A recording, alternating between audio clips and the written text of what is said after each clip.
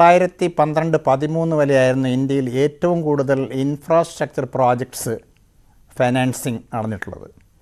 ആ കാലഘട്ടത്തിൽ കൂടുതലും അടിസ്ഥാന മേഖലയിലായിരുന്നു. പവർ, റോഡ്, ഹാർബർ തുടങ്ങി എല്ലാ മേഖലകളും, ടെലികമ്മ്യൂണിക്കേഷൻ തുടങ്ങി എല്ലാ മേഖലകളിലും ഏറ്റവും കൂടുതൽ ബൂസ്റ്റ് ഉണ്ടായിരുന്ന ഒരു കാലഘട്ടമായിരുന്നു. അതിൻ്റെ കാരണമെന്ന് പറയുന്നത് നമ്മുടെ ഉദാരവൽക്കരണം അല്ലെങ്കിൽ റിഫോംസും ഗ്ലോബലൈസേഷനൊക്കെ നമ്മൾ തുടങ്ങി വെച്ചു 1991-92 കാലഘട്ടത്തിൽ. അതിൻ്റെ ഒരു റിസൾട്ടൻ്റ് ആയിട്ടുള്ള ഒരു സിറ്റുവേഷൻ ആയിരുന്നു 2003 മുതൽ 2013 വരെയുള്ള കാലഘട്ടം. ആ സമയത്താണ് ഏറ്റവും കൂടുതൽ ഹൈ വാല്യൂ ടിക്കറ്റ് പ്രോജക്ട്സിൽ ബാങ്കുകൾ ഫൈനാൻസ് ചെയ്യുന്നത്. അത് സർക്കാർ ബാങ്കുകൾ മാത്രമല്ല, പ്രൈവറ്റ് മേഖലയിലുള്ള ബാങ്കുകളും അതിൽ പാർട്ടിസിപ്പേറ്റ് ചെയ്യുന്നു. പക്ഷേ എവിടെയോ അതുമായിട്ട് ബന്ധപ്പെട്ട് നടന്ന ചില, അതായത് ഓരോ പവർ, റോഡ് പോലെയുള്ള പ്രോജക്റ്റ് നടക്കുമ്പോൾ അല്ലെങ്കിൽ ടെലികോം പോലെയുള്ള നടക്കുമ്പോൾ അതുമായിട്ട് ബന്ധപ്പെട്ട പല മേഖലയുമായിട്ടും ടൈപ്പ് നടക്കുന്നു. ഇപ്പം ഫോർ എക്സാമ്പിൾ പവർ പ്രോജക്റ്റ് എന്ന് പറയുമ്പോഴത്തേക്ക് കോൾ ലിങ്കേജ് വേണം, കോൾ കിട്ടിയാൽ മാത്രമേ പവർ നടക്കുള്ളൂ, അല്ലെങ്കിൽ ഗ്യാസ് ലിങ്കേജ് വേണം. അങ്ങനെയൊക്കെയുള്ള ആ ഒരു കാലഘട്ടത്തിലാണ് പല സ്കാംസും നമ്മൾ രാജ്യം അഭിമുഖീകരിക്കേണ്ടി വന്നു. അതായത് ടെലികോം സ്കാം, കോൾ സ്കാം തുടങ്ങി പല മേഖലകൾ. അതിൻ്റെ ഡീറ്റെയിൽസിലേക്ക് ഞാൻ പോകുന്നില്ല. അതിൻ്റെ പരിണിത ഫലമായിട്ട് 2015-16 ശേഷം അതിൻ്റെ റിസൾട്ടൻ്റ് ആ പ്രോജക്ട്സ് ഒന്നും തന്നെ ഇംപ്ലിമെൻറ്റേഷൻ ആകാതെ സ്റ്റക്കപ്പായി കിടന്ന കാലഘട്ടത്തിൽ ഇന്ത്യൻ ബാങ്കിങ് മേഖല കണ്ടിട്ടുള്ളത് ഏറ്റവും വലിയ high level NPA, non performing assets, മലയാളത്തിൽ കിട്ടാക്കടമെന്ന് വേണമെങ്കിൽ പറയാം, അത് എത്രത്തോളം ഉക്തമാണെന്ന് എനിക്ക് തോന്നുന്നില്ല. ആ ഒരു സാഹചര്യമായിരുന്നു നിലനിൽക്കുന്നത്. അത് 2019 ശേഷം അതിനെ തരണം ചെയ്യാൻ, അതിൽ റിസോൾവ് ചെയ്യാനുള്ള ധാരാളം സ്റ്റെപ്സ് റിസർവ് ബാങ്ക് ഓഫ് ഇന്ത്യയും ഗവൺമെൻറ് ഓഫ് ഇന്ത്യയും എടുത്തതിൻ്റെ പരിണിത ഫലമായിട്ട് ആ NPA ലെവല് കാര്യമായിട്ട് കുറച്ച് കൊണ്ടുവരാൻ കഴിയുകയും ഇന്നിപ്പോൾ നമ്മൾ ബഡ്ജറ്റ് അവതരിപ്പിക്കുന്നതിന് അരമണിക്കൂർ മുമ്പേ നിൽക്കുമ്പോൾ അതിന് വളരെയധികം കംഫർട്ടബിൾ, ഞാൻ പെർസെൻറ്റേജിലേക്കൊന്നും പോകുന്നില്ല, വളരെയധികം ഈസായി കഴിഞ്ഞു. അതിൻ്റെ ഒരു റിസൾട്ടൻ്റ് ആയിട്ടാണ് ഇന്നിപ്പോൾ താങ്കൾ സൂചിപ്പിച്ചതുപോലെ ബാങ്കുകൾ ഫോൺ ചെയ്ത് ചോദിക്കുന്നവർക്ക് ലോൺ വേണോ എന്ന് ചോദിക്കുന്നത്. അതായത് ലോൺ കൊടുക്കാനുള്ള ഒരു കാപ്പബിലിറ്റി വളരെയധികം ഇൻക്രീസ് ചെയ്തു. അത് എക്കണോമിക് ഗ്രോത്തിന് അനിവാര്യമാണ്. ഇന്ന് ഇപ്പോൾ ലേറ്റസ്റ്റ് ഫിഗേഴ്സ് പറയുകയാണെങ്കിൽ നമ്മുടെ ക്രെഡിറ്റ് ഗ്രോത്ത് 2 ഡിജിറ്റിൽ എത്തിയിരിക്കുന്നു വളരെ കാലങ്ങൾക്ക് ശേഷം. എന്തിന്റെ സൂചന കൂടിയാണ് നൽകുന്നത്? ഈ നമ്മുടെ GDP റേറ്റ്, അതൊരു സാധാരണക്കാരൻ്റെ നില മെച്ചപ്പെട്ടു എന്നതിൻ്റെ സൂചനയായി കൂടി നമുക്ക് കാണാൻ സാധിക്കുമോ? തീർച്ചയായിട്ടും. അതായത് രാജ്യത്തെ ഏത് മേജർ പ്രോജക്ട്സിൽ ഇംപ്ലിമെൻറ്റേഷൻ നടന്നാലും അല്ലെങ്കിൽ പുതിയ പുതിയ സംരംഭങ്ങൾ സർക്കാരിൻ്റെ നേതൃത്വത്തിലായാലും പ്രൈവറ്റ് മേഖലയിലായാലും നടക്കുമ്പോൾ അതിൻ്റെ ഗുണഭോക്താക്കൾ ജനങ്ങൾ തന്നെയാണ്, യുവാക്കൾ തന്നെയാണ്. അതിൻ്റെ ഒരു റിസൾട്ടൻ്റ് ഇതാണ് നമ്മൾ പറയുന്നത്. GDP ഇപ്പോൾ ഈ 2022-23 7% നിരക്ക് ആർജിക്കാൻ പോകുന്നു എന്ന് പറയുന്നത് അതിൻ്റെ ഒരു പണിത ഫലമാണ്. പിന്നെ പക്ഷേ അടുത്ത സാമ്പത്തിക വർഷം അത് 6.8% താഴ്ന്നേക്കുമെന്ന് സാമ്പത്തിക സർവേ റിപ്പോർട്ട് തന്നെ പറയുന്നുമുണ്ട്. അത് ചില കാരണങ്ങളുണ്ടല്ലോ. അത് ഗ്ലോബലി, അതായത് ഇന്ത്യ ഒരു എമർജിങ് മാർക്കറ്റാണ്. ഇന്ത്യയിൽ തന്നെ ഒരു ലാർജസ്റ്റ് കൺസംഷൻ മാർക്കറ്റ് എന്ന ഇന്ത്യയാണ്. പക്ഷേ ഗ്ലോബലി നടക്കുന്ന, അതായത് 1991 ശേഷം ഗ്ലോബലൈസേഷൻ, ലിബറലൈസേഷൻ എന്ന ഇന്ത്യൻ എക്കണോമി എന്ന് പറഞ്ഞാൽ വേൾഡ് എക്കണോമിയായിട്ട് ഇൻ്റഗ്രേറ്റഡ് ആണ്. അപ്പം വേൾഡിൽ ഏതെങ്കിലും ഒരു സംഭവം നടന്നു കഴിഞ്ഞാൽ അതിൻ്റെ ഒരു കാസ്കേഡിങ് ഇമ്പാക്റ്റ് നമ്മുടെ എക്കണോമിയിൽ ഉണ്ടാവും. അത് സ്വാഭാവികമാണ്. അപ്പം പാൻഡമിക്കിൻ്റെ ഇമ്പാക്റ്റ് നമ്മൾ കണ്ടു കഴിഞ്ഞു. അത് കഴിഞ്ഞ് റഷ്യൻ-ഉക്രൈൻ വാറിൻ്റെത് കഴിഞ്ഞു. കമ്മോഡിറ്റി സപ്ലൈ ക്രൈസിസിൻ്റെ ഇത് നമ്മൾ ഫേസ് ചെയ്ത് കഴിഞ്ഞു. പിന്നെ സപ്ലൈ ചെയിൻ റിസപ്ഷൻ വന്നു. ചൈനയും അമേരിക്കയും തമ്മിലുള്ള ട്രേഡ് വാറുമായിട്ട് ബന്ധപ്പെട്ട് പല കമ്മോഡിറ്റീസ് നമുക്ക് കിട്ടാതെ വന്നു.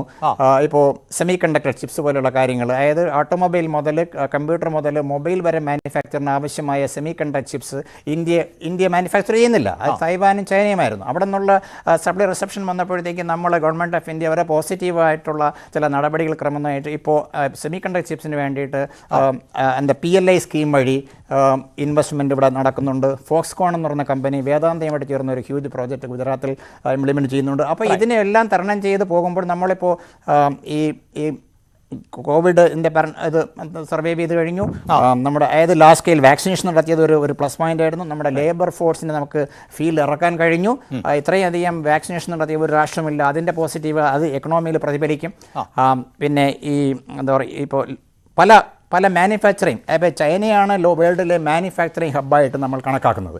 അപ്പോൾ ഇപ്പോൾ ചൈനയുമായിട്ടുള്ള ഉള്ള ചില ഇഷ്യൂസ്, അതായത് ട്രേഡ് വാർ, അമേരിക്ക ചൈന പോലെയുള്ള ട്രേഡ് വാർ, അവരുടെ ചില നയങ്ങളുടെ അടിസ്ഥാനത്തിൽ ഇപ്പോൾ വേൾഡിലുള്ള പല ഇൻവെസ്റ്റേഴ്സും ഉറ്റുനോക്കുന്നത് ചൈന +1, എല്ലാ ഇൻവെസ്റ്റ്മെൻറ്റും ചൈനയിൽ പോകുന്നതിന് പകരം അങ്ങനെ ഒരു സാഹചര്യം വന്നു കഴിഞ്ഞാൽ ഒരു ആൾട്ടർനേറ്റീവ് ഡെസ്റ്റിനേഷൻ എവിടെയാണെന്ന് നോക്കുന്നത്. ആ ആൾട്ടർനേറ്റീവ് ഡെസ്റ്റിനേഷൻ എന്ന് പറയുന്നത് ലോകത്തെ ഇൻവെസ്റ്റേഴ്സ് നോക്കുന്നത് വിയറ്റ്നാം, ബംഗ്ലാദേശ്, ഇന്ത്യ പോലുള്ള രാഷ്ട്രങ്ങളാണ്. അപ്പോൾ സ്വാഭാവികമായിട്ടും ഇന്ത്യയിലേക്ക് അവരെ ആകർഷിക്കണമെങ്കിൽ നമ്മൾ അതിനുള്ള ഒരു എൻവയോൺമെൻറ്റ്, അതിനുള്ള ഒരു അവസരങ്ങൾ നമ്മൾ ഒരുക്കേണ്ടതായിട്ടുണ്ട്. അത് ഒരു പക്ഷേ ഇന്നത്തെ ബഡ്ജറ്റിൽ തന്നെ അതിനുള്ള കൂടുതൽ ബൂസ്റ്റ് കൊടുക്കത്തക്ക രീതിയിലുള്ള, അതുകൊണ്ട് അങ്ങനെയുള്ള ഇൻവെസ്റ്റ്മെൻറ്റിനെ കൂടുതൽ അട്രാക്റ്റീവ് ആകത്തക്ക രീതിയിലുള്ള പല സംഭവം ഉണ്ടാകാനുള്ള സാധ്യതകളും ഞാൻ താങ്കളിലേക്ക് വരാം. ഇപ്പോൾ റെയിൽവേ യൂസേഴ്സ് അസോസിയേഷന്റെ പ്രതിനിധി ശ്രീ സി ചാക്കുണ്ണി കൂടി ചേരുന്നുണ്ട്. ശ്രീ ചാക്കുണ്ണി, ആദ്യമായല്ല നിർമ്മലാ സീതാരാമൻ ബജറ്റ് അവതരിപ്പിക്കുന്നത്. ഏറ്റവും കൂടുതൽ ബജറ്റ് അവതരിപ്പിക്കുന്ന വനിത കൂടിയാണ് നിർമ്മലാ സീതാരാമൻ. താങ്കൾ ഈ റെയിൽവേയുമായി ബന്ധപ്പെട്ട് യൂസേഴ്സ് അസോസിയേഷന്റെ ഒരു പ്രതിനിധി എന്ന നിലയിൽ പ്രതീക്ഷ കൂടുതൽ അർപ്പിക്കുന്ന ബജറ്റായിരിക്കുമല്ലോ. കാരണം നിർമ്മലാ സീതാരാമൻ്റെ ഒരു പശ്ചാത്തലം കൂടിയുണ്ടല്ലോ. അവരുടെ അച്ഛൻ, അതായത് റെയിൽവേയിലെ ഉദ്യോഗസ്ഥനായിരുന്ന നാരായണൻ സീതാരാമൻ്റെയും സാവിത്രിയുടെയും മകളാണ് നിർമ്മലാ സീതാരാമൻ. ഈ സത്യപ്രതിജ്ഞ ചെയ്യുമ്പോൾ നിർവ്യാജമായ കൂറുണ്ടാകണം, പക്ഷപാതം പാടില്ല എന്നൊക്കെയാണ്. അതുകൊണ്ട് സാങ്കേതികമായി എൻ്റെ ചോദ്യം ശരിയല്ല എന്നറിയാം. പക്ഷേ അപ്പോഴും റെയിൽവേ ഉദ്യോഗസ്ഥരുടെ പ്രതിസന്ധികൾ, റെയിൽവേ യാത്രക്കാരുടെ വിഷയങ്ങൾ, ഇതെല്ലാം നേരിട്ട് കൂടി അറിയാനുള്ളൊരു സാധ്യത കൂടിയുണ്ട് നിർമ്മലാ സീതാരാമന്. ഇപ്പോൾ ബജറ്റ് എന്നത് പ്രത്യേകമല്ല, ഈ വന്ദേ ഭാരത് ഉൾപ്പെടെയുള്ള നിരവധി പുതിയ പദ്ധതികൾ ഉൾപ്പെടെ കഴിഞ്ഞ ബജറ്റിലൊക്കെ നമ്മൾ കണ്ടിരുന്നു. കേരളത്തിന് ഈ നിലയിൽ, അതായത് റെയിൽ മേഖലയിൽ എന്തൊക്കെയാണ് വേണ്ടത്? നിർമ്മലാ സീതാരാമൻ്റെ ഭാഗത്ത് നിന്ന് എത്രത്തോളം പരിഗണന ലഭിക്കും? റെയിൽവേ മേഖലയിൽ എന്തു മാറ്റം വേണം? എന്താണ് താങ്കൾ പ്രതീക്ഷിക്കുന്നത്? എന്താണ് ആവശ്യപ്പെടുന്നത്?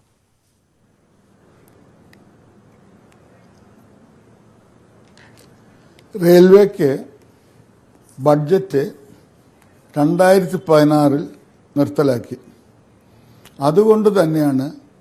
അതുകൊണ്ടായിരിക്കണം എന്നാണ് എനിക്ക് തോന്നുന്നത്.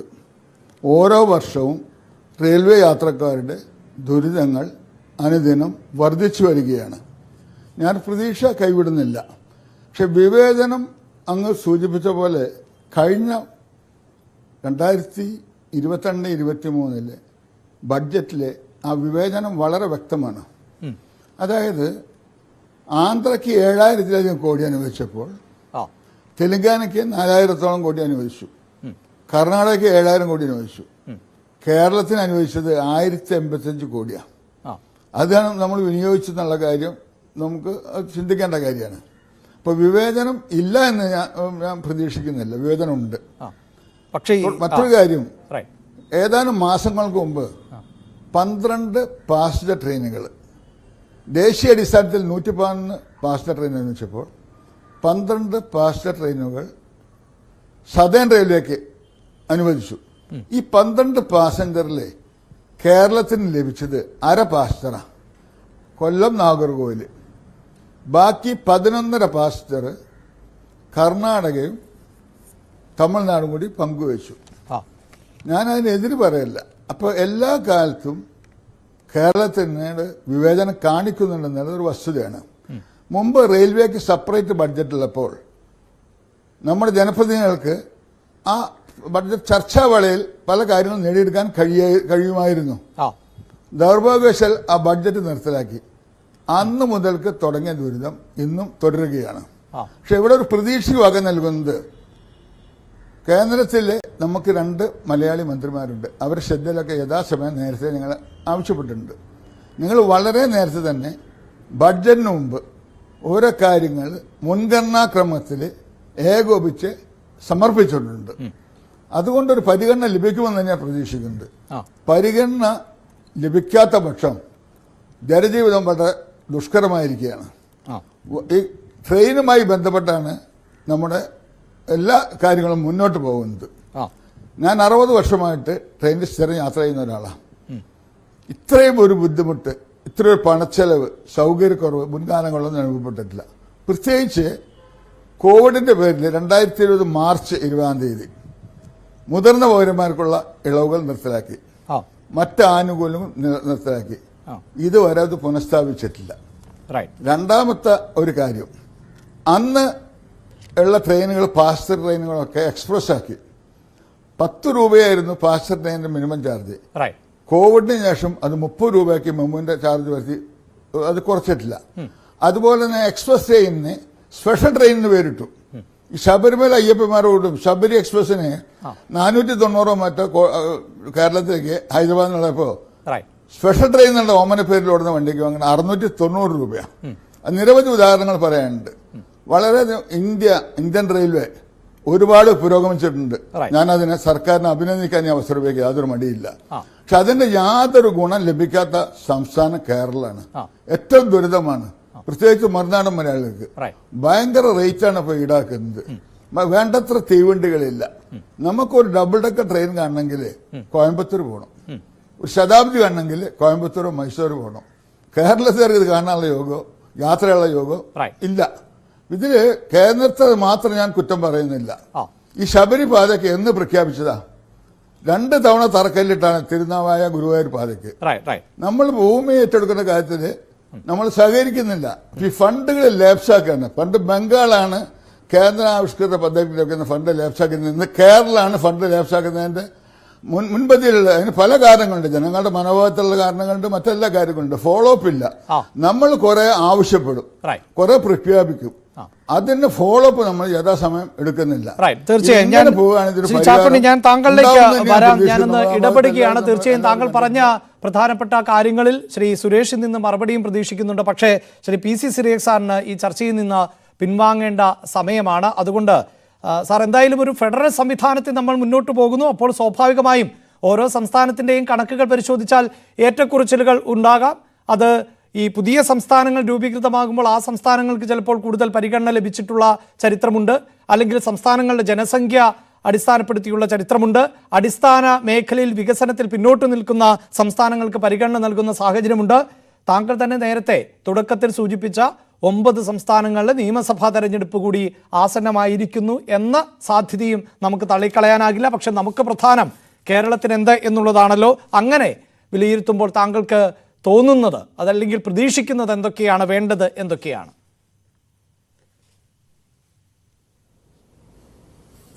ശ്രീ ചാക്കുണ്ണി പറഞ്ഞ റെയിൽവേ മേഖലയിലേക്ക് തന്നെ കടക്കാം. ആദ്യമായിട്ട് വാസ്തവത്തിൽ കേരള സർക്കാർ ഒരു സിൽവർ ലൈൻ പ്രോജക്റ്റും കൊണ്ടുവന്നു. വളരെയധികം ചെലവേറിയ ഒരു പദ്ധതി, പറയത്തക്ക പ്രയോജനമൊന്നും ഇല്ലാത്ത പദ്ധതി, വളരെയധികം ദൂഷ്യ ഫലങ്ങൾ ഉണ്ടാക്കുന്ന പദ്ധതി. ഇതിന് പകരം നല്ല ഒരു സ്പീഡപ്പ് ചെയ്യാൻ വേണ്ടിയുള്ള നമ്മുടെ എക്സിസ്റ്റിംഗ് തിരുവനന്തപുരം മംഗലാപുരം ലൈൻ, അവിടെ 150 കിലോമീറ്റർ സ്പീഡിൽ വണ്ടി ഓടിക്കാൻ സാധിച്ചാൽ ഈ സിൽവർ ലൈൻ കൊണ്ട് ഉദ്ദേശിച്ച സ്പീഡ് കിട്ടും. അതുകൊണ്ടുണ്ടാകാനിടയുള്ള ദൂഷ്യഫലങ്ങൾ ഒഴിവാകുകയും ചെയ്യും.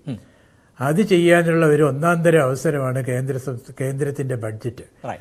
ഈ തിരുവനന്തപുരം മംഗലാപുരം ലൈന് 150 കിലോമീറ്റർ ശരാശരി സ്പീഡിൽ ട്രെയിൻ ഓടിക്കണം എന്നുണ്ടെങ്കിൽ എന്തൊക്കെ വേണം? ഒന്നാമത് പുതിയ സിഗ്നലിംഗ് സിസ്റ്റം കൊണ്ടുവരണം. ഇവിടെ ഒരു പഴഞ്ചൻ ബ്ലോക്ക് സിഗ്നലിംഗ് ആണ് ഉള്ളത്. അതിനു പകരം കമ്പ്യൂട്ടറൈസ്ഡ് ഉപഗ്രഹങ്ങളുമായിട്ട് ബന്ധപ്പെടുത്തിക്കൊണ്ടുള്ള ഇലക്ട്രോണിക് സിഗ്നലിംഗ് സംവിധാനം കൊണ്ടുവന്നാൽ തന്നെ ഈ ലൈൻ കപ്പാസിറ്റി 3-4 മടങ്ങ് വർദ്ധിക്കുന്നതിന് തുല്യമാണത്. അപ്പോൾ പുതിയ സിഗ്നലിംഗ് സിസ്റ്റം കൂടി വന്നാൽ ഒരു 2000-3000 കോടി രൂപ അതിനുവേണ്ടി ചെലവഴിച്ചാൽ തിരുവനന്തപുരം മംഗലാപുരം റൂട്ടിൽ പുതിയ സിഗ്നൽ വരും. ഈ പുതിയ സിഗ്നൽ ഒന്നുകൊണ്ട് മാത്രം കൂടുതൽ ട്രെയിൻ ഓടിക്കാൻ പറ്റും. ഒരു 100 കിലോമീറ്റർ സ്പീഡിലേക്ക് ഈ ലൈനിലോടുന്ന ഒരു സിൽവർ ലൈൻ എന്നല്ല, ഈ ലൈനിലോടുന്ന 75 ട്രെയിനുകളും കൊണ്ടുവരാൻ പറ്റും. രണ്ടാമതായിട്ട് പുതിയ സിഗ്നൽ പോലെ തന്നെ ഒരു അത്യാവശ്യമുള്ള മറ്റൊരു കാര്യമാണ് ഇലക്ട്രിഫിക്കേഷനും ഡബിളിങ്ങും. ഭാഗ്യവശാൽ രണ്ടും കഴിഞ്ഞു. ഡബിളിങ്ങും കോട്ടയം വഴി ഇപ്പൊ തന്നെ ആയിക്കഴിഞ്ഞു. ഇലക്ട്രിഫിക്കേഷനും ഇപ്പൊ തന്നെ ഉണ്ട്. ആലപ്പുഴ വഴിയുള്ളത് ചെയ്യണം, പോട്ടെ, അത് ഞാൻ ഇത് ഇപ്പൊ കഴിഞ്ഞിട്ട് ചെയ്യേണ്ട കാര്യമാണ്. മൂന്നാമതായിട്ട് വലിയ കൊടും വളവുകളുള്ളത് ചിലതെല്ലാം നേരെയാക്കുക. അത് നേരെയാക്കി ഈ കുറച്ച് രണ്ട് വശത്തും ഫെൻസിങ്ങും കൂടെ ചെയ്ത് കഴിഞ്ഞാൽ ഈ തിരുവനന്തപുരം മംഗലാപുരം ട്രെയിൻ ഇന്ന് ഗതിമാൻ എക്സ്പ്രസ് എന്ന് പറഞ്ഞൊരു ട്രെയിൻ പോകുന്നുണ്ട്. ഡൽഹിയിൽ നിന്നും ഗ്വാളിയറിലേക്കാണെന്ന് തോന്നുന്നു. അതുപോലുള്ള അതേ സ്പീഡിൽ നമുക്കിവിടെ ഓടിക്കാൻ പറ്റും. തിരുവനന്തപുരം മംഗലാപുരം ട്രെയിനിൽ 75 ട്രെയിനുകൾ സ്പീഡിൽ ഓടും. അതിനുള്ള ചെലവുകളെല്ലാം കൂടെ ഒരു 6,000-7,000 കോടി രൂപയ്ക്കകത്ത് നിൽക്കും. സിൽവർ ലൈനിന്റെ 1,50,000 ആവശ്യമില്ല, വെറും 6,000-7,000 കോടി കൂടി വന്നാൽ ഇപ്പം ശരിയായ എസ്റ്റിമേറ്റുകളൊന്നും കയ്യിലില്ലാത്തതുകൊണ്ട് 10,000 കോടിയെന്ന് വെച്ചോ. 10,000 കോടിയും വെറും 2 വർഷം സമയം ഉണ്ടെങ്കിൽ Thiruvananthapuram Mangalapuram line silver line പോലെ എല്ലാ ട്രെയിനും ഓടും. അത് കേരളത്തിന്റെ മുന്നേറ്റത്തിന് ഏറ്റവും സഹായകരമായ ഒരു നീക്കമായിരിക്കും. തീർച്ചയായും എനിക്ക് പറയാം, റോഡുകളാണ് ഒരു നാടിന്റെ വികസനത്തിന്റെ നാഡീഞരമ്പുകൾ എന്ന് രാഷ്ട്രപിതാവ് തന്നെ പണ്ട് പറഞ്ഞിട്ടുണ്ട്. കാലം മാറി, അതുകൊണ്ട് ഇനിയിപ്പോൾ റോഡുകൾ മാത്രമെന്ന് നമുക്ക് വിശേഷിപ്പിക്കാൻ പറ്റില്ല. എന്തായാലും ഗതാഗത സംവിധാനങ്ങളിലെ പുരോഗതി തീർച്ചയായും ഒരു നാടിന്റെ വികസന സൂചിക തന്നെയാണ്. വളരെയധികം നന്ദി ശ്രീ PC സിറിയക്ക് ഈ ചർച്ചയുടെ ഭാഗമായതിന്. ഞങ്ങളുടെ പ്രതിനിധി മനു ഭരത് കൂടി ചേരുന്നുണ്ട്. മനു, ഇനി ഏതാണ്ട് 30 മിനിറ്റുകൾ മാത്രമാണ് ബജറ്റ് അവതരണത്തിന് ശേഷിക്കുന്നത്. നേരത്തെ രാഷ്ട്രപതിയുമായി ധനമന്ത്രി നിർമ്മലാ സീതാരാമൻ കൂടിക്കാഴ്ച നടത്തിയിരുന്നു. പിന്നീട് പാർലമെന്റിലേക്ക് എത്തി. ബജറ്റ് അവതരണത്തിന് മുമ്പ് അടിയന്തരമായി മന്ത്രിസഭാ യോഗം ചേരുകയും ബജറ്റ് പാസാക്കുകയും ഒക്കെ ചെയ്യുന്ന ഒരു സാഹചര്യമുണ്ട്. ബജറ്റിന് അനുമതി നൽകുകയും ചെയ്യുന്ന സാഹചര്യമുണ്ട്. മന്ത്രിസഭാ യോഗം ആരംഭിച്ചോ? എന്താണ് വിവരങ്ങൾ? അഭിലാഷ, അത് ഒരു സ്വാഭാവിക നടപടിക്രമം മാത്രമാണ്. ബജറ്റ് അവതരിപ്പിക്കുന്നതിന് മുൻപ് മന്ത്രിസഭാ യോഗം വിളിച്ചു ചേർക്കുകയും മന്ത്രിസഭാ യോഗം ബജറ്റിന് അംഗീകാരം നൽകുകയും ചെയ്യുന്നത് ഒരു സ്വാഭാവിക നടപടിക്രമം മാത്രമാണ്. അതിനുശേഷമാണ് നമ്മൾ ഈ ക്വാറന്റൈനിൽ ഇരിക്കുന്ന ഉദ്യോഗസ്ഥർ, അവിടെ സ്റ്റെനോഗ്രാഫർ തൊട്ട് ഈ ബജറ്റിൻ്റെ തയ്യാറെടുപ്പിന് വേണ്ടി പ്രവർത്തിച്ച എല്ലാ ആളുകളും ക്വാറന്റൈനിലായിരിക്കും. അവർക്കെല്ലാം പുറത്തു വരാൻ കഴിയുക. ഈ ബജറ്റിൻ്റെ നിർമ്മാണം തൊട്ട് തന്നെ വളരെ അതിൻ്റെ രഹസ്യാത്മകത സൂക്ഷിക്കുന്നതിന് വേണ്ടിയുള്ള ശ്രമം നടന്നിട്ടുണ്ട്. ബജറ്റ് പ്രസംഗം തന്നെ വളരെ ഏറ്റവും ഒടുവിലാണ് തയ്യാറാക്കുന്നത്. നമുക്ക് അറിയാം, ഈ ഒരു ഡിജിറ്റൽ ഇന്ത്യയിലേക്ക് രാജ്യം കുതിക്കുമ്പോൾ ഒരു നേരത്തെ ഉള്ള രീതിയിൽ നിന്ന് വ്യത്യസ്തമായാണ് ബജറ്റ് അവതരണം BJP സർക്കാരിൻ്റെ ധനമന്ത്രിമാർ നടത്തുന്നത്. അത് കഴിഞ്ഞ തവണ പോലെ ടാബ്ലറ്റുകൾ കൊണ്ടുവരികയാണ്. അപ്പോൾ നേരത്തെ ഈ ബ്രിട്ടീഷ് കാലഘട്ടത്തിലാണ്, ഈ കൊളോണിയൽ കാലഘട്ടത്തിൻ്റെ ഒരു ഹാങ് ഓവറാണ് ഈ ബജറ്റ് ബ്രീഫ് കേസ് എന്നുള്ളത്. അപ്പോൾ ഈ ബാഹി കഥ എന്ന് പറയുന്ന നമ്മുടെ പഴയ മലയാളത്തിൽ അതിനെ ലെഡ്ജർ എന്നൊക്കെ വിളിക്കാവുന്ന ഒരു ടാബ്ലറ്റ്, അത് ഒരു ഡിജിറ്റലൈസ്ഡ് വെർഷൻ ആണ്. അതുമായാണ് നിർമ്മലാ സീതാരാമൻ തൻ്റെ ബജറ്റ് അവതരണത്തിന് എത്തുന്നത്. അപ്പോൾ പരമ്പരാഗതമായി ഇംഗ്ലീഷുകാർ ഉപയോഗിച്ചിരുന്ന ആ ഒരു ഗ്ലാഡ്സ്റ്റോൺ ബോക്സ് അല്ലെങ്കിൽ ആ ഒരു ബ്രീഫ് കേസ്, ലെതർ ബ്രീഫ് കേസിൽ നിന്ന് അതൊക്കെ ഒരു കൊളോണിയൽ കാലഘട്ടത്തിൻ്റെ ഓർമ്മകൾ അയവർക്കുന്നതാണ് എന്നുള്ളതുകൊണ്ട് അതിൽ നിന്നൊക്കെ മാറാനാണ് രാജ്യം ആഗ്രഹിക്കുന്നത്. അതിൽ നിന്നൊക്കെ വ്യത്യസ്തമായി ഇപ്പോൾ ഒരു ഡിജിറ്റൽ ഇന്ത്യയുടെ ഒരു പ്രതീകവുമായും ഒപ്പം ഈ നമ്മുടെ പണ്ട് കാലങ്ങളിൽ നമ്മൾ ഉപയോഗിച്ചിരുന്ന ഈ ലെഡ്ജർ ബുക്ക് എന്ന് നമ്മൾ പറയുന്ന വരവ് ചിലവ് കണക്കുകൾ എഴുതുന്ന ലെഡ്ജർ ബുക്ക് എന്ന് നമ്മൾ പറയുന്ന ഈ ബഹിക്കഥയുമായാണ് ധനമന്ത്രി എത്തുന്നത്. ഇനി അധിക സമയമില്ല, ഒരു 3/4 മണിക്കൂർ കഷ്ടി ഉണ്ടാകും. അരമണിക്കൂർ കഴിയുമ്പോൾ തന്നെ ബജറ്റ് അവതരണത്തിനായി ധനമന്ത്രിയുടെ പേര് സ്പീക്കർ വിളിക്കുന്നു. പിന്നീട് നമ്മൾ ബജറ്റ് അവതരണത്തിലേക്ക് കടക്കുകയും ചെയ്യുന്നു. BJP സർക്കാരിനെ സംബന്ധിച്ചിടത്തോളം തരാനിരിക്കുന്ന ഒരു തെരഞ്ഞെടുപ്പ് മുന്നിൽ നിൽക്കുന്നു. അത് കൂടി കണക്കിലെടുത്തുകൊണ്ട് ഒരു ബജറ്റായിരിക്കും ഇത് എന്ന കാര്യത്തിൽ തർക്കമില്ല. പക്ഷേ വലിയ പ്രഖ്യാപനങ്ങൾ ഉണ്ടാകുമോ എന്നതാണ് എല്ലാവരും ആശങ്കയോടെ നോക്കിക്കാണുന്നത്. കാർഷിക മേഖലയുടെ വളർച്ച ഉറപ്പാക്കാൻ, പ്രത്യേകിച്ച് ഈ കോവിഡാനന്തര കാലഘട്ടത്തിൽ ഈ യുക്രൈൻ യുദ്ധത്തിൻ്റെയൊക്കെ ഒരു പശ്ചാത്തലത്തിൽ ഇന്ത്യൻ സമ്പദ് വ്യവസ്ഥയെ കൂടുതൽ കരുത്തോടെ മുന്നോട്ട് നയിക്കുന്നതിനുള്ള ചാലകശക്തിയാകാൻ ഈ ബജറ്റിന് എന്ത് നൽകാൻ കഴിയും എന്നതാണ് എല്ലാവരും ഉറ്റുനോക്കുന്നത്. ധനക്കമ്മി നിയന്ത്രിക്കാൻ എന്താണ് പോംവഴി, ഒപ്പം തന്നെ റീറ്റെയിൽ ഇൻഫ്ലേഷൻ നിയന്ത്രിക്കുന്നതിനുള്ള മാർഗങ്ങൾ എന്ത്, ഇൻഫ്രാസ്ട്രക്ചറൽ ഗ്രോത്ത്, പശ്ചാത്തല വികസനത്തിൽ ഉണ്ടാകുന്ന മാറ്റം എങ്ങനെ നമുക്ക് മുന്നോട്ട് ആ നിലയ്ക്ക് അതിൽ വികസനം കൊണ്ട് ഉറപ്പുവരുത്താൻ കഴിയും.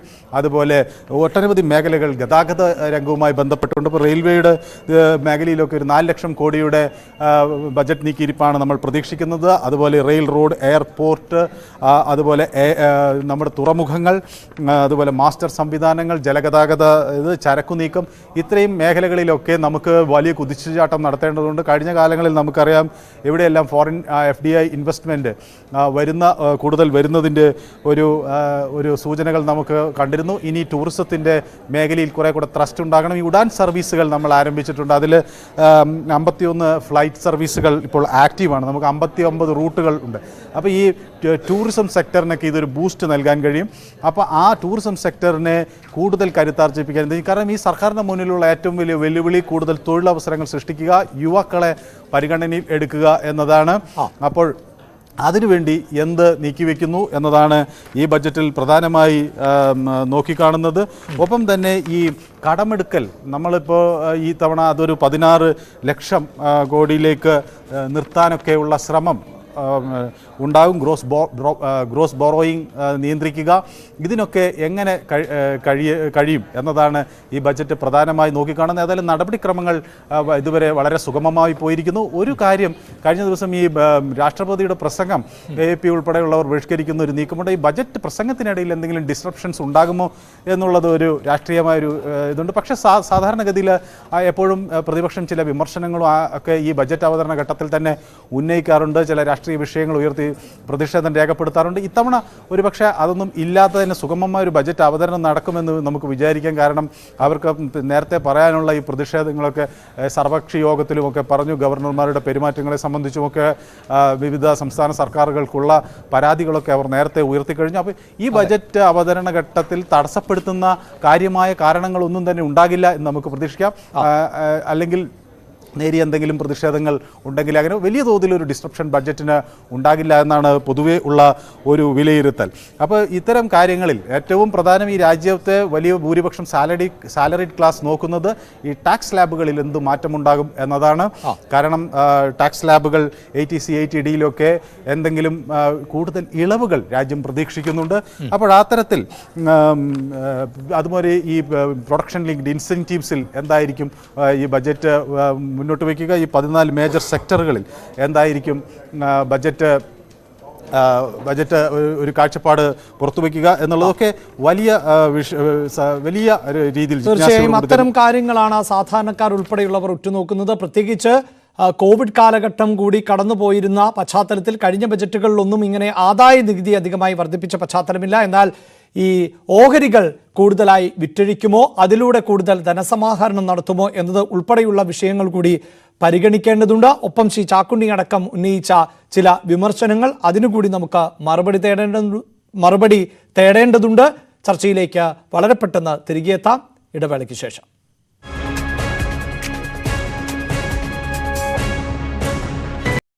സംസ്ഥാനത്തിൻ്റെ ആവശ്യങ്ങളിൽ ഏറെ പ്രാധാന്യമുള്ളതാണ് റെയിൽ മേഖലയുടെ വികസനം. കാരണം നേരത്തെ ഈ കേന്ദ്ര ബജറ്റ് പ്രത്യേകമായിട്ടാണ് റെയിൽവേ ബജറ്റ് അവതരിപ്പിച്ചിരുന്നത്. അതിനുശേഷം BJP സർക്കാർ അധികാരത്തിൽ വന്നതിന് ശേഷം, മോഡി സർക്കാർ അധികാരത്തിൽ വന്നതിന് ശേഷമാണ് ഈ റെയിൽവേ ബജറ്റും ഇതും ഒന്നിച്ച് അവതരിപ്പിക്കാൻ തുടങ്ങിയത്. പക്ഷേ എപ്പോഴും നമ്മൾ ഉന്നയിക്കുന്ന ഒരു കാര്യമാണ് കേരളത്തിൽ റെയിൽ മേഖലയുടെ അവഗണന സംബന്ധിച്ച്. എന്തായാലും ഇത്തവണ ഈ മുരടിച്ചു പോയ റെയിൽ വികസന രംഗത്ത് ഒരു തിരിച്ചുവരവിൻ്റെ പ്രതീക്ഷയാണ് കേരളം പൊതുവിൽ പങ്കുവയ്ക്കുന്നത്, അല്ലേ? കാരണം സംസ്ഥാനം ആവശ്യപ്പെടുന്ന നിരവധി പദ്ധതികളുണ്ട്. അത് വന്ദേ ഭാരത് പദ്ധതി ട്രെയിൻ കേരളത്തിന് അനുവദിക്കുക, ഒപ്പം തന്നെ നിരവധി നേമം ടെർമിനൽ, ശബരി അങ്കമാലി പാത, തലശ്ശേരി മൈസൂർ പാത, അങ്ങനെ ഒരുപാട് അങ്ങനെ നീളുകയാണ് ലിസ്റ്റ്. അപ്പോൾ നമ്മുടെ ആവശ്യങ്ങൾ അങ്ങനെ നീളുമ്പോൾ എന്തായിരിക്കും ബജറ്റിൽ ഇത്തവണ നമുക്കുണ്ടാവുക എന്നുള്ളത് ഉറ്റുനോക്കുകയാണ്.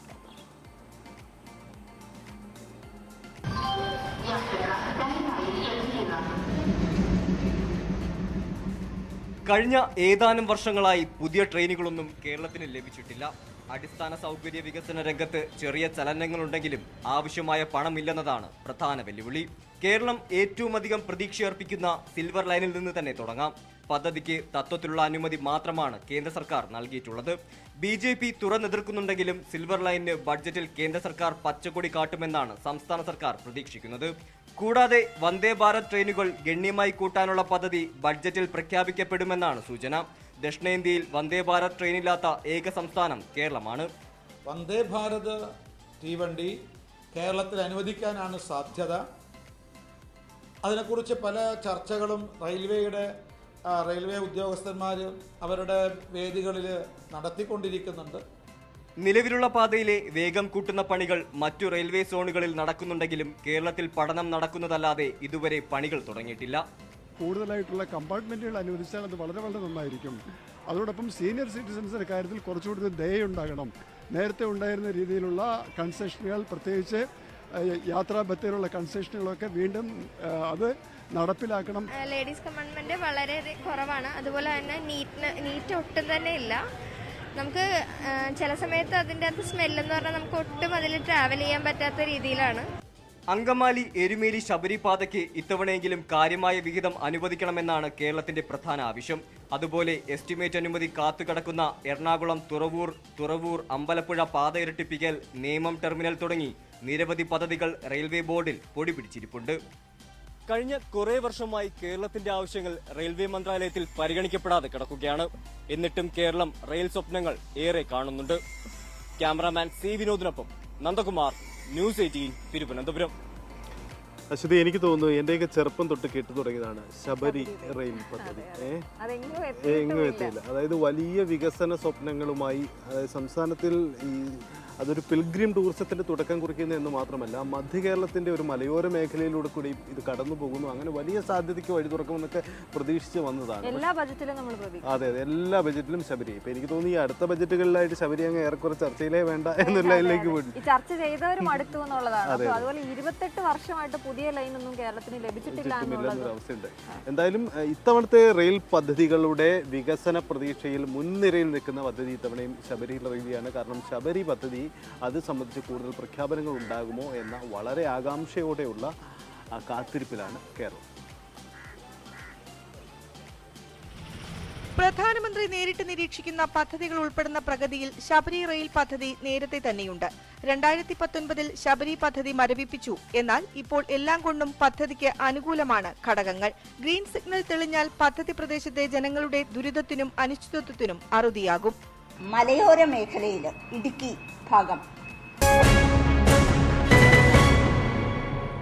രണ്ടാം നരേന്ദ്രമോദി സർക്കാരിന്റെ അവസാന സമ്പൂർണ്ണ ബജറ്റാണ് അവതരിപ്പിക്കാൻ പോകുന്നത്. ബജറ്റ് അവതരണത്തിന് മുന്നോടിയായുള്ള നടപടിക്രമങ്ങൾ പൂർത്തീകരിച്ചുകൊണ്ടിരിക്കുകയാണ്. ധനമന്ത്രി നിർമ്മല സീതാരാമൻ നേരത്തെ രാഷ്ട്രപതി ദ്രൗപദി മുർമുവുമായി കൂടിക്കാഴ്ച നടത്തി. അതിനുശേഷം പാർലമെന്റിലെത്തി. ഇപ്പോൾ പ്രധാനമന്ത്രി നരേന്ദ്രമോദിയുടെ അധ്യക്ഷതയിൽ കേന്ദ്രമന്ത്രിസഭാ യോഗം പുരോഗമിച്ചുകൊണ്ടിരിക്കുകയാണ്. സാങ്കേതികമായി ബജറ്റ് അവതരണത്തിന് അനുമതി നൽകുന്ന നടപടിക്രമമാണ് ഇപ്പോൾ പുരോഗമിക്കുന്നത്. അല്പസമയത്തിനകം ബജറ്റ് അവതരിപ്പിക്കും. അതേസമയം ബജറ്റ് അവതരണത്തിന് മിനിറ്റുകൾ മാത്രം ശേഷിക്കെ ഓഹരി വിപണികളിൽ ഉണർവ് പ്രകടമായിട്ടുണ്ട്. സെൻസസ് 60,000 പോയിന്റിന് മുകളിൽ എത്തി.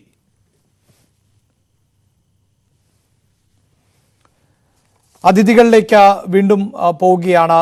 ശ്രീ സുരേഷ്, 9 സംസ്ഥാനങ്ങളിലെ നിയമസഭാ തെരഞ്ഞെടുപ്പ് കൂടി ആസന്നമായിരിക്കുകയാണ്. ഒരു ഫെഡറൽ സംവിധാനത്തിൽ നിൽക്കുമ്പോൾ സ്വാഭാവികമായും എല്ലാ സംസ്ഥാനങ്ങളുടെയും കാര്യങ്ങൾ പരിഗണിക്കേണ്ടതുണ്ട്. അവിടെ ശ്രീ ചാക്കുണ്ണി പറഞ്ഞ കാര്യം ആവർത്തിക്കേണ്ടി വരുന്നുണ്ട്.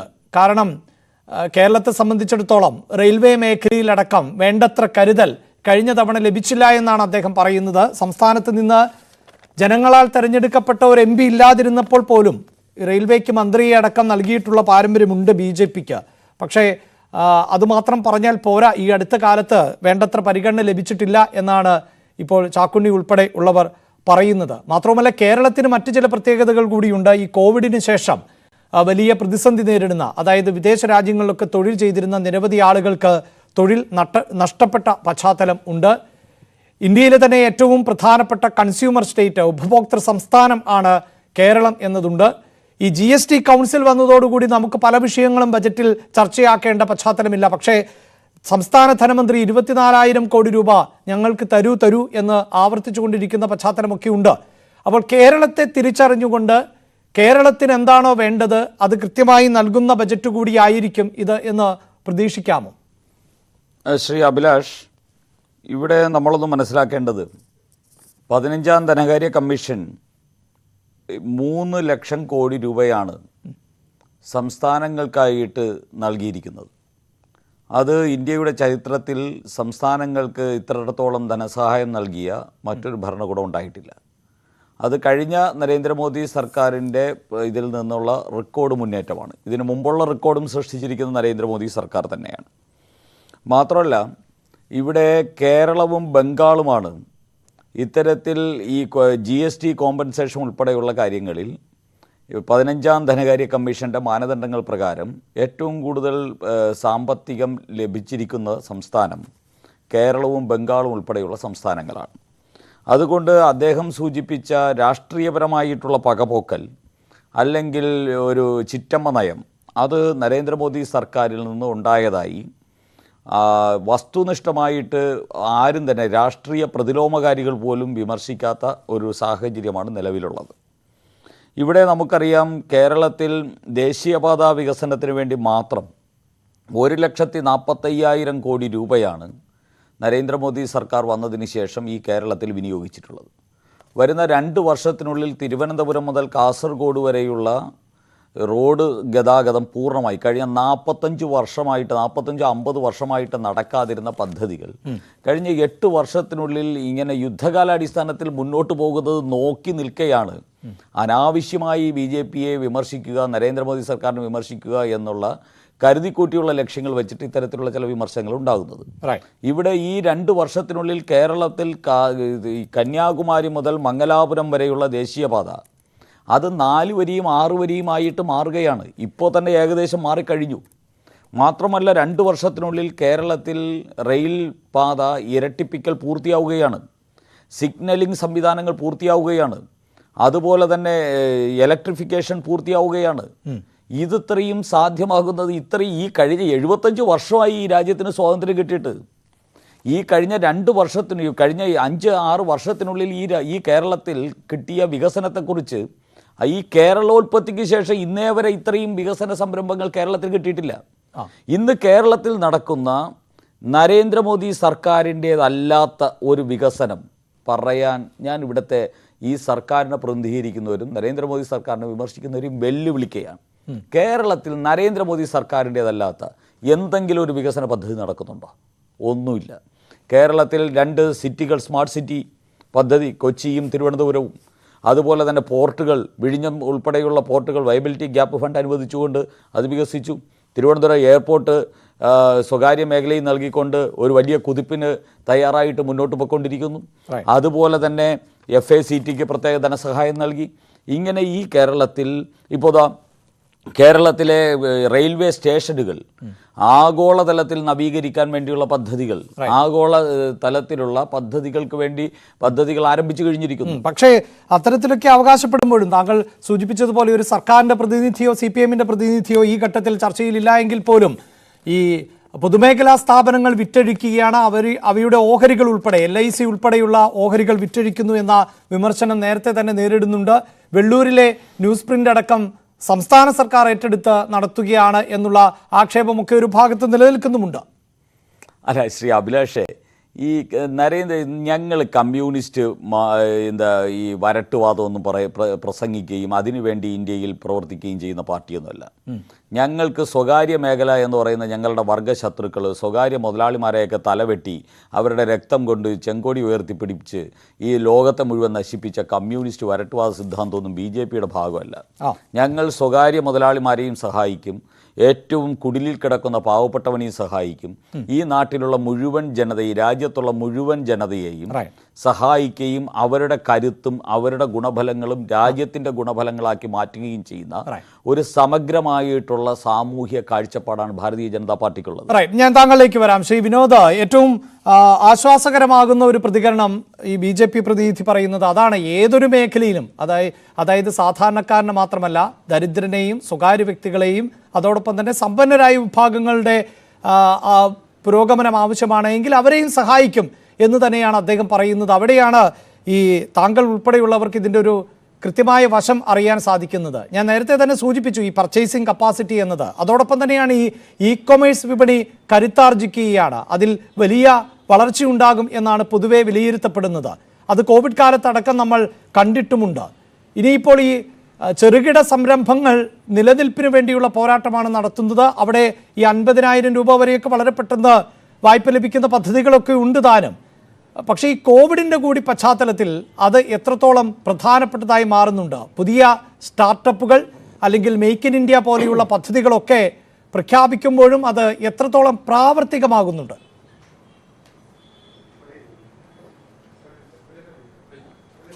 ഞങ്ങളൊക്കെ ആഗ്രഹിക്കുന്നത് ഒരു ഇൻക്ലൂസീവ് ഗ്രോത്ത്, ഏറ്റവും സാധാരണക്കാരാണ് മുതൽ ഏറ്റവും വലിയ രീതിയിലുള്ള ആൾക്കാർ പോലും ഒരേ രീതിയിൽ എല്ലാവർക്കും നല്ല ജീവിത സാഹചര്യങ്ങൾ ഉണ്ടാകുന്ന ഒരു ഗ്രോത്താണ് ഞങ്ങളൊക്കെ ആഗ്രഹിക്കുന്നത്. അത് തന്നെയാണ് ഞങ്ങൾക്ക് എല്ലാവർക്കും വേണ്ടത്.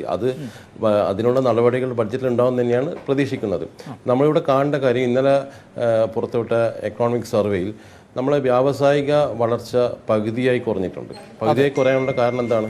ഇവിടെ കൺസംഷൻ കുറവാണ്. കൺസംഷൻ കുറയാനുള്ള കാരണം ജനങ്ങളുടെ കയ്യിൽ പൈസ കുറവ്. നമ്മൾ കേരളത്തിൽ ഈ കൺസെഷനെ കുറിച്ച് പറയുമ്പോൾ ഞാൻ ഇടപെടുന്നത് റിയൽ എസ്റ്റേറ്റ് മേഖല തിരിച്ചുവരവിന്റെ പാതയിലാണ് എന്ന് സൂചന കൂടി ലഭിക്കുന്നുണ്ടല്ലോ. അതായത് ഈ കോവിഡിന് മുമ്പുണ്ടായിരുന്ന ഒരു അവസ്ഥയിലേക്ക് അല്ലെങ്കിൽ അതിലേറെ മികച്ച നിലയിലേക്കാണ് റിയൽ എസ്റ്റേറ്റ് മേഖല തിരികെ വരുന്നത് എന്നും സൂചനകളുണ്ട്.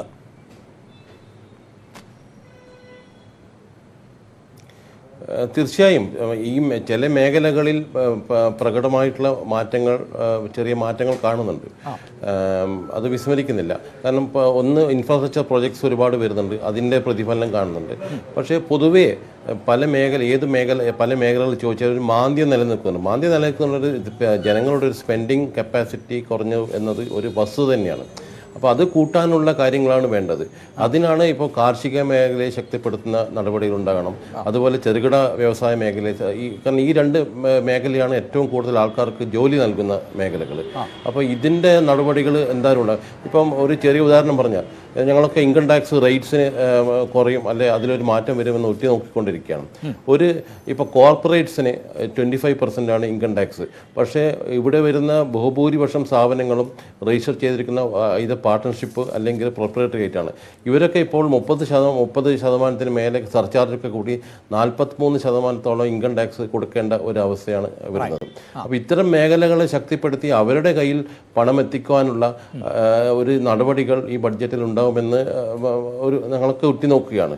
അതുപോലെ ടൂറിസം സെക്ടർ ഒരുപാട് പേർക്ക് ഇപ്പോൾ കേരളത്തിൽ എടുത്താൽ തന്നെ വലിയൊരു വിഭാഗം ജനങ്ങൾക്ക് തൊഴിൽ നൽകുന്ന ഒരു മേഖലയാണ് ടൂറിസം സെക്ടർ. അപ്പോൾ ഈ സെക്ടറിൽ നിന്ന് പല സർവീസിനും 28% GST നിലനിൽക്കുകയാണ്. അപ്പോൾ ഇതൊക്കെ കുറച്ചുകൊണ്ട് കൂടുതൽ സഞ്ചാരികളെ ഇവിടെ ആകർഷിക്കാനുള്ള പരിപാടികൾ ഇതൊക്കെയാണ് വേണ്ടത്. പിന്നെ റെയിൽവേ പറ്റി ഒരു കാര്യം കൂടി പറയാം. റെയിൽവേ വന്ദേ ഭാരത് ട്രെയിനുകൾ അത് കേരളത്തിൽ ഉണ്ടാവുമെന്നാണ്, ഈ ഒരു ബഡ്ജറ്റിൽ ഉണ്ടാവുമെന്നൊരു പ്രതീക്ഷ കൂടി ഞങ്ങളിവിടെ പങ്കുവെക്കുകയാണ്. തീർച്ചയായും GST കൗൺസിലുമായി ബന്ധപ്പെട്ട വിഷയങ്ങൾ സ്വാഭാവികമായും ആ മീറ്റിങ്ങുകളിൽ നിന്ന് ആണ് നമുക്ക് പ്രതീക്ഷിക്കേണ്ടത്. എന്തായാലും ഈ സാധാരണക്കാരായ ആളുകൾ ഉൾപ്പെടെ ഈ ബജറ്റിനെ കുറിച്ച് എങ്ങനെയാണ് പ്രതീക്ഷ പങ്കുവെക്കുന്നത്? ഇനി കണ്ണൂരിൽ നിന്നുള്ള പ്രേക്ഷകരുടെ അഭിപ്രായങ്ങൾ വളരെ പെട്ടെന്ന് കണ്ടുവരാം. നമ്മുടെ നാട്ടിൽ നിന്നും ബജറ്റിലൊക്കെ സബ്സിഡികളും ഇതൊക്കെ പ്രഖ്യാപിക്കാറുണ്ടെങ്കിലും യഥാർത്ഥ കർഷകരിൽ അത് എത്തുന്നത് വളരെ അപൂർവമാണ്. അപ്പോൾ പ്രഖ്യാപിക്കുന്ന സബ്സിഡികൾ കർഷകന് ലഭ്യമാക്കുന്നതിന് ആവശ്യമായ നടപടികൾ ഈ ബജറ്റിലൂടെ പ്രഖ്യാപിക്കണം. അതുപോലെ താങ്ങുവില പ്രഖ്യാപിക്കലല്ലാതെ അത് നമ്മൾ സാധാരണക്കാരായ കർഷകർക്ക് ലഭ്യമാകുന്നില്ല എന്നുള്ളതാണ്. താങ്ങുവിലയും കുറഞ്ഞ വിലക്കാണ് നമ്മുടെ നാട്ടിൽ ഇപ്പോൾ തേങ്ങയായാലും കശുവണ്ടി ആയാലും ഒക്കെ വിൽപ്പന നടക്കുന്നത്. അതുകൊണ്ട് തന്നെ ശരിയായ രീതിയിലുള്ള അതിൻ്റെ ഗുണഭോക്താവാകേണ്ട കർഷകൻ അതിൽ നിന്ന് മാറിപ്പോവുകയാണ്. അതുകൊണ്ട് ബജറ്റിൽ നിർബന്ധമായിട്ടും പ്രഖ്യാപിക്കുന്ന സബ്സിഡികൾ അല്ലെങ്കിൽ താങ്ങുവിലയിൽ വല്ല മാറ്റവും വരുന്നുണ്ടെങ്കിൽ അതൊക്കെ കർഷകന് ലഭ്യമാകുന്നതിന് ആവശ്യമായ നിർദ്ദേശങ്ങൾ കൂടി നമ്മൾ പ്രതീക്ഷിക്കുകയാണ്. നമ്മുടെ ജീവിത സാഹചര്യം തന്നെ വളരെ ബുദ്ധിമുട്ടിലാക്കുന്ന ഒരു സന്ദർഭമായത്. അപ്പോൾ അതുകൊണ്ട് തന്നെ ഈ ബജറ്റിൽ അത്തരത്തിലുള്ള ഈ വില വർധനവ് തടയുന്നതിന് ആവശ്യമായ നടപടികൾ സർക്കാരിൻ്റെ ഭാഗത്തുനിന്ന് ഉണ്ടാവുന്നുള്ള ഒരു പ്രതീക്ഷയുണ്ട്. സാധാരണക്കാരനെ സംബന്ധിച്ചിടത്തോളം എന്ന് പറഞ്ഞാൽ സാധാരണക്കാരുടെ ദൈനംദിന ആവശ്യങ്ങൾ നിറവേറ്റാൻ വേണ്ടിയിട്ടില്ലേ അവർക്ക് ഉതകുന്ന ഒരു ബഡ്ജറ്റായിരിക്കണം. ഇപ്പം പ്രത്യേകിച്ചിട്ട് മണ്ണെണ്ണേൻ്റെ വില വല്ലാതെ രീതിയിൽ വർദ്ധിച്ചിരിക്കുന്നു. മത്സ്യത്തൊഴിലാളികൾക്കെല്ലാം വലിയ പ്രശ്നമാണ് അത്. മറ്റൊന്നെന്ന് വെച്ചാൽ കേരളത്തിനെ സംബന്ധിച്ചിടത്തോളം കേരളം ഒരു ഉപഭോക്തൃ സംസ്ഥാനമാണ്. അതുകൊണ്ട് കേരളത്തിലേക്ക് കിട്ടേണ്ട റേഷൻ വിഹിതമെല്ലാം കൃത്യമായിട്ട് കിട്ടണം എന്നുള്ളതാണ് ആഗ്രഹം. എന്നാലേ വില ഇത് പിടിച്ചു നിർത്താൻ വേണ്ടി നമുക്ക് സാധിക്കുമല്ലോ. ഇപ്പോൾ എന്ന് വെച്ചാൽ നമ്മളെ അരി 80% പച്ചരിയും 20% പുഴുങ്ങലരിയാക്കിയിട്ടാണ് ഇപ്പം ഗവൺമെൻറ് തീരുമാനിച്ചില്ല, കേന്ദ്ര ഗവൺമെൻറ്. അത് മാറ്റം തന്നെ വേണം. കാരണം കേരളത്തിലെ സാധാരണക്കാരായിട്ടുള്ള ആളുകൾ അധികവും ഇപ്പം ഈ പുഴുങ്ങലരി ഭക്ഷണം കഴിച്ച് ശീലിച്ചവരാണ്. അതാണ് ഒരു കാര്യം പറയാനുള്ളത്. സമസ്ത മേഖലയും GSTൻ്റെ പരിധിയിൽ വന്നതോടുകൂടി ചെറുകിട കച്ചവട വ്യാപാര മേഖല ഒരു പ്രതിസന്ധിയെ നേരിടുന്ന കാലഘട്ടത്തിലാണ് ബജറ്റിൽ ചെറുകിട കച്ചവടക്കാർക്ക് പ്രത്യേക പാക്കേജ്, അതുപോലെ കാർഷിക മേഖല പുനരുജ്ജീവിപ്പിക്കുന്നതിനുള്ള പാക്കേജ്, മറ്റ് പ്രധാനപ്പെട്ട നമ്മളെ ഇന്ത്യ രാജ്യത്ത് നേരിടുന്ന ഒരു പ്രധാനപ്പെട്ട പ്രശ്നമാണ് തൊഴിലില്ലായ്മ. ഇത് പരിഹരിക്കുന്നതിൽ ഉതകുന്ന രീതിയിൽ ഒരു ബജറ്റ് കേന്ദ്രം അവതരിപ്പിക്കുന്നതാണ് ഒരു തെരഞ്ഞെടുപ്പ് മുട്ടി നിൽക്കുന്ന ഈ ഘട്ടത്തിൽ തെരഞ്ഞെടുപ്പിന് മുന്നോടിയായിട്ടുള്ള ഒരു ബജറ്റ് എന്ന നിലയിൽ പ്രതീക്ഷിക്കുന്നത്. ശ്രീ സോമശേഖരൻ നായർ, അതാണ് വ്യാപാരികൾ, വ്യവസായികൾ, കാർഷിക മേഖലയിൽ പ്രവർത്തിക്കുന്നവർ, മത്സ്യത്തൊഴിലാളികൾ, നിർമ്മാണ മേഖലയിലുള്ളവർ, അങ്ങനെ വിവിധ മേഖലകളിൽ നിന്നുള്ളവരാണ് അവരുടെ പ്രതീക്ഷകൾ പങ്കുവയ്ക്കുന്നത്. ഇതിൽ ഈ കഴിഞ്ഞ ബജറ്റിലൊക്കെ വലിയ തോതിൽ ഓഹരികൾ വിറ്റഴിക്കുന്നത് നമ്മൾ കണ്ടതാണ്. അതിൻ്റെ ഒരു തുടർച്ച താങ്കൾ പ്രതീക്ഷിക്കുന്നുണ്ടോ? മറ്റൊന്ന്, ഈ GST വന്നതുകൊണ്ട് തന്നെ നമുക്ക് ആദായ നികുതിയാണ് പ്രധാനപ്പെട്ടതായി മാറുന്നത്. കഴിഞ്ഞ തവണയൊന്നും കാര്യമായൊരു മാറ്റം ഒന്നും അല്ലെങ്കിൽ ഒരു അമിത ഭാരമൊന്നും ആളുകൾക്കുണ്ടായിരുന്നില്ല. ഈ തെരഞ്ഞെടുപ്പ് കൂടി വരുന്ന ഒരു പശ്ചാത്തലത്തിൽ ആ ഘടനയിലൊക്കെ ഒരു മാറ്റം ഉണ്ടാകും എന്ന് താങ്കൾ പ്രതീക്ഷിക്കുന്നുണ്ടോ? ആദ്യമായിട്ട് GSTയെ കുറിച്ച് പ്രതിപാദിക്കാം. GSTയുടെ റേറ്റ്സ് ഇപ്പോൾ ബഡ്ജറ്റ് വഴിയല്ല തീരുമാനിക്കപ്പെടുന്നത്. അതുകൊണ്ട് ഇന്ന് അത്തരത്തിലൊന്നും പ്രതീക്ഷിക്കുന്നില്ല. പക്ഷെ അതാണ് ഞാൻ സൂചിപ്പിച്ചത്, നമുക്ക് ആ പോയിന്റ് പറഞ്ഞു പോകാൻ പറ്റില്ല. പ്രധാന ഘടകം തന്നെയാണ് GST. കാരണം വിവിധ പ്രോഡക്ട്സ്, വിവിധ സാധനങ്ങൾ, അല്ലെങ്കിൽ വിവിധ സർവീസസ് ഇപ്പോൾ 3% മുതൽ 28% വരെയുള്ള GST റേറ്റ്സ് പലതിനും അമിതമാണ് എന്നുള്ള ഒരു ധാരണ തന്നെയാണ് നമുക്കുള്ളത്. അത് ഒരു GST കൗൺസിൽ ആണ് അതിനെക്കുറിച്ച് കൂടുതൽ ഡെലിബറേറ്റ് ചെയ്ത് എല്ലാ സംസ്ഥാനങ്ങളും അംഗമായിട്ടുള്ളതാണ് GST കൗൺസിൽ, കേന്ദ്രം ഉൾപ്പെടെ.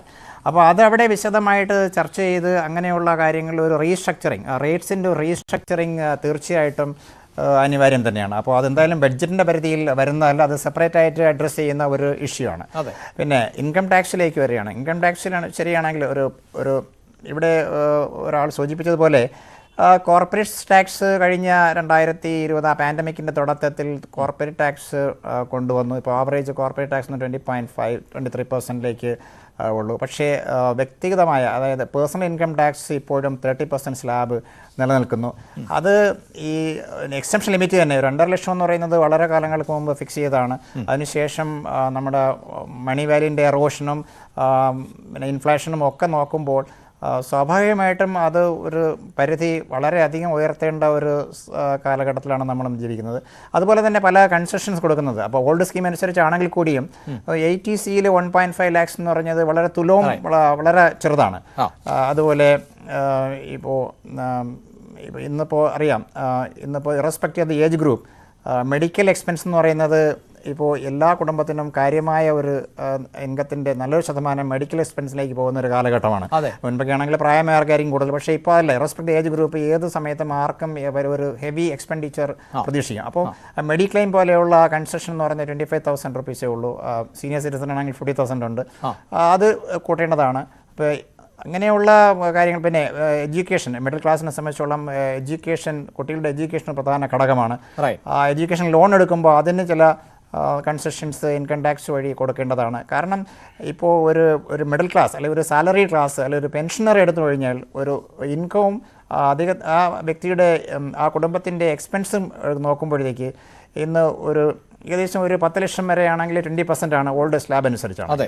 അപ്പോൾ 10 ലക്ഷം രൂപ ആനുവൽ ഇൻകം ഉള്ള ഒരു സാലറിയുടെ ക്ലാസ് എന്ന് പറയുമ്പോൾ, അതായത് ഒരു വ്യക്തി ഇൻഡിവിജ്വൽ എന്ന് പറയുമ്പോഴത്തേക്ക് സ്വാഭാവികമായിട്ടും 2 lakhsോളം അതിനകത്ത് അത് പല ബ്രാക്കറ്റിൽ വരും, ഇൻകം ടാക്സിൽ പോകുന്നുണ്ട്. അതുപോലെ ഇപ്പോൾ ഒരു 4 ലക്ഷം രൂപ ആ കുടുംബം ചെലവഴിക്കുകയാണെങ്കിൽ മറ്റ് ചെലവുകൾക്ക് ഒരു GST ഇനത്ത് തന്നെ ഏകദേശം ഒരു 4 ലക്ഷം രൂപ ചെലവഴിച്ചു കഴിഞ്ഞാൽ ഓവറേജ് ഒരു നല്ലൊരു ശതമാനം അതിലേക്ക് പോകുന്നുണ്ട്.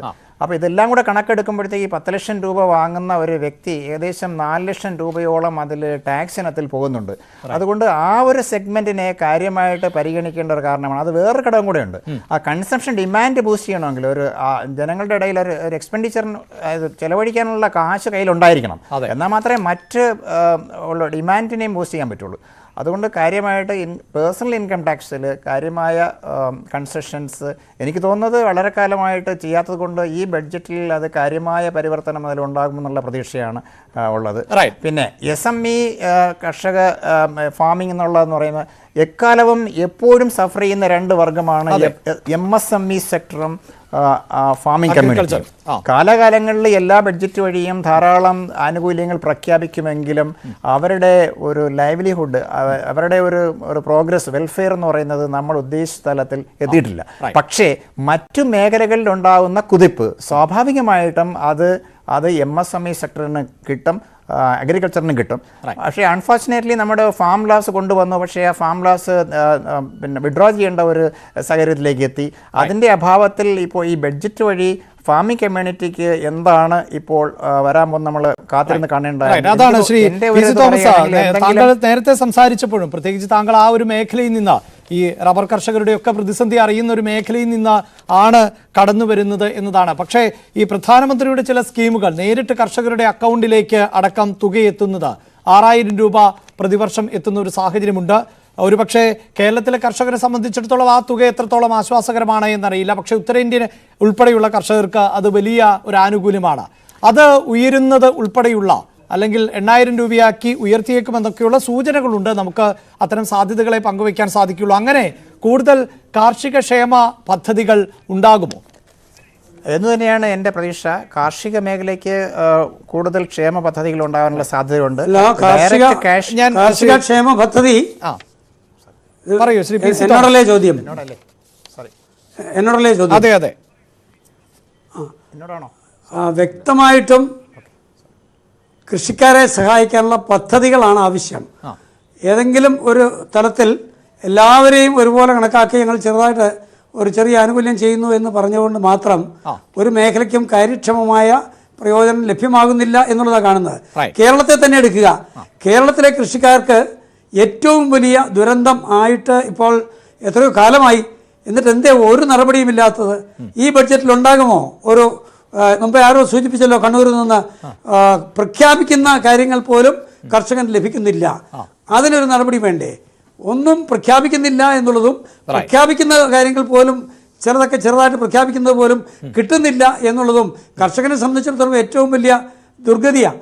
അതുകൊണ്ട് കാർഷിക മേഖലയെ വ്യക്തമായിട്ട് നോക്കിക്കൊണ്ടുള്ള ഒരു ബഡ്ജറ്റ് അല്ല ഇത് എങ്കിൽ കൃഷിക്കാര് മാത്രമല്ല പൊതുവായി ജനങ്ങൾ ആ ബഡ്ജറ്റിനെ തള്ളിപ്പറയും എന്നാണ് എനിക്ക് തോന്നുന്നത്. അതുകൊണ്ട് അടിയന്തരമായിട്ട് എന്തെങ്കിലും ചെയ്യണം എന്നുള്ള കൃഷിക്കാരുടെ ആവശ്യം പരിഗണിച്ചേ പറ്റൂ. അത് പരിഗണിക്കുവാനായിട്ട് ഇത്തവണ നിർമ്മലാ സീതാരാമൻ തയ്യാറാകും എന്ന് പ്രതീക്ഷിക്കുന്നു. ശ്രീ ചാക്കുണ്ണി, നമുക്ക് ബജറ്റ് അവതരണത്തിലേക്ക് കടക്കുകയാണ്. അതിനു മുമ്പ് താങ്കൾ റെയിൽവേയുമായി ബന്ധപ്പെട്ട് പറഞ്ഞപ്പോൾ ഈ സിൽവർ ലൈൻ ആണല്ലോ ഇപ്പോൾ വലിയ ചർച്ച. കേരളത്തിലെ നയപ്രഖ്യാപനത്തിൽ ഗവർണർ സിൽവർ ലൈൻ പദ്ധതിയുമായി മുന്നോട്ട് പോകുമെന്ന് പറയുന്നു. കേന്ദ്ര സർക്കാർ അതിന് തത്വത്തിൽ അംഗീകാരം നൽകിയിട്ടില്ല. പക്ഷേ അതിവേഗമുള്ള യാത്രാ സൗകര്യങ്ങൾ നമുക്ക് അനിവാര്യവുമാണ്. അതിനിപ്പോൾ സിൽവർ ലൈൻ തന്നെ വേണമെന്നില്ല, മറ്റ് കേന്ദ്ര പദ്ധതികളായാലും മതി. പക്ഷേ കാസർഗോഡ് നിന്ന് തിരുവനന്തപുരത്തേക്ക് ഒരാൾ എത്തുന്നതിനെടുക്കുന്ന യാത്രാ സമയം കുറയ്ക്കേണ്ടത് പുതിയ കാലഘട്ടത്തിൽ അനിവാര്യതയുമാണ്. അത്തരം ചില കരുതലുകൾ ഉണ്ടാകും ഈ ബജറ്റിൽ എന്ന് പ്രതീക്ഷിക്കുന്നുണ്ടോ?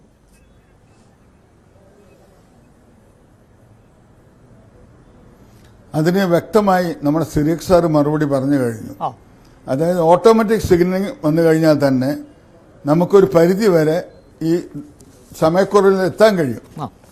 മറ്റൊന്ന് കാര്യം, ഇവിടെ മിസ്റ്റർ സുരേഷ് സാർ തെറ്റിദ്ധരിച്ച മാറുന്നുണ്ട്. ഞാൻ കേന്ദ്ര സർക്കാർ കേരളത്തെ അവഗണിക്കുന്നുള്ള അഭിപ്രായം എനിക്കില്ല. പരിഗണിക്കുന്നതിന്റെ ഏറ്റവും വലിയ ഉദാഹരണമാണ് റെയിൽവേ അമ്യൂണിറ്റീസ് കമ്മിറ്റി ചെയർമാനായിട്ട് നമ്മുടെ Krishnadas sir, P K Krishnadas റെയിൽവേയിലെ അമ്യൂണിറ്റീസ് കമ്മിറ്റി ചെയർമാനാണ്. ഞങ്ങൾക്ക് പ്രതീക്ഷകളെ കാരണം അതെ പി കെ കൃഷ്ണദാസ് അദ്ദേഹത്തിനായിട്ട് ഞങ്ങൾ ഈ കാര്യങ്ങൾ വളരെയധികം ചർച്ച ചെയ്ത് വളരെ നേരത്തെ തന്നെ കൊടുത്തിട്ടുണ്ട്. അദ്ദേഹം കാര്യങ്ങൾ കേന്ദ്ര സർക്കാരിന്റെ റെയിൽവേ മന്ത്രാലയത്തിലും ബോധ്യപ്പെടുത്തിയിട്ടുണ്ടെന്ന് ഞാൻ മനസ്സിലാക്കുന്നത്. അതുകൊണ്ട് നമുക്ക് ഒരു പ്രതീക്ഷയ്ക്കുണ്ട്. ഈ വന്ദേ ഭാരതിന്റെ ഒരു കാര്യം ഞാനൊരു നെഗറ്റീവായി സംസാരിക്കില്ല. വന്ദേ ഭാരത് നമുക്ക് വേണം, ആവശ്യമാണ് ലഭിക്കണം. പക്ഷെ ഞാൻ മനസ്സിലാക്കിയെടുത്തോളം എനിക്ക് കിട്ടിയ സൂചന അനുസരിച്ചും വന്ദേ ഭാരത് വരുമ്പോൾ ജനശതാബ്ദിക്ക് പകരമായി കിട്ടിയിട്ട് നമുക്ക് കാര്യമില്ല. കാരണം വന്ദേ ഭാരതിൽ 1000-ഓളം യാത്രക്കാർക്ക് പോകാൻ കഴിയും, സുഖകരമായിട്ട് സൗകര്യമായിട്ട് പോകാൻ കഴിയും. ഞാനതിൽ യാത്ര ചെയ്തൊരു വ്യക്തിയാണ്. പക്ഷെ നമുക്ക് 3000 ആൾക്ക് പോകാൻ കഴിയും ജനശതാബ്ദിക്ക് പകരമായിട്ടാവരുത് വന്ദേ ഭാരത്. ആ ഒരു സൂചന മാത്രമാണ് എനിക്കിതിൽ പറയാനുള്ളത്.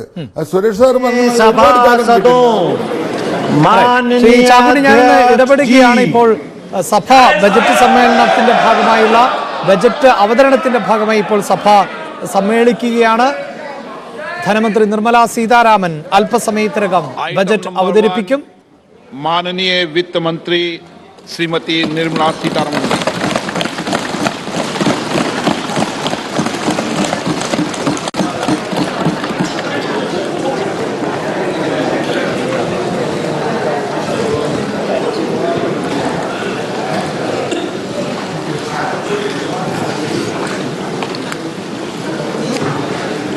Honorable Speaker, I present the budget for 2023-2024. This is the first budget in Amrit Kal.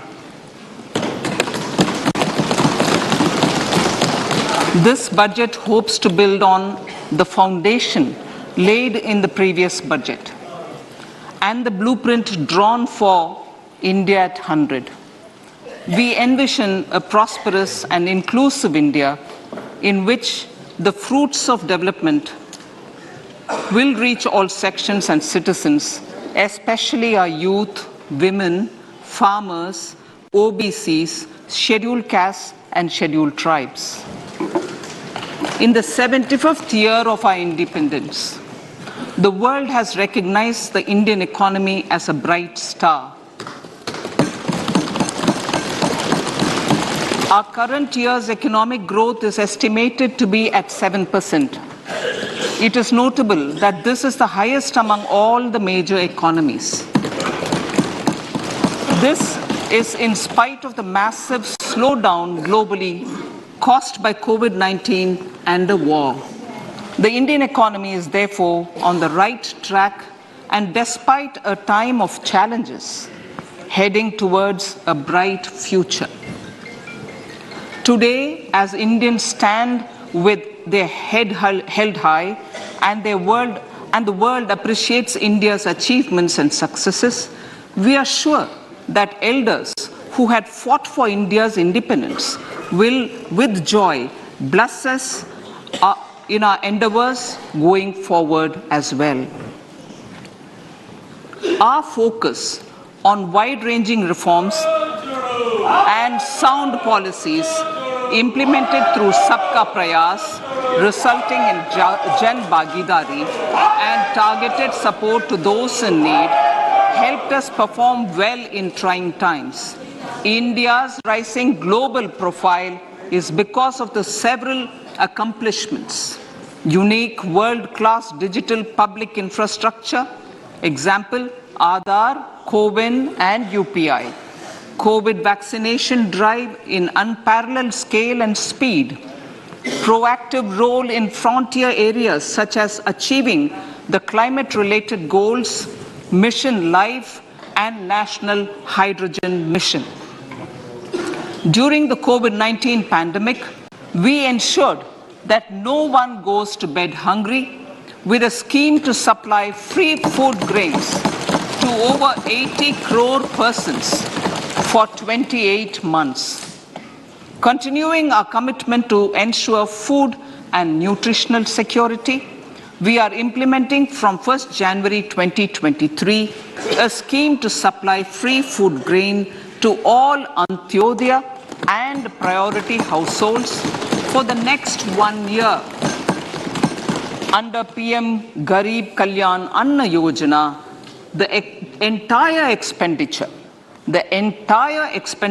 of about 2 lakh crore will be borne by the central government.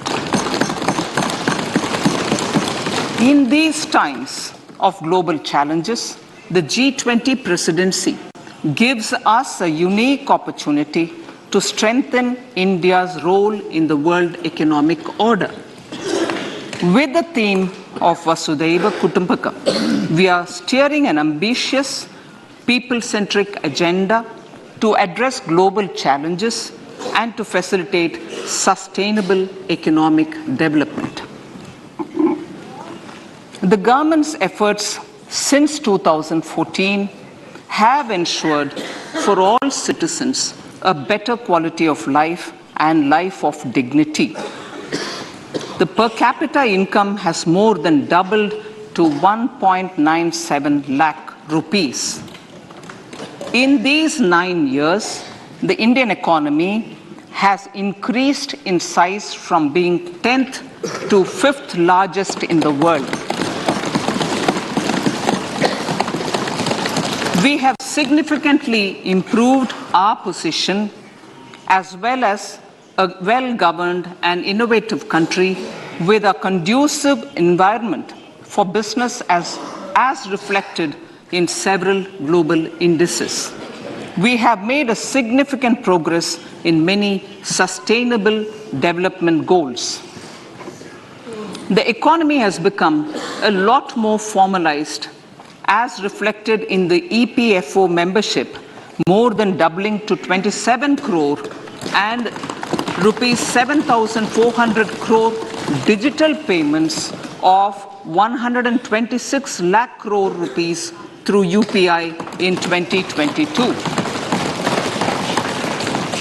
The efficient implementation of many schemes with universalization of targeted benefits has resulted in inclusive development. Some of the schemes are 11.7 crore household toilets under Swachh Bharat mission, which is achieved, 9.6 crore LPG connections under Ujjwala, 220 crore COVID vaccination of 102 crore persons, 47.8 crore PM Jan Dhan bank accounts, insurance cover for 44.6 crore persons under PM Suraksha Bima and PM Jeevan Jyoti Yojana, and cash transfer of 2.2 lakh crores of rupees to 11.4 crore to over 11.4 crore farmers under PM Kisan Samman Nidhi.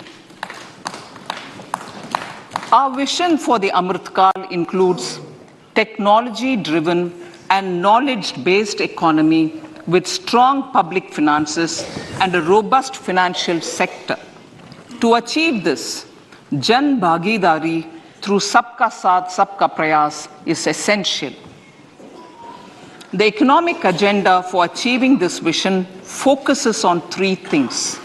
First, facilitating ample opportunities for citizens, especially the youth, to fulfill their aspirations. Second, providing strong impetus to growth and job creation. And third, strengthening macroeconomic stability. To service these focus areas in our journey to India at 100, we believe that the following four opportunities can be transformative during Amrit Kaal. Economic empowerment of women. Deen Dayal Antyodaya Yojana National Rural Livelihood Mission has achieved remarkable success by mobilizing rural women into 81 lakh self-help groups.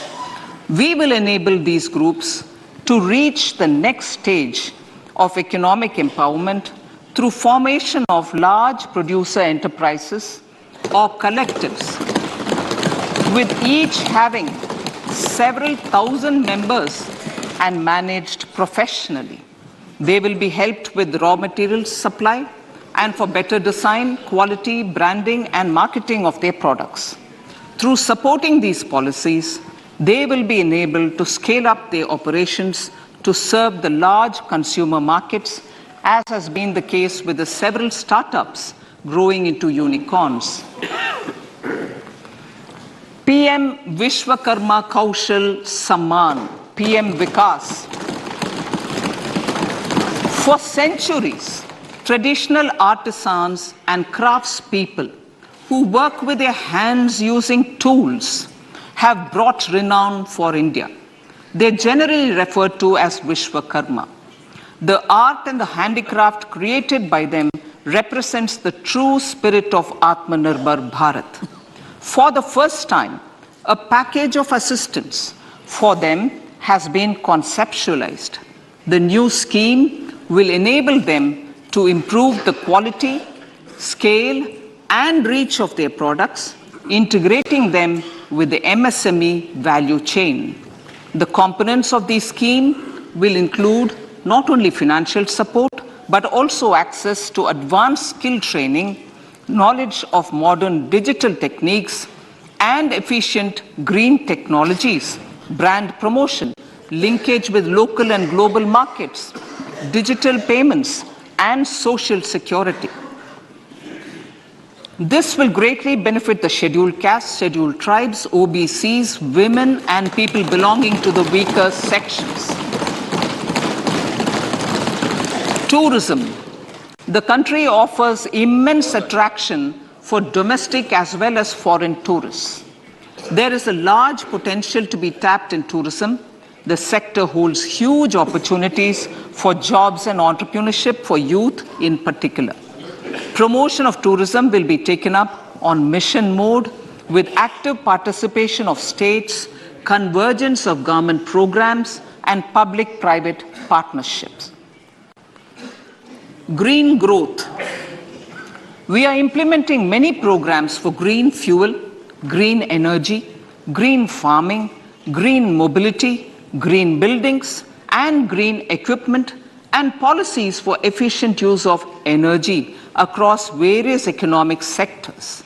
These green growth efforts help in reducing carbon intensity of the economy and provides for large-scale green job opportunities.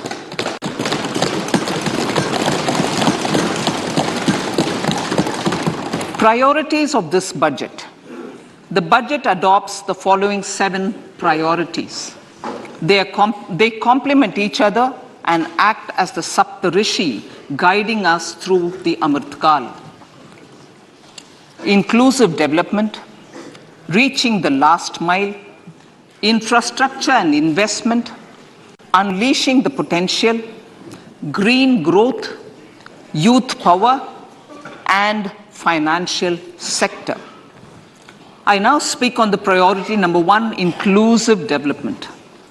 The government's philosophy of Sabka Saath, Sabka Vikas has facilitated inclusive development covering in specific farmers, women, youth, OBCs, scheduled castes, scheduled tribes, Divyangjan, and economically weaker sections, and overall priority for the underprivileged, Vanchiton ko Variyata.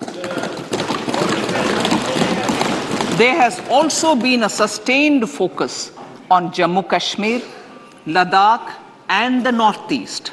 This budget builds on those efforts.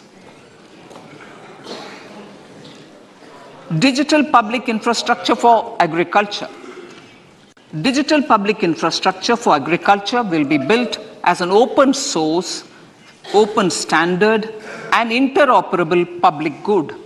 This will enable inclusive farmer-centric solutions through relevant information services for crop planning and health, improved access to farm inputs, credit and insurance, help for crop estimation, market intelligence, and support for growth of agri-tech industry and startups.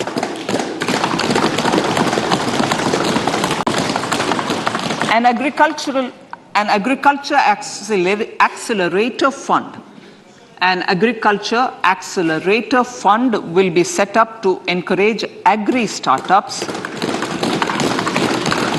by young entrepreneurs in rural areas. The fund will aim at bringing innovative and affordable solutions for challenges faced by farmers.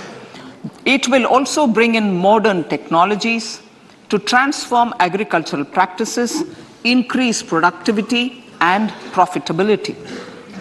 To enhance the productivity of extra long staple cotton, we will adopt a cluster-based and value chain approach through public-private partnerships. This will mean collaboration between farmers, state, and industry for input supplies, extension services, and market linkages. We will launch an Atmanirbhar Clean Plant program to boost availability of disease-free, quality planting material for high-value horticultural crops at an outlay of 2,200 crores. Global hub for millets, which are Sri Anna. India is the forefront.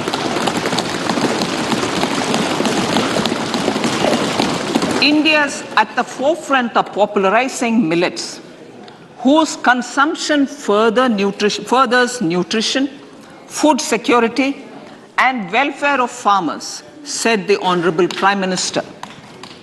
We are the largest producer and second largest exporter of Sri Anna in the world.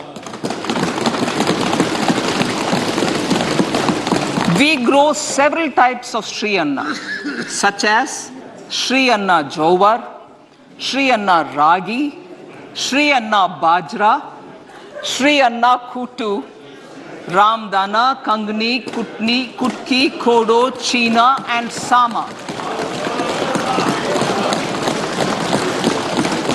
These have a number of health benefits and have been an integral part of our food for centuries. I acknowledge with pride the huge service done by small farmers in contributing to the health of fellow citizens by growing these Sri Anna. Now, to make India a global hub for Sri Anna, the Indian Institute of Millet Research, ideally Indian Institute of the Sri Anna Research, Hyderabad, will be supported as the center of excellence for sharing best practices, research and technologies at the international level. The agricultural credit target will be increased to 20 lakh crores with focus on animal husbandry, dairy and fisheries. We will launch a new sub-scheme of PM Matsya Sampada Yojana, which is an existing scheme, but we'll launch a new sub-scheme with targeted investment of 6,000 crores to further enable activities of fishermen, fish vendors, and micro and small entrepreneurs, improve value chain efficiencies, and expand the market.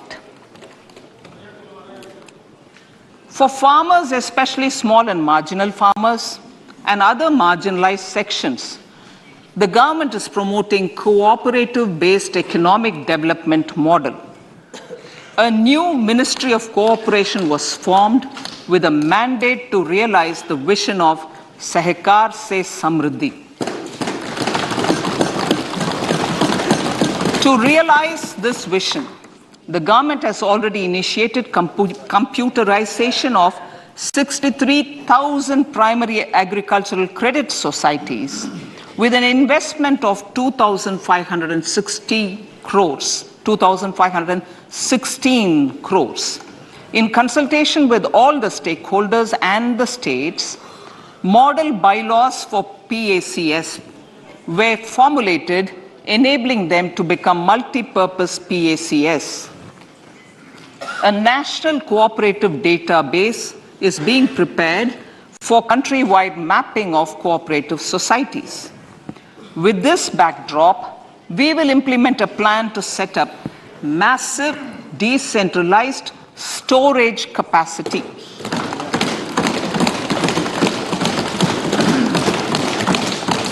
This will help farmers store their produce and realize remunerative prices through sale at appropriate times. The government will also facilitate setting up of a large number of multi-purpose cooperative societies, primary fisheries societies, and dairy cooperative societies in uncovered panchayat and villages in the next 5 years.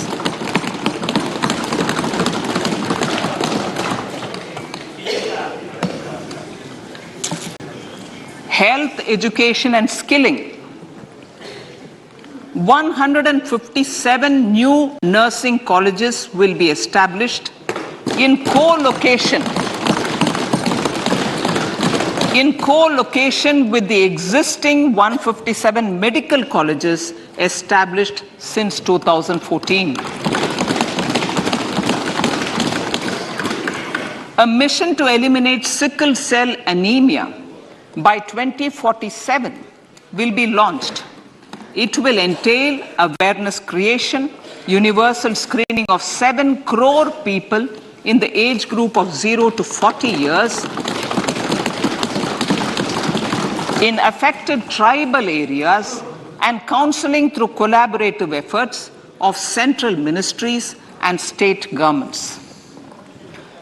Facilities in select ICMR labs, Indian Council for Medical Research labs, will be made available for research by public and private medical college faculty and private sector R&D teams for encouraging collaborative research and innovation. A new program to promote research and innovation in pharmaceuticals will be taken up through centers of excellence. We shall also encourage industry to invest in research and development in specific priority areas. Dedicated multidisciplinary courses for medical devices will be supported in existing institutions to ensure availability of skilled manpower for futuristic medical technologies, high-end manufacturing and research. Teachers training. Teachers training will be re-envisioned through innovative pedagogy, curriculum transaction, continuous professional development, dipstick surveys, and ICT implementation. The District Institute of Education and Training will be developed as vibrant institutes of excellence for this purpose.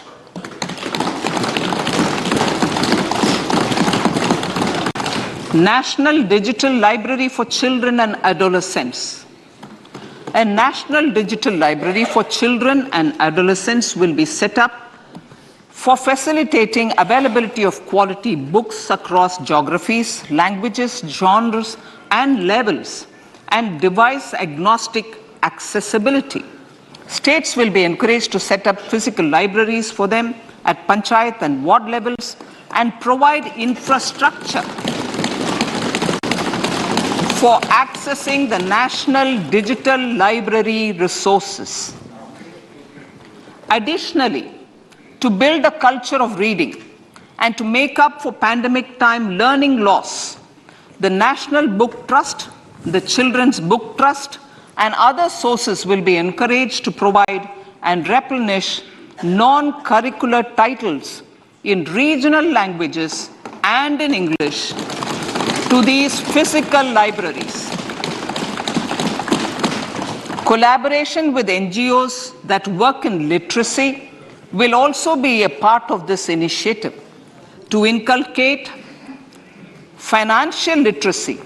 Financial sector regulators and organizations will be encouraged to provide age-appropriate reading material to these libraries. I move to priority 2, reaching the last mile. Prime Minister Vajpayee's government had formed the Ministry of Tribal Affairs and the Department of Development of Northeast Region to provide a sharper focus to the objective of reaching the last mile. Our government has formed the ministries of Ayush, Fisheries, Animal Husbandry and Dairying, Skill Development, Jal Shakti and Cooperation. Building on the success of the Aspirational Districts program, the government has recently launched the Aspirational Blocks program, covering 500 blocks for saturation of essential government services across multiple domains such as health, nutrition, education, agriculture, water resources, financial inclusion, skill development, and basic infrastructure. Manya Speaker, sir, Pradhan Mantri PBTG, which is Primitive Vulnerable Tribal Groups Development Mission, is being launched. To improve socio-economic conditions of the particularly vulnerable tribal groups, the PBTGs as we refer them to, Pradhan Mantri PBTG Development Mission will be launched. This will saturate PBTG families and habitations with basic facilities such as safe housing, clean drinking water and sanitation, improved access to education, health, nutrition, road and telecom connectivity, and sustainable livelihood opportunities. An amount of 15,000 crores will be made available to implement the mission in the next 3 years under the Development Action Plan for the Scheduled Tribes. Ekalavya Model Residential Schools. In the next 3 years, Center will recruit 38,800 teachers and support staff for the 740 Ekalavya Model Residential Schools, which is serving 3.5 lakh tribal students.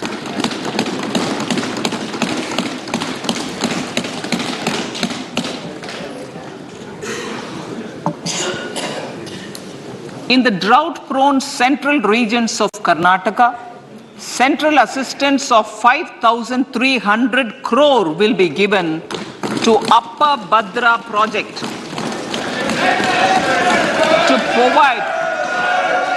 to provide sustainable micro irrigation and filling up of surface tanks for drinking water. PM Awas Yojana. The outlay for PM Awas Yojana is being enhanced by 66% to over 79,000 crores. Bharat Shared Repository of Inscriptions will be set up in a digital epigraphy museum with digitization of 1 lakh ancient inscriptions in the first stage. Support for poor prisoners. For poor persons who are in prisons and unable to afford the penalty or the bail amount, required financial support will be provided. Priority number 3, infrastructure and investment. Investments in infrastructure and productive capacity have a large multiplier impact on growth and employment. After the subdued period of the pandemic, private investments are growing again. The budget takes the lead once again to ramp up the virtuous cycle of investment and job creation. Honorable Speaker, sir, the capital investment outlay is being increased steeply for the 3rd year in a row by 33% to 10 lakh crores, which would be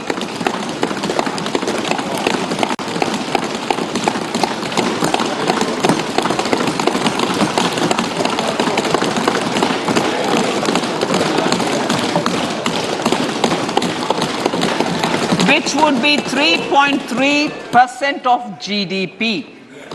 This will almost be 3 times the outlay made in 2019-20.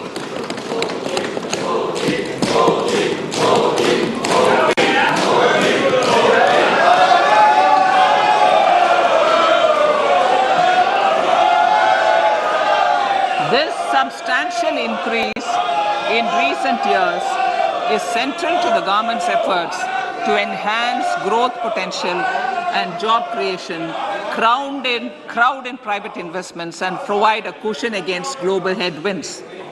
The direct capital investment by the center is complemented by the provision made for creation of capital assets through grants and aids to state.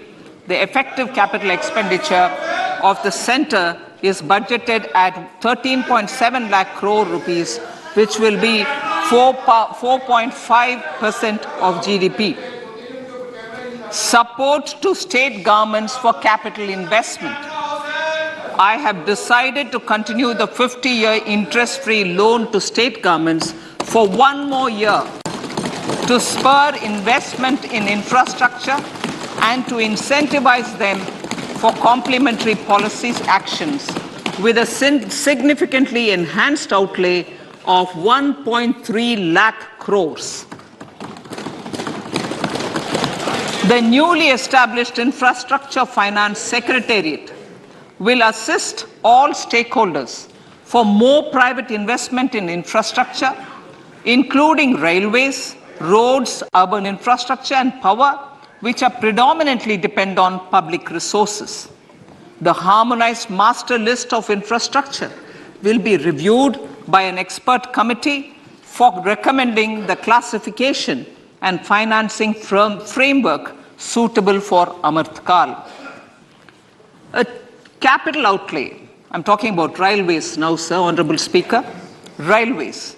A capital outlay of 2.40 lakh crores has been provided for the railways.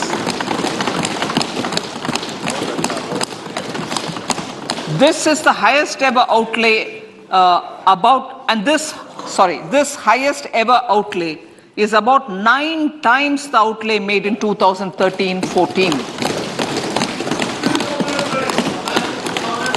100 critical transport infrastructure projects for last and first mile connectivity for ports, coal, steel, fertilizer and food grain sectors have been identified. They will be taken up on priority with investment of 75,000 crores, including 15,000 crore from private sources.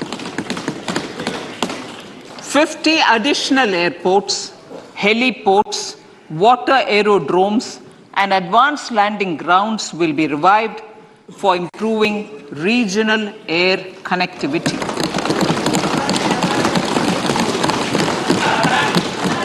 Sustainable cities for tomorrow.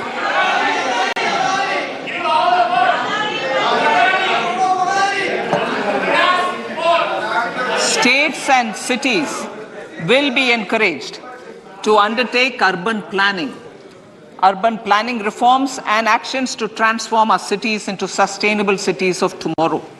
This means efficient use of land resources, adequate resources for urban infrastructure, transit-oriented development, enhanced availability and affordability of urban land and opportunities for all.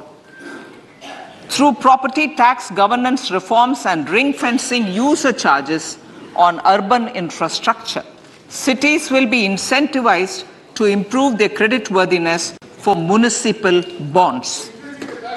Like the RIDF, an urban infrastructure development fund will be established through use of priority sector lending shortfall. This will be managed by the National Housing Bank and will be used by public agencies to create urban infrastructure in Tier 2 and Tier 3 cities. States will be encouraged to leverage resources from the grants of the 15th Finance Commission as well as existing schemes to adopt appropriate user charges while accessing the UIDF. We expect to make available 10,000 crore rupees per annum for this purpose. All cities and towns will be enabled for 100% mechanical desludging of septic tanks and sewers to transition from manhole to machine hole mode.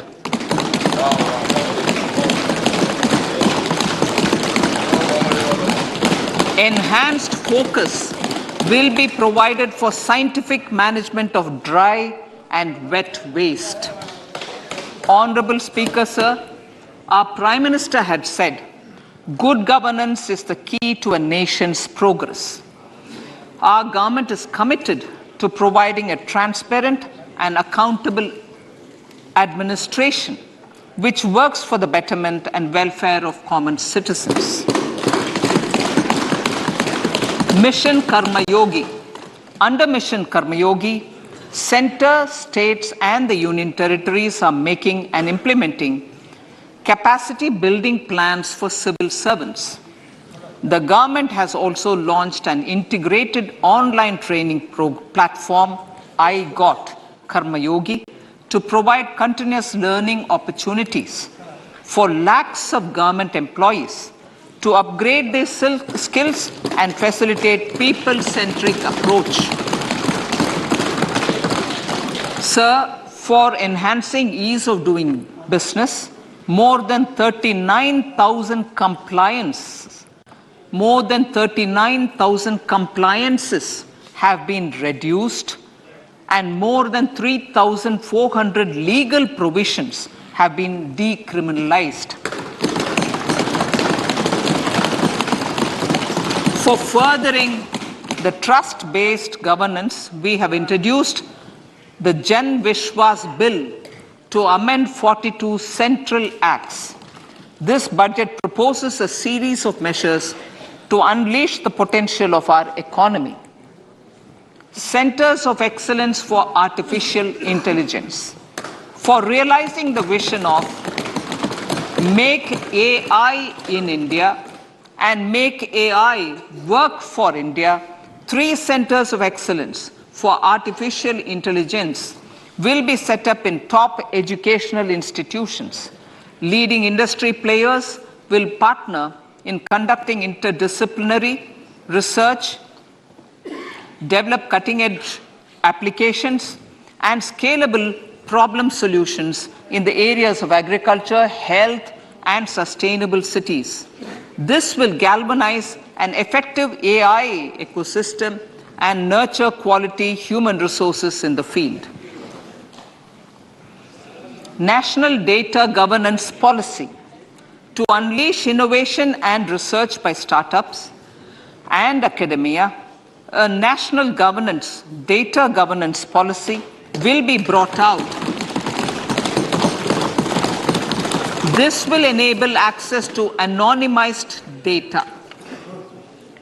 The KYC process will be simplified, adopting a risk-based instead of one-size-fits-all approach. The financial sector regulators will also be encouraged to have a KYC system fully amenable to meet the needs of digital India.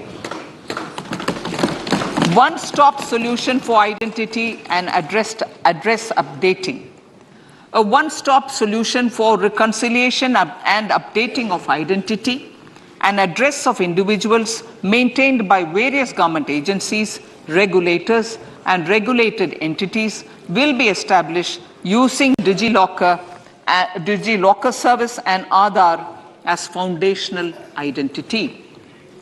Speaker, sir, common business identifier. For the business establishments required to have a permanent account number, the PAN will be used as the common identifier for all digital systems of specified government agencies. This will bring ease of doing business, and it will be facilitated through a legal mandate. For obviating the need for separate submission of same information to different government agencies, a system of unified filing process will be set up. Such filing of information or return in simplified forms on a common portal will be shared with other agencies as per the filer's choice. Vivad Se Vishwas 1. Relief for MSMEs. In cases of failure by MSMEs to execute contracts during the COVID period, 95% of the forfeited amount relating to the bid or performance security will be returned to them by government and government undertakings. This will provide relief to the MSMEs. Vivad Se Vishwas 2. Settling contractual disputes.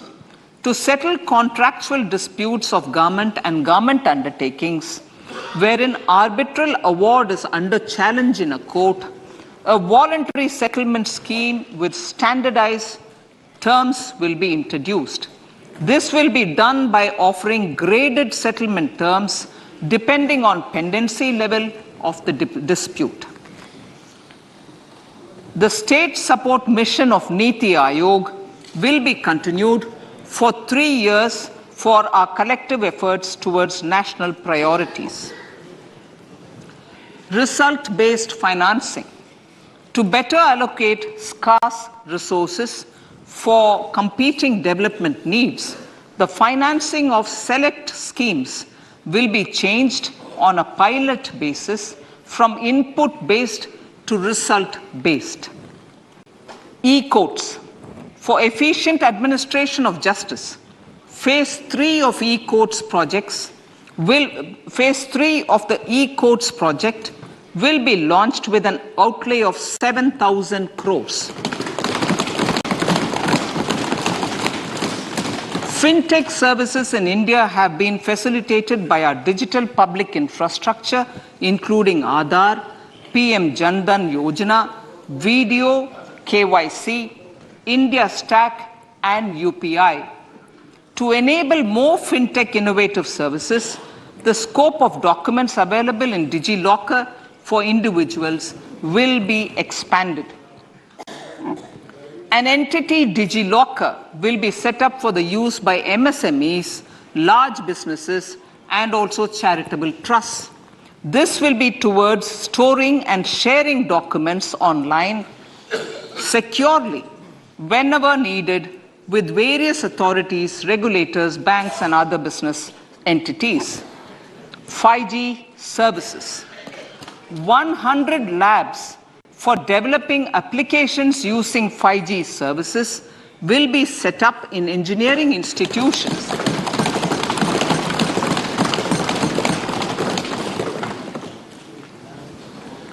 To realize a new range of opportunities, business models, and employment potential. The labs will cover, among others, applications such as smart classrooms, precision farming, intelligent transport systems, and healthcare applications. Lab-grown diamonds. Lab-grown diamonds is a technology and innovation-driven emerging sector with high employment potential. These environment-friendly diamonds, which have optically and chemically the same properties as natural diamonds. To encourage indigenous production of LGD, lab-grown diamond seeds and machines, and to reduce import dependency, a research and development grant will be provided to one of the IITs for 5 years. To reduce the cost of production, a proposal to review the custom duty on LGD seeds will be indicated in Part B of the speech. I come to the fifth priority, Honorable Speaker, sir, green growth. Honorable Prime Minister has given a vision for life or lifestyle for environment to spur a movement of environmentally conscious lifestyle. India is moving forward firmly for the Panchamrit, the net zero carbon emission by 2070 to usher in green industrial and economic transition. This budget builds on our focus on green growth.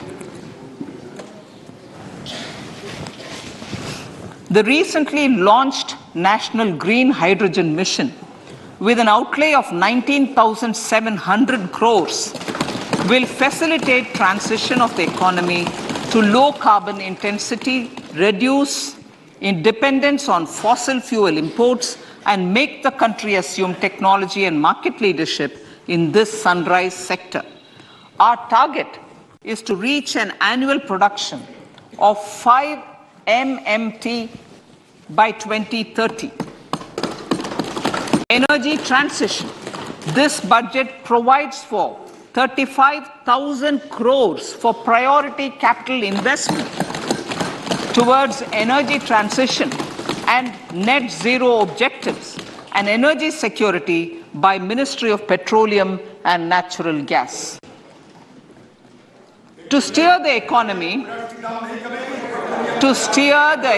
on sustainable development path, battery energy storage systems with capacity of 4,000 MWh will be supported with viability gap funding. A detailed framework for pumped storage projects will also be formulated. Renewable energy evacuation. the interstate transmission system for evacuation and grid integration of 13 gigawatt renewable energy from Ladakh will be constructed with investment of 20,700 crore, including central support of 8,300 crores. Green Credit Program. For encouraging behavioral change, a green credit program will be notified under the Environment Protection Act. This will incentivize environmentally sustainable and responsive actions by companies, individuals, and local bodies, and help mobilize additional resources for such activities. PM Program for Restoration, Awareness, Nourishment, and Amelioration of Mother Earth, PM Pranam, will be launched to incentivize states and union territories to promote alternative fertilizers and balanced use of chemical fertilizers. Go Bardhan Scheme. 500 new waste to wealth plants under Go Bardhan, galvanizing organic bio-agro resources done. Go Bardhan scheme will be established for promoting circular economy. These will include 200 compressed biogas plants, including 75 plants in urban areas, and 300 community or cluster-based plants at a total investment of 10,000 crores. I will refer to this in Part B also. In due course, a 5% CBG mandate will be introduced for all organizations marketing natural and biogas. For collection of biomass and distribution of biomanure, appropriate fiscal support will also be provided. Bharatiya Prakritik Kheti Bio Input Resource Centers. Over the next 3 years, we will facilitate 1 crore farmers to adopt natural farming. For this, Honorable Speaker, 10,000 bio input resource centers will be set up, creating a national level distributed micro fertilizer and pesticide manufacturing network. Mishti.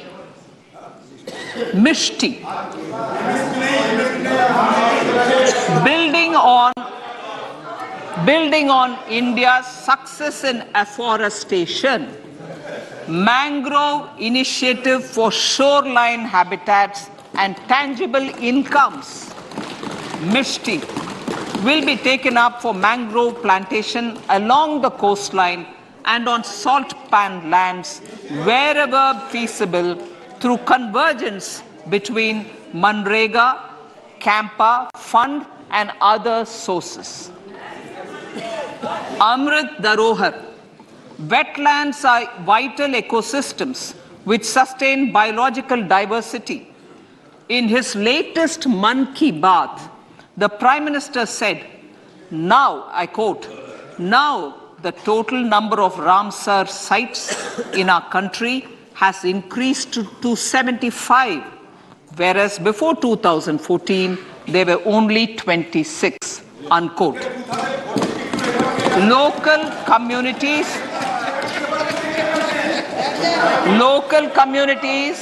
have always been at the forefront of conservation efforts. The government will promote their unique conservation values through Amrit Dharohar, a scheme that will be implemented over the next 3 years to encourage optimal use of wetlands and enhance biodiversity, carbon stock, ecotourism opportunities, and income generation for local communities. Coastal shipping. Coastal shipping will be promoted as the energy efficient and lower cost mode of transport, both for passengers and freight, through PPP mode with viability gap funding. Vehicle replacement. Vehicle replacement is an important continuing policy, replacing the old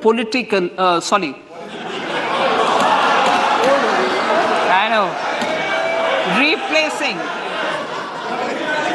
absolutely, thank you, replacing old polluting vehicles, maybe applicable, right?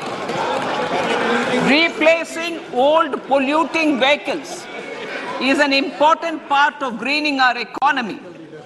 In furtherance of the vehicle scrapping policy mentioned in Budget 21-22, I have allocated adequate funds to scrap old vehicles of the central government. States will also be supported in replacing old vehicles and old state ambulances. Honorable Speaker, sir, I move to priority 6, youth power.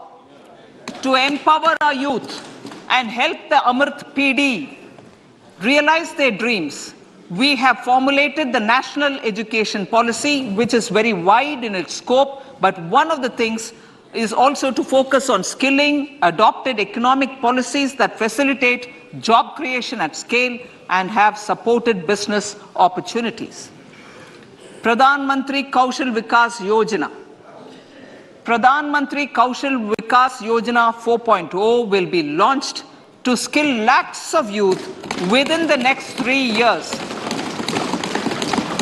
On-job training, industry partnership, and alignment of courses with needs of industry will be emphasized.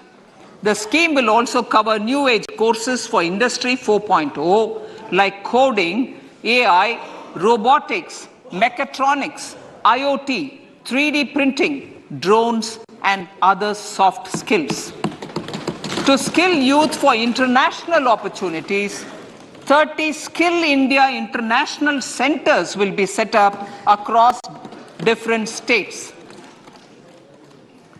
The digital ecosystem for skilling will be further expanded with the launch of a unified Skill India digital platform for enabling demand-based formal skilling, linking with employers including MSMEs, and facilitating access to entrepreneurship schemes.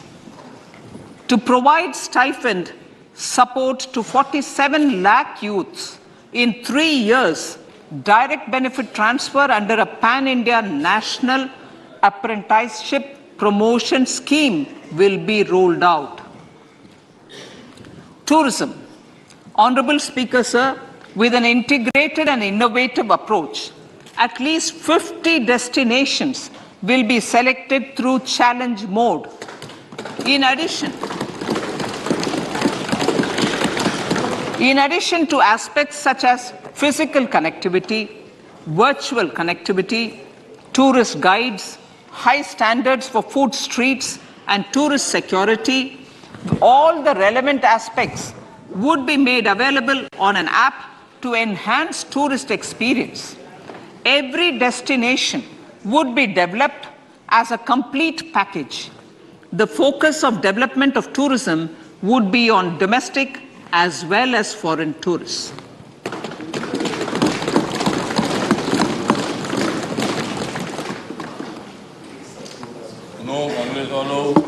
Sector-specific skilling and entrepreneurship development will be dovetailed to achieve the objectives of Dekho Apna Desh initiative. This was launched as an appeal by the Honorable Prime Minister to the middle class to prefer domestic tourism over international tourism. The integrated development of theme-based tourist circuits, the Swadesh Darshan scheme, was also launched. Under the Vibrant Villages program, tourism infrastructure and amenities will be facilitated in border villages. Unity Mall. States will be encouraged to set up a Unity Mall in their state capital or most prominent tourism center or the financial capital for promotion and sale of their one district, one product and GI products and other handicraft products, and for providing space for such products of all other states as well. Sir, priority number 7, financial sector.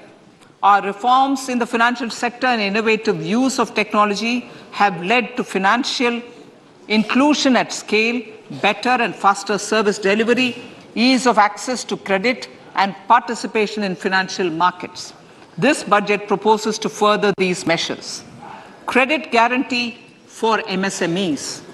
Last year, I proposed revamping of the credit guarantee scheme for the MSMEs.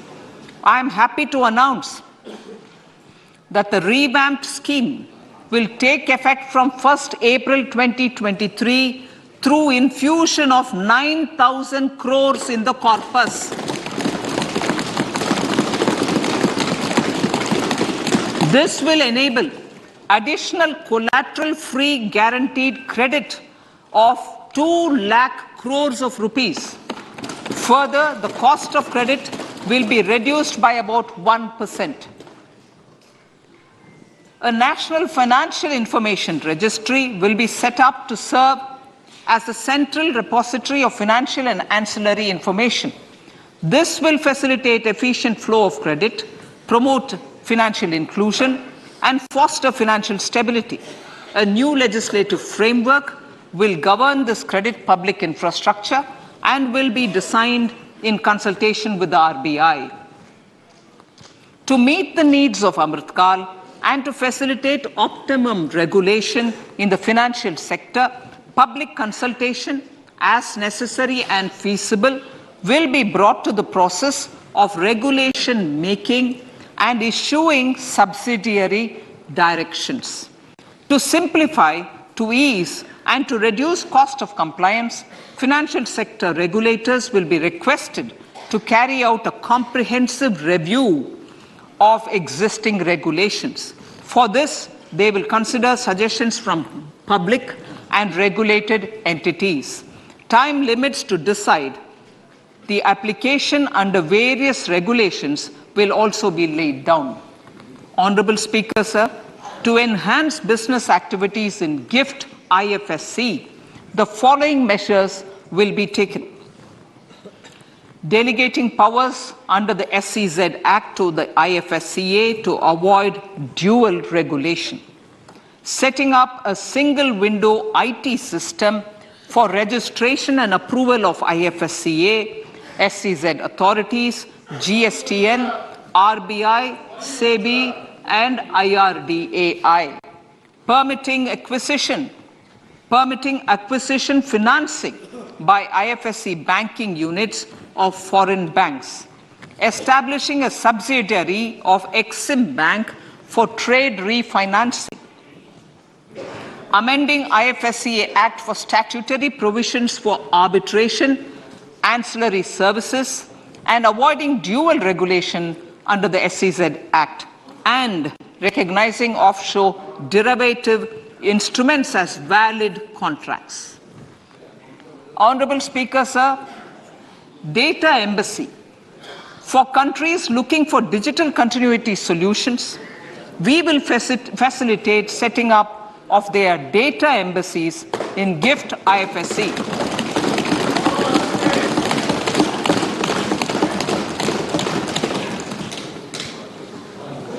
Improving governance and investor protection in banking sector. To improve bank governance and enhance investors' protection, certain amendments to the Banking Regulation Act, the Banking Companies Act, and the Reserve Bank of India Act are being proposed.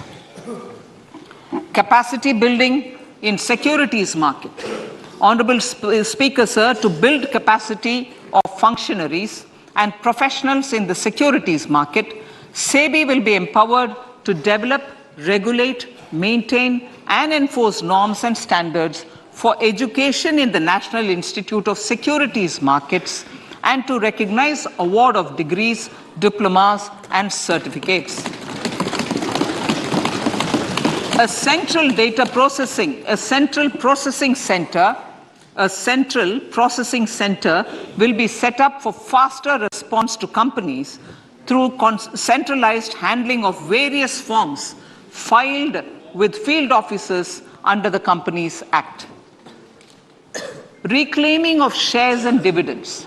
For investors to reclaim unclaimed shares and unpaid dividends from the Investor Education and Protection Fund Authority with ease, from the Investor Education and Protection Fund Authority with ease, an integrated IT portal will be established. Digital payments continue to find wide acceptance. In 2022, they show an increase of 76% in transaction and 91% in value. Fiscal support for this digital public infrastructure will continue in 2023-2024. Azadi Ka Amrit Mahotsav, Mahila Samman Bachat Patra. For commemorating Azadi Ka Amrit Mahotsav, a one-time new small savings scheme, Mahila Samman Savings Patra or Savings Certificate, Mahila Samman Savings Certificate will be made available for a 2-year period up to March 2025. This will offer deposit facility up to 2 lakh in the name of a woman or girls for a tenor of 2 years at fixed interest rate of 7.5% with partial withdrawal option. Senior citizens, the maximum deposit limit for senior citizens savings scheme will be enhanced from 15 lakh to 30 lakhs of rupees. The maximum deposit limit for monthly income account scheme will be enhanced from 4.5 lakh to 9 lakh for single account and from 9 lakh to 15 lakh for joint account. Honorable Speaker, sir, fiscal management. 50 years interest-free loan to states. The entire 50-year loan to states has to be spent on capital expenditure within 2023-24. Most of this will be at the discretion of the states, but a part will be conditional on states increasing their actual capital expenditure. Parts of the outlay will also be linked to or allocated for the following purposes: scrapping old government vehicles, urban planning reforms and actions, financing reforms in urban local bodies to make them creditworthy for municipal bonds, housing for police personnel above or as part of the police station, constructing unity malls, children and adolescent libraries and digital infrastructure, and state share of capital expenditure of central schemes. Honorable Speaker, sir, fiscal deficit of states. States will be allowed a fiscal deficit of 3.5% of GSDP, of which 0.5% will be tied to power sector reforms. Revised estimates 2022 to 2023. The revised estimate, Honorable Speaker, sir, of the total receipts other than borrowing is 24.3 lakh crores, of which the net tax receipts are 20.9 lakh crores. The revised estimate of the total expenditure is 41.9 lakh crores of rupees, of which the capital expenditure is about 7.3 lakh crores. The revised estimate of the fiscal deficit is 6.4% of GDP, adhering to the budget estimate. So budget estimates of 2023-24.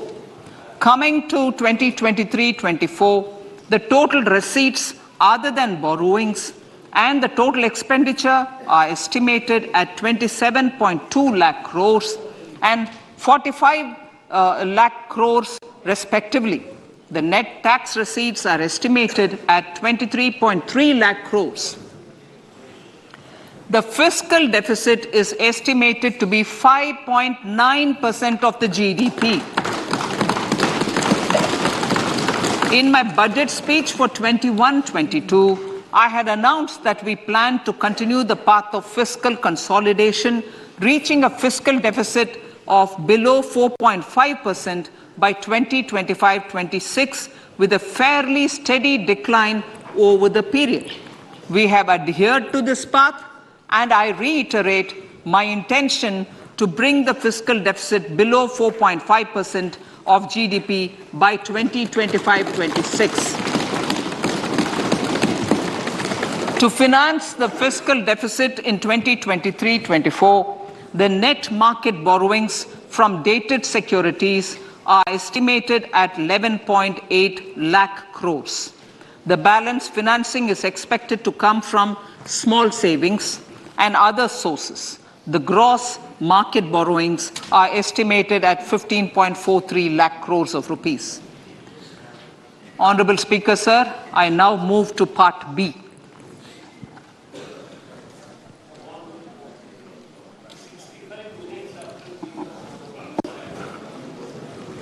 Indirect taxes. My indirect tax proposals will aim to promote exports, boost domestic manufacturing, enhance domestic value addition, encourage green energy and mobility. A simplified tax structure with fewer tax rates helps in reducing compliance burden and improving tax administration. I propose to reduce the number of basic customs duty rates on goods other than textiles and agriculture from 21 to 13. As a result, there are minor changes in the basic custom duties, cesses and surcharges on some items including toys, bicycle, automobiles and naphtha. Green mobility.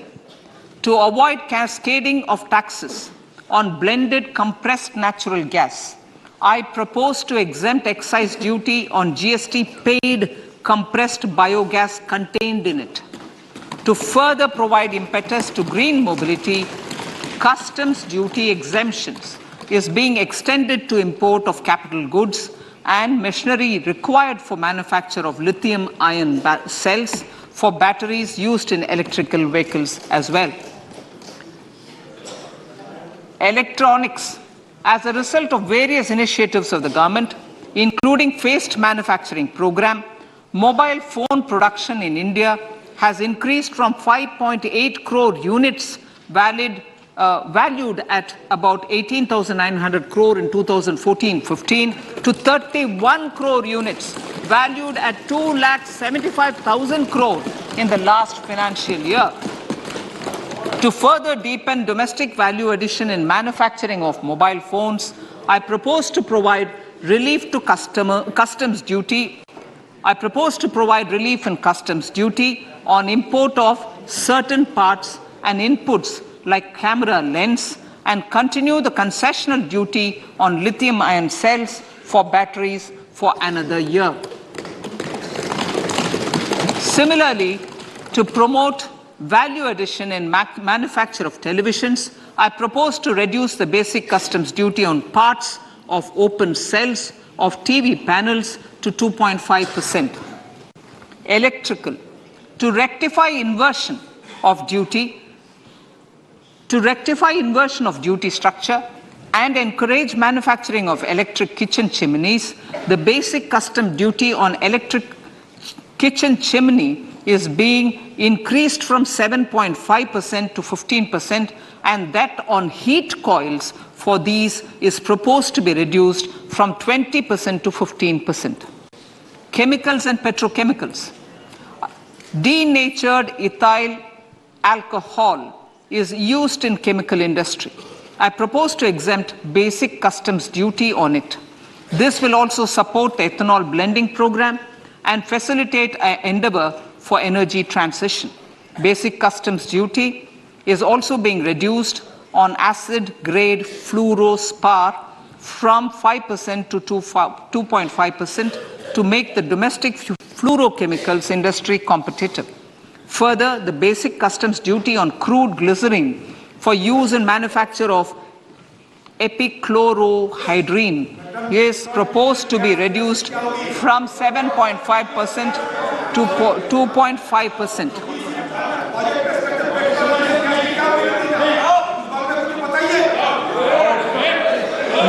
products. In the last financial year, marine products recorded the highest export growth, benefiting farmers in the coastal states of the country. To further enhance the export competitiveness of marine products, particularly shrimps, duty is being reduced on key inputs for domestic manufacture of shrimp feed. India is a global leader, as I said in Part A, in cutting and polishing of natural diamonds, contributing about 3/4 of the global turnover by value. With the depletion of deposits of natural diamonds, the industry is moving towards lab-grown diamonds, and it holds huge promise. To seize this opportunity, I propose to reduce the basic customs duty on seeds used in their manufacture. Customs duties on dore or doré and bars of gold and platinum were increased earlier this fiscal. I propose to increase the duties on articles made therefrom to enhance the duty differential. I also propose to increase the import duty on silver doors, bars and articles to align them with that on gold and platinum. To facilitate availability of raw materials for the steel sector, exemptions from basic custom duty on raw materials for manufacture of CRGO steel, ferrous scrap and nickel cathode is being continued. Similarly, the concessional BCD of 2.5% on copper scrap is also being continued to ensure the availability of raw materials for secondary copper producers who are mainly in the MSME sectors. Compounded rubber. The basic custom duty rate on compounded rubber is being increased from 10% to 25% or 30 kg, whichever is lower, at par with that of natural rubber other than latex, to curb circumvention of duty. Cigarettes. National calamity contingent duty on specified cigarettes was last revised 3 years ago. This is proposed to be revised upwards by about 16%. Direct taxes. I now come to my direct tax proposals. Honorable Speaker, these proposals aim to maintain continuity and stability of taxation, further simplify and rationalize various provisions to reduce the compliance burden, promote the entrepreneurial spirit, and provide tax relief to citizens. It has been constant endeavor of the Income Tax Department to improve taxpayers' services by making compliance easy and smooth. Our taxpayers portal received a maximum of 72 lakh returns in a day, processed more than 6.5 crore returns this year. Average processing period reduced from 93 days in financial year 13-14 to 16 days only now. And 45% of the returns were processed within 24 hours. We intend to further improve this, roll out the next generation common IT return form for taxpayer convenience, and also plan to strengthen the grievance redressal mechanism. MSMEs and professionals. MSMEs are growth engines of our economy. Micro enterprises with turnover up to 2 crore of rupees and certain professionals with turnover of up to 50 lakh rupees can avail the benefit of presumptive taxation. I propose to provide enhanced limits of 3 crore and 75 lakh respectively to the taxpayers whose cash receipts are no more than 5%. Whose cash receipts are no more than 5%. Moreover, to support MSMEs in timely receipt of payments, I propose to allow deduction for expenditure incurred on payments made to them only when payment is actually made. Cooperation. Cooperation is a value to be cherished. In realizing our Prime Minister's goal for Sehkar Se Samriddhi and his resolve to connect the spirit of cooperation with the spirit of Amrit Kal, in addition to the measures proposed in Part A, I have a slew of proposals for the cooperation sector. First, new cooperatives that commence manufacturing activities till 2024 31st March shall get the benefit of a lower tax rate of 15%, as is presently available to new manufacturing companies. Secondly, I propose to provide an opportunity to sugar cooperatives to claim payments made to sugarcane farmers for the period prior to the assessment year 2016-17 as expenditure. This is expected to provide them a relief of almost 10,000 crores. Thirdly, I am providing a higher limit of 2 lakh per member for cash deposits to loans in cash by primary agricultural cooperative societies and primary cooperative agriculture and rural development banks. I repeat that. Thirdly, I'm providing a higher limit of 2 lakh per member for cash deposits to and loans in cash by primary agricultural cooperative societies and primary cooperative agricultural and rural development banks. Similarly, a higher limit of 3 crore for TDS on cash withdrawal is being provided to cooperative societies. Startups.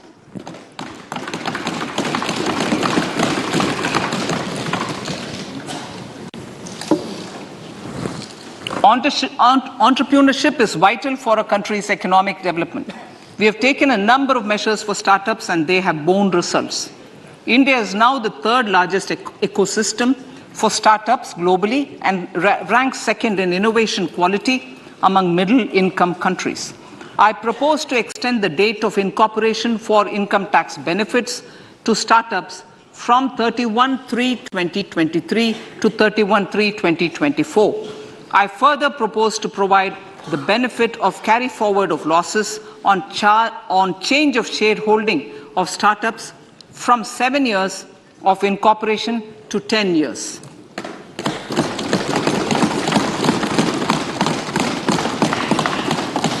To reduce the pendency of appeals at commissioner level, I propose to deploy about 100 joint commissioners for disposal of small appeals. We shall also be more selective in taking up cases for scrutiny of returns already received this year. Better targeting of tax concessions. For better targeting of tax concessions and exemptions, I propose to cap deduction from capital gains on investment in residential house under Section 54 and Section 54F to 10 crores. Another proposal with similar intent is to limit income tax exemption from proceeds of insurance policies with very high value. Rationalization. Honorable Speaker, sir, there are a number of proposals relating to rationalization and simplification. Income of authorities, boards, and commissions set up by statutes of union or state for the purpose of housing, development of cities, towns, and villages, and regulating and developing an activity or matter is proposed to be exempted from income tax. Other major measures in this direction are removing the minimum threshold of 10,000 for TDS and clarifying taxability relating to online gaming, not treating conversion of gold into electronic gold receipts and vice versa as capital gains, reducing the TDS rate from 30% to 20% on taxable portion of EPF withdrawals in non-PAN cases, and taxation on income for market-linked debentures. Other major proposals in the finance bill relate to the following: extension of period of tax benefits to funds relocating to IFSC, GIFT City till 31/3/2025, decriminalization under Section 276A of the Income Tax Act, allowing carry forward of losses on strategic disinvestment, including that of IDBI Bank, and providing EEE status to Agniveer Fund. Personal income tax.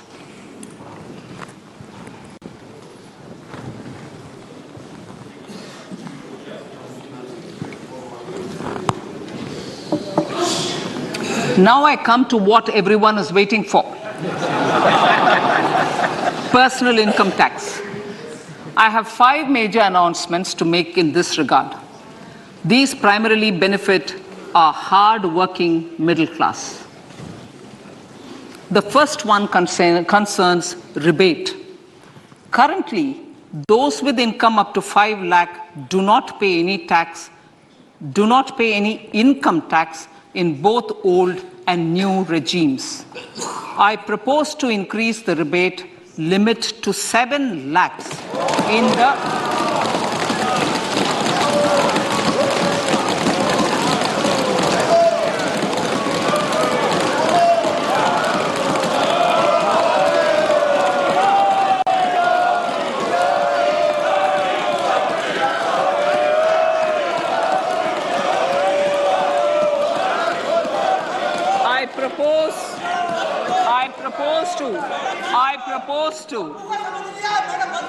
I propose to increase the rebate limit to 7 lakh in the new tax regime.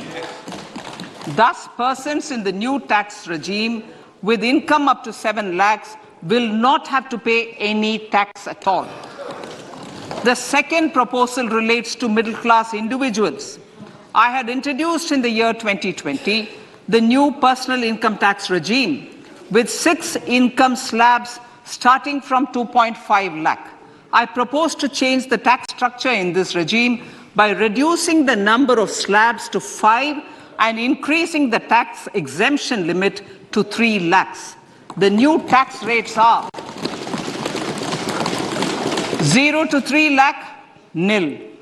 3 to 6 lakhs, 5%. 6 to 9 lakhs, 10%. 9 to 12 lakh, 15%.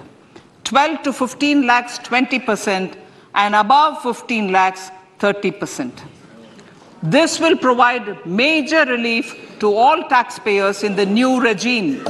An individual with an annual income of 9 lakhs will be required to pay only 45,000 rupees. This is only 5% of his or her income. It is a reduction of 25% on what he or she is required to pay now. That is 60,000. So in the place of 60,000, it is now only 45,000.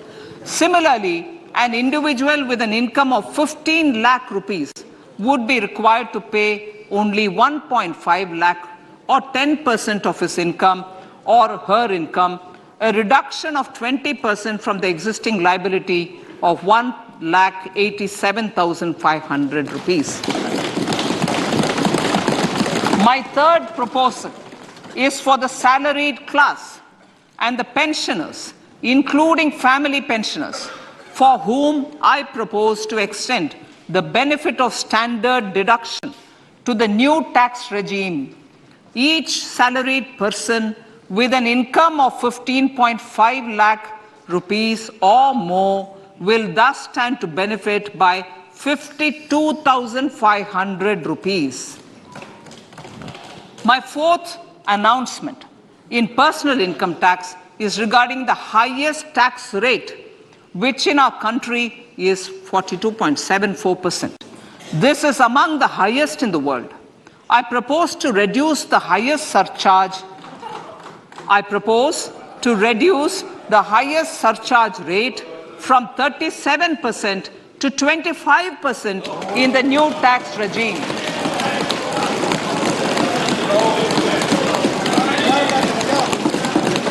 This would result in reduction of the maximum rate. This would result in the reduction of the maximum tax rate to 39%. Lastly, the limit of 3 lakh rupees for tax exemption on leave encashment on retirement of non-government salaried employees was last fixed in the year 2002, when the highest basic pay in the government was only 30,000 rupees per month.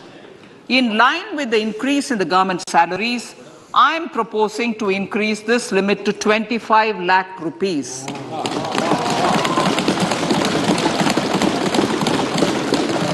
We are also making the new income tax regime as the default tax regime.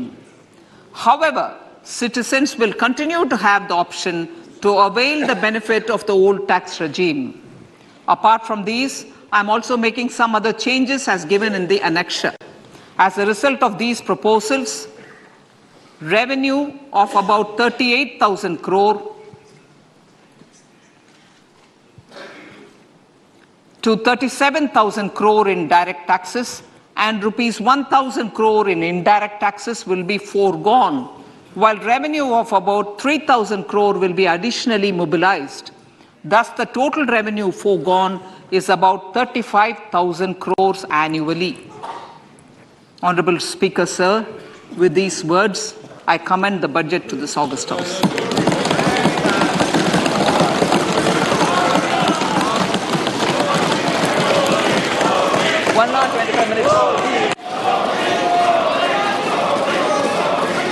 Item number 1, माननीय item number 2 Shrimati Nirmala Sitharaman ji. Sir, with your permission, I lay on the table of the following statements. Under Section 3(1) of the Fiscal Responsibility Budget Management Act 2003, 1. Medium-term fiscal policy cum fiscal policy strategy statement and macroeconomic framework statement. माननीय सदस्यगण, जैसा कि आपको समाचार भाग 2 के माध्यम से पहले ही सूचित किया जा चुका है कि माननीय वित्त मंत्री जी के बजट भाषण की प्रतियां हार्ड कॉपी के रूप में उपलब्ध कराई गई है. आप बजट भाषण की अपनी अपनी प्रति प्रकाशन पलक से ले लें. आपको ये भी सूचित किया जाता है कि माननीय मंत्री द्वारा बजट प्रस्तुत किए जाने के पश्चात उसकी प्रतियां आपको मेंबर्स पोर्टल के माध्यम से उपलब्ध करा दी जाएगी. आइटम नंबर 3, माननीय मंत्री जी, वित्त मंत्री जी. Sir, with your permission, I rise to move for leave to introduce the Finance Bill 2023. प्रश्न ये कि विधेयक को पुनर्स्थापित करने की अनुमति प्रदान की जाए. जो सदस्य इसके पक्ष में हाँ कहें, जो सदस्य विरोध में ना कहें. मेरे विचार में निर्णय हाँ वालों के पक्ष में. माननीय मंत्री जी विधेयक को पुनर्स्थापित करें. Sir, I introduce the bill. सभा की कार्रवाई कल गुरुवार दिनांक 2 फरवरी 2023 को प्राप्त 11 बजे तक के लिए स्थगित की जाती है.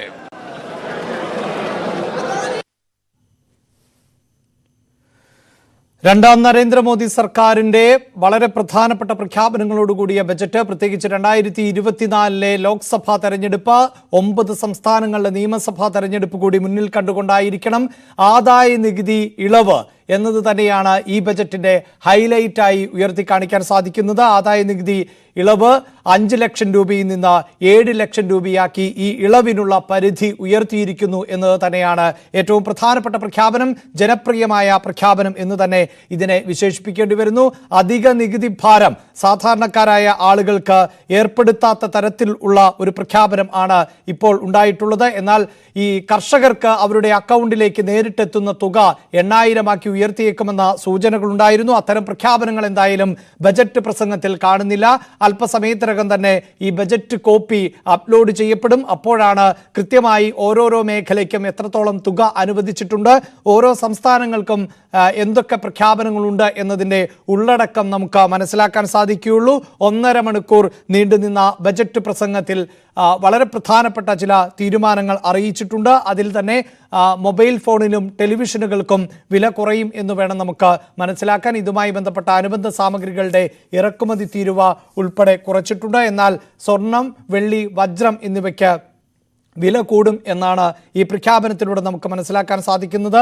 സിഗരറ്റിന് വില കൂടും. ഇലക്ട്രിക് വാഹനങ്ങളുടെ ബാറ്ററിക്ക് വില കുറയുന്ന പശ്ചാത്തലത്തിൽ ഇലക്ട്രിക് വാഹനങ്ങൾക്ക് വില കുറയുന്ന സാഹചര്യം ആണ് ഉള്ളത്. അടിസ്ഥാന മേഖലയിലെ വികസനത്തിന് ഉൾപ്പെടെയുള്ള നിരവധി പ്രഖ്യാപനങ്ങൾ ഈ ബജറ്റിൽ ധനമന്ത്രി നിർമ്മല സീതാരാമൻ ഉൾപ്പെടുത്തിയിട്ടുണ്ട്. അതോടൊപ്പം തന്നെ ആർട്ടിഫിഷ്യൽ ഇൻ്റലിജൻസിന് കൂടുതൽ പ്രാധാന്യം നൽകുന്ന സാഹചര്യം കൂടിയുണ്ട്.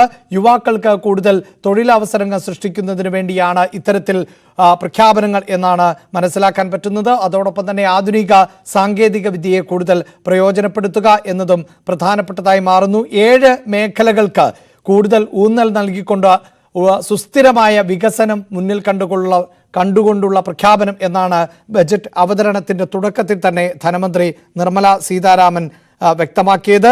സുസ്ഥിര വികസനം എല്ലായിടത്തും എത്തിക്കുക, അടിസ്ഥാന സൗകര്യ വികസന മേഖലയിലേക്ക് വലിയ തോതിൽ നിക്ഷേപം എത്തിക്കുക, സാധ്യതകൾ പരമാവധി പ്രയോജനപ്പെടുത്തുക, ഹരിത വികസനം ഊന്നൽ നൽകുക, യുവാക്കൾക്ക് തൊഴിലവസരങ്ങളും ശാക്തീകരണവും, സാമ്പത്തിക മേഖലയെ കരകയറ്റുക തുടങ്ങിയ 7 മേഖലകൾക്ക് ഊന്നൽ നൽകിക്കൊണ്ടുള്ള ബജറ്റ് പ്രസംഗം ആണ് ഇപ്പോൾ പൂർത്തിയായിട്ടുള്ളത്. ബിസിനസ് ഡെസ്കിൽ നിന്ന് മനു ഭരത് ചേരുന്നു. മനു, ഈ പ്രഖ്യാപനങ്ങൾ എന്തു തന്നെയായാലും സാധാരണക്കാർക്ക് അവരുടെ ജീവിതഭാരം കുറയുമോ എന്നതാണ് ബജറ്റിൽ നിർണായകമാകുന്നത്. ആ നിലയിലുള്ള ജനപ്രിയ പ്രഖ്യാപനങ്ങൾ, തീരുമാനങ്ങൾ എന്തൊക്കെയാണ്? ജനപ്രിയ പ്രഖ്യാപനങ്ങളിൽ ഏറ്റവും പ്രധാനപ്പെട്ടത് ആദായ നികുതി പരിധിയിലെ ഇളവാണ്. ആദായ നികുതിയിൽ 7 ലക്ഷം വരെ ഉള്ള ആളുകൾക്ക്, ആദായ നികുതി 7 ലക്ഷം വരെ ഉള്ളവർക്ക് ഇളവ് പ്രഖ്യാപിച്ചിരിക്കുന്നത്. ഇത് ന്യൂ റെജീമിലാണ്, റെജീമിലാണ് ഈ ഇളവ് പ്രഖ്യാപിച്ചിരിക്കുന്നത്. അപ്പോൾ ഈ പുതിയ രീതിയിലേക്ക് കൂടുതൽ ആളുകളെ ആകർഷിക്കണം എന്നത് സർക്കാരിൻ്റെ ഒരു നയമായിരുന്നു. കാരണം കഴിഞ്ഞ വർഷം ഈ ന്യൂ ടാക്സ് റെജീം പ്രഖ്യാപിച്ചപ്പോൾ അതിലേക്ക് അധികം ആളുകളെ ഉൾപ്പെടുത്താൻ കഴിഞ്ഞില്ല. എന്നാൽ ഇപ്പോൾ ഈ പ്രഖ്യാപനത്തോടുകൂടി കൂടുതൽ ആളുകൾ ന്യൂ ടാക്സ് റെജീമിലേക്ക് വരും എന്നതാണ്. അപ്പോൾ 7 ലക്ഷം രൂപ വരെ വരുമാനമുള്ള ആളുകൾക്ക് ഉള്ള നികുതി ഇളവാണ് ധനമന്ത്രി പ്രഖ്യാപിച്ചത്. അപ്പോൾ ആദായ നികുതിയിലുള്ള ഈ ഇളവ് ഇന്ത്യയിലെ ബഹുഭൂരിപക്ഷം വരുന്ന സാലറിഡ് ക്ലാസ്സിന് ഒരു വലിയ ഇളവാണ് നൽകുക. എന്നോടൊപ്പം ശ്രീ കിരൺ ബാബു ചേരുന്നു. കിരൺ ബാബു, ഈ ആദായ നികുതി ഈ ഇളവ് പ്രത്യേകിച്ച് മിഡിൽ ക്ലാസ് വലിയ പ്രതീക്ഷയോടെ ഉറ്റുനോക്കിയ ഒരു കാര്യമായിരുന്നു. അത് ജനപ്രിയ ബഡ്ജറ്റാക്കി മാറ്റാൻ സഹായം ഉതകുന്നതാണോ? തീർച്ചയായിട്ടും ഇത് അടുത്ത ലോക്സഭാ തെരഞ്ഞെടുപ്പിന് മുന്നോടിയായിട്ടുള്ള ബഡ്ജറ്റായി തന്നെ വിലയിരുത്തണം. ഏറ്റവും വലിയ പ്രതീക്ഷ കഴിഞ്ഞ വർഷങ്ങളെല്ലാം ഉയർന്നിരുന്നത് ഓരോ ബഡ്ജറ്റ് വരുമ്പോഴും ആദായ നികുതിയിൽ വലിയ തോതിൽ ഇളവുണ്ടാവും, അതിൽ ആ ഒരു പരിധിയിൽ ഇളവുണ്ടാവും എന്നുള്ള പ്രതീക്ഷയാണ് ഉണ്ടായിരുന്നത്.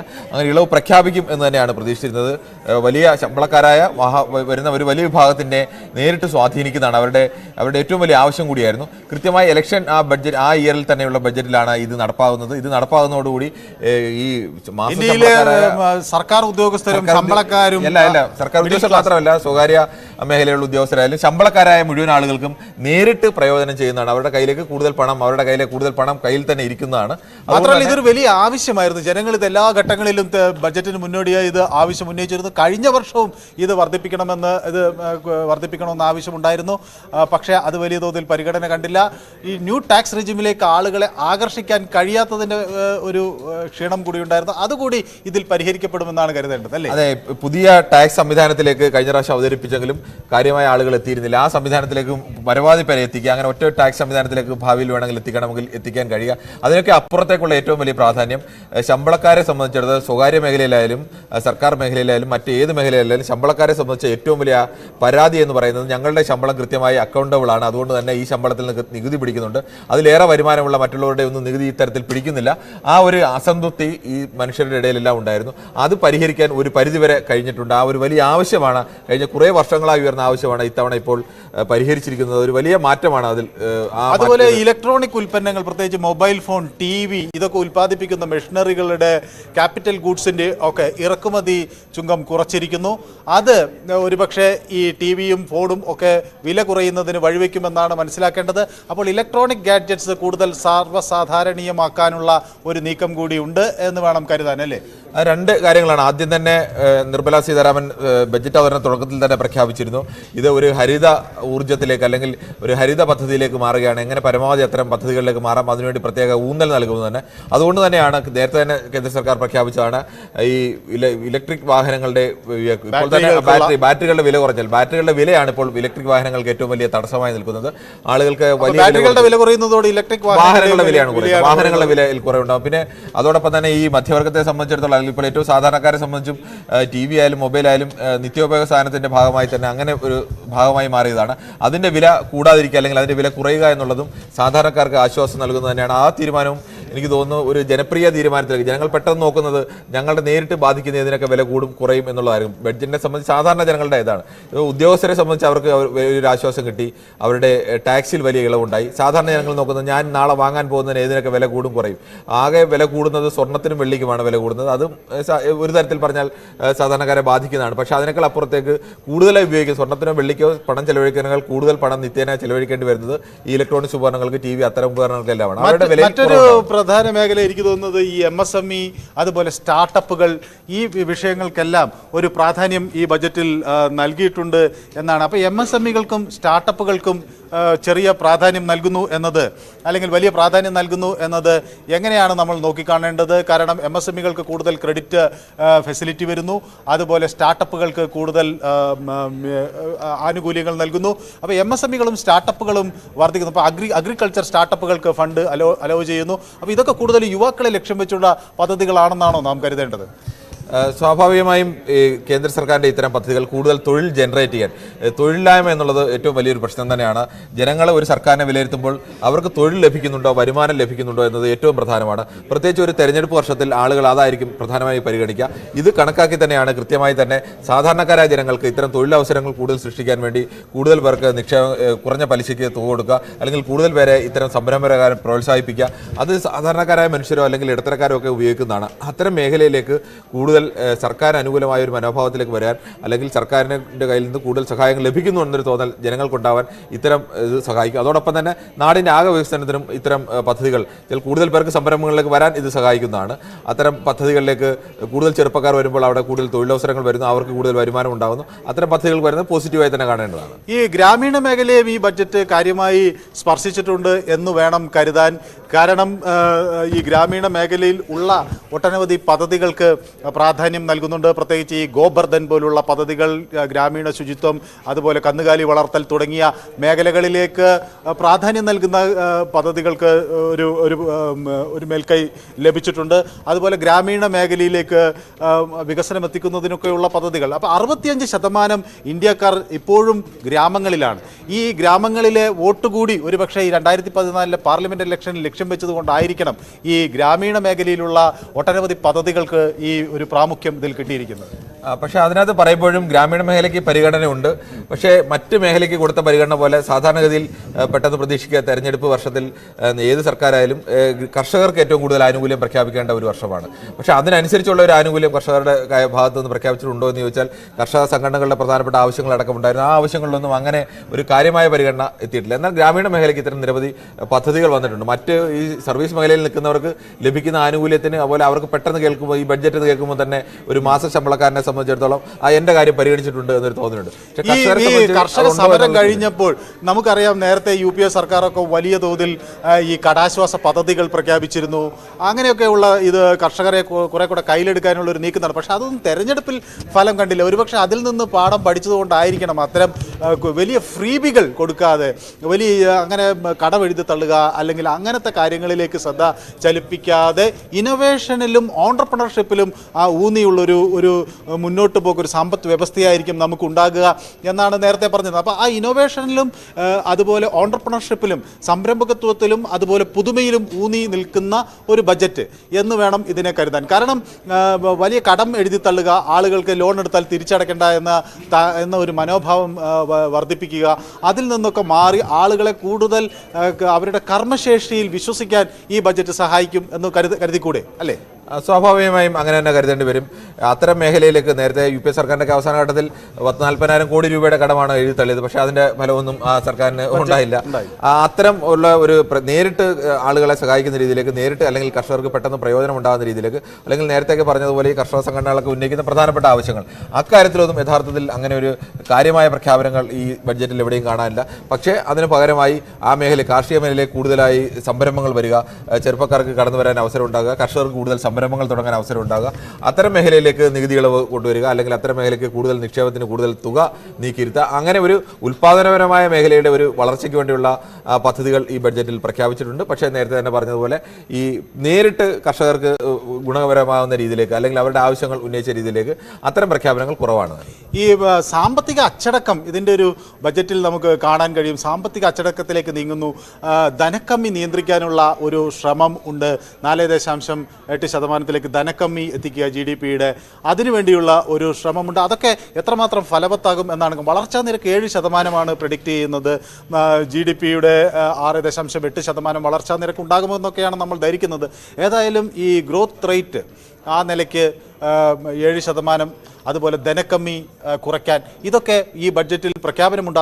അത് പ്രായോഗികമാണ് എന്നാണോ നമ്മൾ വിലയിരുത്തേണ്ടത്? 2025 ധനക്കമ്മിയിൽ വലിയ രീതിയിലുള്ള കുറവുണ്ടാകാൻ കഴിയുമെന്നുള്ളൊരു പ്രതീക്ഷ കൂടിയാണ് ധനമന്ത്രി പ്രഖ്യാപിക്കുന്നത്. നേരത്തെ തന്നെ മനു പറഞ്ഞതുപോലെ വലിയ ജനപ്രിയ പദ്ധതികൾ, അത്തരം സർക്കാരിന് വലിയ സാമ്പത്തിക ബാധ്യത ഉണ്ടാക്കുന്ന ജനപ്രിയ പദ്ധതികൾ, അതിൽ അങ്ങനെ ഒരു പദ്ധതികൾ പ്രഖ്യാപിച്ചിട്ടില്ല. അതുകൊണ്ട് തന്നെ സ്വാഭാവികമായും സർക്കാർ അത്തരം ഇതിനുവേണ്ടി കൂടുതൽ പണം ചെലവഴിച്ചിട്ടില്ല എന്നത് ഒരു സാമ്പത്തിക ശാസ്ത്ര വശം വെച്ച് നോക്കുമ്പോൾ പോസിറ്റീവായി തന്നെ കാണേണ്ടി വരും. ഒരു സർക്കാരിനെ സംബന്ധിച്ച് ഈ ധനക്കമ്മി കുറയ്ക്കാനും സർക്കാരിൻ്റെ ഇനി മുന്നോട്ടുള്ള പോക്കിന് കൂടി കണക്കാക്കിയുള്ള ഒരു ബഡ്ജറ്റാണ് എന്ന് പറയേണ്ടി വരും. ഏതായാലും ഇത് ഒരു കാര്യത്തിൽ നമുക്ക് ഒരേ അഭിപ്രായത്തിലെത്താം. ഇത് പോപ്പുലർ ബഡ്ജറ്റിനോടൊപ്പം ഒരു പ്രാക്ടിക്കൽ ബഡ്ജറ്റ് കൂടിയാണ് എന്നത്. കാരണം ഇത് ജനപ്രിയമാണ് ചില വശങ്ങളിലൊക്കെ, ഒപ്പം തന്നെ ഇത് പ്രായോഗികമായി ഒരു സമ്പദ് വ്യവസ്ഥയിൽ ഒരു പ്രായോഗിക കാര്യങ്ങൾക്ക് കൂടുതൽ പ്രാധാന്യം നൽകുന്നുമുണ്ട് എന്ന് വേണം കരുതാൻ. അങ്ങനെ സ്വാഭാവികമായും കരുതേണ്ടി വരും. പ്രായോഗികമല്ല എന്ന് തോന്നത്തക്ക വല്ല തരത്തിലുള്ള പദ്ധതികളുടെ എണ്ണം കുറവാണ്. അത്തരം വലിയ പദ്ധതികളുടെ ഒന്നും പ്രഖ്യാപനമില്ല. യഥാർത്ഥത്തിൽ ഈ ബഡ്ജറ്റിന്റെ പ്രഖ്യാപനത്തിൽ തന്നെ ഈ നികുതി ഘടനയിൽ വരുത്തിയ മാറ്റത്തിനപ്പുറത്തേക്ക് ഒരു തെരഞ്ഞെടുപ്പ് പ്രമാണിച്ചുള്ള ഒരു വലിയ പ്രഖ്യാപനങ്ങൾ അങ്ങനെ ഏതെങ്കിലും ഒരു പ്രത്യേക മേഖലയ്ക്കില്ല. അങ്ങനെ ഉണ്ട് എന്ന് പറയുന്നത് കൃത്യമായി കർണാടകയ്ക്കാണ്. കർണാടകയെ സംബന്ധിച്ചിടത്തോളം 5300 കോടി രൂപയുടെ ഒരു വരൾച്ച ദുരിതാശ്വാസ തെരഞ്ഞെടുപ്പിനെ കണ്ടുകൊണ്ടാണ് കർണാടകയ്ക്ക് മാത്രം, മറ്റ് സംസ്ഥാനങ്ങൾക്കൊന്നും ഇല്ലാതെ കർണാടകയ്ക്ക് മാത്രം. അത് കൃത്യമായി ഇലക്ഷൻ പൊളിറ്റിക്സ് തന്നെയാണ് വരുന്നത് എന്ന് വിലയിരുത്താൻ. വടക്കുകിഴക്കൻ സംസ്ഥാനങ്ങൾക്കും ചെറിയ അത്തരത്തിലുള്ള പരിഗണനയുണ്ട്. കാശ്മീരിൽ ലഡാക്കിനൊക്കെ ചെറിയ രീതിയിലുള്ള പരിഗണന, തെരഞ്ഞെടുപ്പ് നടക്കുന്ന സംസ്ഥാനങ്ങൾക്ക് അത്തരം പരിഗണനയുണ്ട്. പക്ഷേ മനു നേരത്തെ പറഞ്ഞതുപോലെ ആകെ കൂടി നോക്കുമ്പോൾ സർക്കാരിനെ സംബന്ധിച്ച് അത്തരം വലിയ സാമ്പത്തിക ബാധ്യത ഉണ്ടാക്കുന്ന ജനപ്രിയ പ്രഖ്യാപനങ്ങൾ അതിൽ കുറവാണ്. ധനക്കമ്മി നിയന്ത്രിക്കാൻ കഴിയും, ബാങ്കിങ് കൂടുതൽ കരുത്തുറ്റതാക്കാൻ കഴിയും. പക്ഷേ ഈ ആദായ നികുതി 15 ലക്ഷത്തിന് മുകളിലുള്ള ആളുകൾക്ക് 30% എന്ന് പറയുമ്പോൾ അങ്ങനെയുള്ള ആളുകളുടെ എണ്ണവും ഒരു വലിയ സംഖ്യ തന്നെ രാജ്യത്തുണ്ട്. അപ്പോൾ അതിലൊരു ഇളവും പല ആളുകളും പ്രതീക്ഷിച്ചിരുന്നു. അതൊരു 20-25 ലക്ഷമൊക്കെ ആക്കി ഉയർന്ന പരിധി എന്നുള്ളത്, അതിൽ 30% കൊടുക്കുന്നത്, അത് ഒരുപക്ഷെ ഇന്ത്യയിലെ ഒരു വലിയ ഒരു ഇടത്തരത്തിന് മുകളിൽ നിൽക്കുന്ന സംരംഭകർക്കൊക്കെ അത് കൃത്യമായി പരിശോധിച്ചാൽ അത് ഇലക്ഷനുമായി ബന്ധപ്പെട്ട് സാധാരണഗതിയിൽ വരുന്ന ഒരു ശമ്പളം, മഹാഭൂരിപക്ഷം വരുന്ന മനുഷ്യരുടെ ശമ്പളം പരിധി എന്ന് പറയുന്നത്, ആ പരിധിയിൽ നിൽക്കുന്നവർക്കെല്ലാം യഥാർത്ഥത്തിൽ ഈ ഇളവ് ലഭിക്കുന്നുണ്ട്. ഇപ്പം വാർഷിക ശമ്പളം 25 ലക്ഷത്തിന് മുകളിൽ വരുന്ന ആളുകൾ എന്ന് പറയുന്നത് ആകെയുള്ള മാസവരുമാനക്കാരിൽ 1% പോലും വരില്ല. അതിലും എത്രയോ കുറവ് ശതമാനം മാത്രമായിരിക്കും. പക്ഷെ അവർ ഇൻഫ്ലുവൻഷ്യൽ ആളുകളാണെങ്കിൽ പോലും അവരെ എണ്ണം സ്വാഭാവികമായും കുറവാണ്. അത്തരം മേഖലയിലേക്ക് അതുകൊണ്ട് തന്നെ ആവും. അല്ലെങ്കിൽ തന്നെ ഇപ്പോൾ തന്നെയുള്ള വർധനവ് 7 ലക്ഷം വരെയുള്ളവർക്ക് യഥാർത്ഥത്തിൽ ആദായ നികുതിയിൽ ഇളവ് വന്നിട്ടുണ്ട്. അപ്പോൾ ഇനി വീണ്ടും ഇളവിലേക്ക് വരുമ്പോൾ അതൊരു വലിയ മാറ്റത്തിലേക്കാണ്. പക്ഷേ ഇതൊരു ന്യായമായും കഴിഞ്ഞ കുറച്ച് വർഷങ്ങളിലൊക്കെ മാറ്റം പ്രതീക്ഷിച്ചിരുന്നെങ്കിലും ആ വർഷങ്ങളിലൊന്നും ഈ മാറ്റം വരുത്തിയില്ല. സർക്കാർ ഓരോ വർഷവും മാറ്റം വരുത്തുന്ന പ്രതീക്ഷിച്ച മാറ്റം സ്വാഭാവികമായി 1-2 വർഷം കൂടുമ്പോൾ പരിധി ഉയർത്താറുണ്ട്. ആ പരിധിയുടെ ഉയർത്ത ഉണ്ടായില്ല. അതെല്ലാം കൂടെ ചേർത്ത് തെരഞ്ഞെടുപ്പ് വർഷം ഉയർത്തി എന്ന് കണക്കാക്കിയാൽ അവിടെ ശരിയാണ്. പക്ഷെ മുകളിലേക്കുള്ള പരിധി ഉയർത്തൽ വോട്ടിൽ ബേസിലും അങ്ങനെ നോക്കേണ്ടതില്ല. അല്ലെങ്കിൽ സാമ്പത്തിക വശം നോക്കുമ്പോഴും രണ്ടും അത് ഒഴിവാക്കൽ തന്നെയാവും സാമ്പത്തിക ഒരു വൈദഗ്ധ്യത്തിലും നല്ലത്. അതോടൊപ്പം തന്നെ വോട്ടിൻ്റെ കാര്യത്തിൽ ഇത് കാര്യമായി ബാധിക്കുന്നതല്ല. മറ്റേ ഈ ഇടത് പ്രവർത്തകരും ഒക്കെ എപ്പോഴും ഒരു ആരോപിക്കാറുള്ളത് കോർപ്പറേറ്റുകൾക്ക് വാരിവലിച്ച് ഇളവുകൾ കൊടുക്കുന്നത്. അതിൽ ഈ തവണ അതിനൊരു വലിയ സാധ്യത കാണുന്നില്ലെന്ന് തോന്നുന്നു. കോർപ്പറേറ്റ് നികുതികളിലെ കാര്യമായ ഇളവുകൾ ഒന്നും പ്രഖ്യാപിച്ചിട്ടില്ലെന്ന് തോന്നുന്നു. പക്ഷേ സർക്കാർ എപ്പോഴും പറയാറുള്ളത് ഈ കോർപ്പറേറ്റുകൾക്ക് ഇളവ് കൊടുക്കുമ്പോൾ അത് സ്വകാര്യ മേഖലയെ കൂടുതൽ ശക്തിപ്പെടുത്തുന്നു, കൂടുതൽ സ്വകാര്യ മേഖലയിലേക്ക് കരുത്താർജിക്കുന്നതിനൊക്കെ ഇത് വഴിവെക്കുന്നു. കാരണം സർക്കാരിന് മുഴുവൻ ആളുകൾക്കും ജോലി കൊടുക്കാനാവില്ല. അത് സ്വകാര്യ മേഖല തന്നെയാണ്. കൃഷി കഴിഞ്ഞാൽ പിന്നെ വലിയ തോതിൽ ആളുകൾ പരമ്പരാഗത മേഖലയൊക്കെ കഴിഞ്ഞാൽ പിന്നെ ആളുകൾ സ്വകാര്യ മേഖലയാണ് ആശ്രയിക്കുന്നത്. അപ്പോൾ ഈ ബജറ്റിൽ കോർപ്പറേറ്റുകൾക്ക് കൂടുതൽ ഇളവുകൾ ഒരുപക്ഷെ അവർ പ്രതീക്ഷിച്ചിട്ടുണ്ട്. ഒരുപക്ഷെ തെരഞ്ഞെടുപ്പ് മുന്നിൽ കണ്ടായിരിക്കാം അത്ര വലിയ ഇളവുകളൊന്നും ഈ ബജറ്റിൽ കോർപ്പറേറ്റുകൾക്കില്ല. ഈ സർക്കാരിൻ്റെ നയം വളരെ വ്യക്തമാണ്. സർക്കാർ വളരെ നേരത്തെ തന്നെ തന്നെ പ്രഖ്യാപിച്ച നയം തന്നെയാണ്. സ്വകാര്യ മേഖലയെ പ്രോത്സാഹിപ്പിക്കുക എന്നുള്ളത് സർക്കാരിൻ്റെ നയം തന്നെയാണ്. അതുകൊണ്ട് തന്നെ മറ്റ് പാർട്ടികൾ ആ നയത്തെ എതിർക്കുന്ന പാർട്ടികളുണ്ടെങ്കിലും ഈ സർക്കാരിൻ്റെ തുടക്കം മുതലുള്ള നയം അവർ പ്രഖ്യാപിച്ചാണ് സ്വകാര്യ മേഖലയിലേക്ക് കൂടുതൽ ഇളവുകൾ നൽകിക്കൊണ്ട് സ്വകാര്യ മേഖലയെ കൂടുതൽ പ്രോത്സാഹിപ്പിക്കുക, അതുവഴി കൂടുതൽ തൊഴിൽ രാജ്യത്ത് സൃഷ്ടിക്കുക എന്നുള്ളതാണ് ഇവരുടെ നയം. ഈ ഓൾറെഡി തന്നെ കഴിഞ്ഞ വർഷങ്ങളിലെല്ലാം ഈ അത്തരം മേഖലയ്ക്ക് കൊടുക്കാൻ കഴിയാവുന്ന സഹായം വളരെ മികച്ച രീതിയിൽ തന്നെ കഴിഞ്ഞ ബഡ്ജറ്റുകളിലെല്ലാം കൊടുത്തിട്ടുണ്ട്.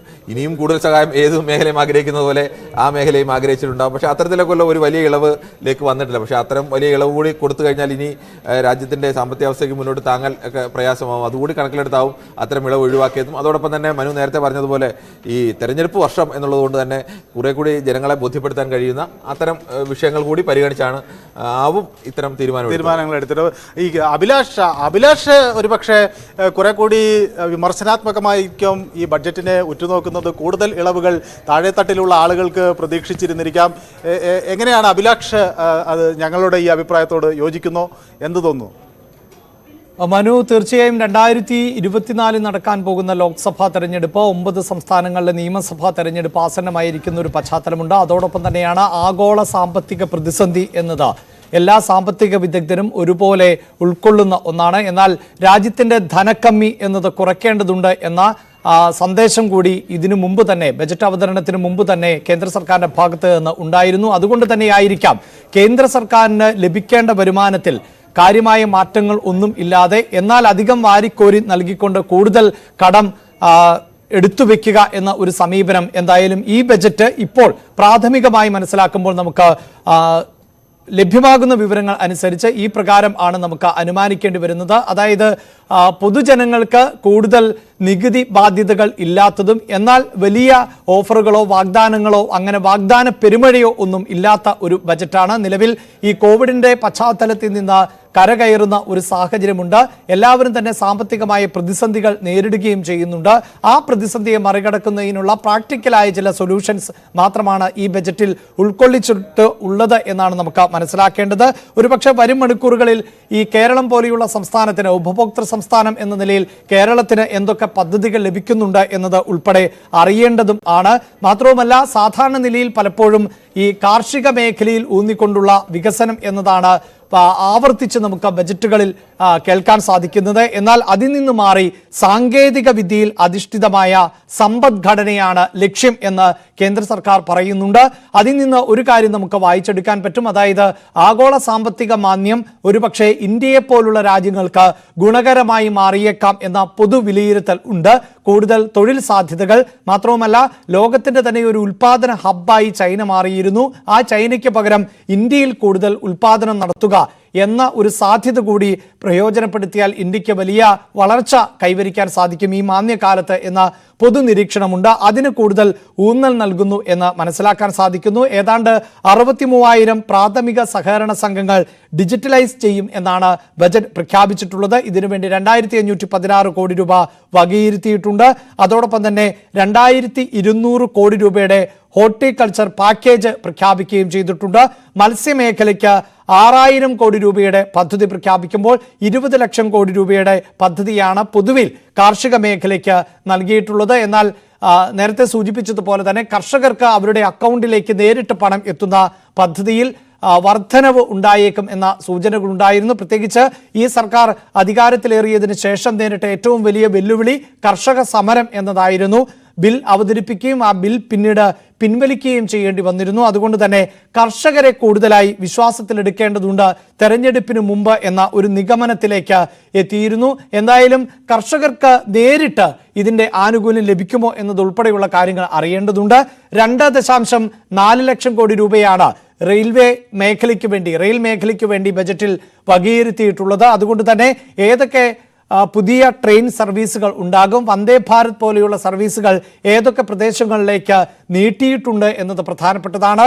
കേരളം മുന്നോട്ട് വയ്ക്കുന്ന ഏറ്റവും പ്രധാനപ്പെട്ട റെയിൽ പദ്ധതി എന്നത് കേരയിൽ ആണ്. എന്നാൽ തത്വത്തിൽ അതിന് കേന്ദ്ര സർക്കാർ അംഗീകാരം നൽകിയിട്ടില്ല. പക്ഷേ കേരളത്തിന് അടക്കം അതിവേഗ യാത്രാ സൗകര്യങ്ങൾ ഒരുക്കേണ്ടതുണ്ട്. ദേശീയപാത വികസനത്തിൽ ഉൾപ്പെടെ കേരളത്തിൽ ഇപ്പോൾ ഒട്ടേറെ നിർമ്മാണ പ്രവൃത്തികൾ നടക്കുന്നുണ്ട്. അതുകൊണ്ട് തന്നെ കെ റെയിലിനെ മറികടക്കുന്ന തരത്തിലേക്ക് ഏതെങ്കിലും പുതിയ ട്രെയിൻ സംവിധാനങ്ങൾ, ട്രെയിൻ സർവീസുകളോ അല്ലെങ്കിൽ വന്ദേ ഭാരത് ഉൾപ്പെടെയുള്ള സർവീസുകളോ ഒക്കെ കേരളത്തിന് അനുവദിക്കുമോ?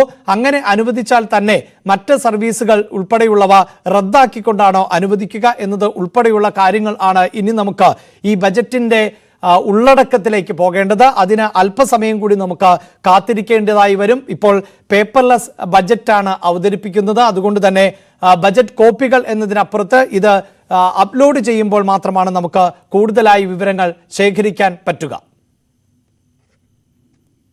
ഈ ന്യൂസ് ബുള്ളറ്റിൻ പൂർണ്ണമാവുകയാണ്. അടുത്ത ബുള്ളറ്റിൻ അല്പസമയത്തിനകം. നമസ്കാരം.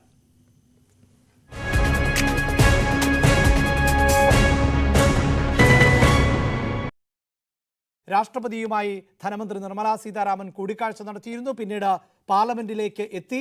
ബജറ്റ് അവതരണത്തിന് മുമ്പ് അടിയന്തരമായി മന്ത്രിസഭാ യോഗം ചേരുകയും ബജറ്റ് പാസാക്കുകയും ഒക്കെ ചെയ്യുന്ന ഒരു സാഹചര്യമുണ്ട്. ബജറ്റിന് അനുമതി നൽകുകയും ചെയ്യുന്ന സാഹചര്യമുണ്ട്. മന്ത്രിസഭാ യോഗം ആരംഭിച്ചോ? എന്താണ് വിവരങ്ങൾ?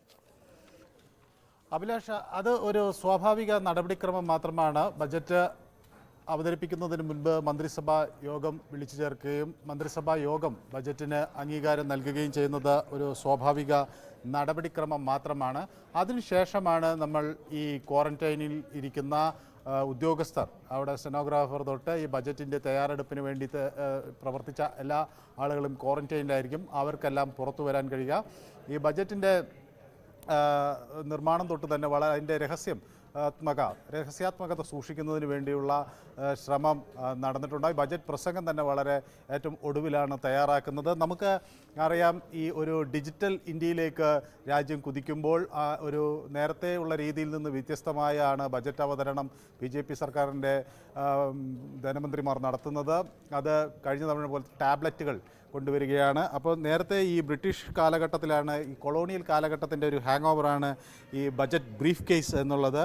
അപ്പോൾ ഈ ബാഹി കഥ എന്ന് പറയുന്ന നമ്മുടെ പഴയ മലയാളത്തിൽ അതിനെ ലെഡ്ജർ എന്നൊക്കെ വിളിക്കാവുന്ന ഒരു ടാബ്ലറ്റ്, അത് ഒരു ഡിജിറ്റലൈസ്ഡ് വെർഷൻ ആണ്. അതുമായാണ് നിർമ്മലാ സീതാരാമൻ തൻ്റെ ബജറ്റ് അവതരണത്തിന് എത്തുന്നത്. അപ്പോൾ പരമ്പരാഗതമായി ഇംഗ്ലീഷുകാർ ഉപയോഗിച്ചിരുന്ന ഒരു ഗ്ലാഡ്സ്റ്റോൺ ബോക്സ് അല്ലെങ്കിൽ ആ ഒരു ബ്രീഫ് കേസ്, ലെതർ ബ്രീഫ് കേസിൽ നിന്ന് അതൊക്കെ ഒരു കൊളോണിയൽ കാലഘട്ടത്തിൻ്റെ ഓർമ്മകൾ അയവിറക്കുന്നതാണ് എന്നുള്ളതുകൊണ്ട് അതിൽ നിന്നൊക്കെ മാറാനാണ് രാജ്യം ആഗ്രഹിക്കുന്നത്.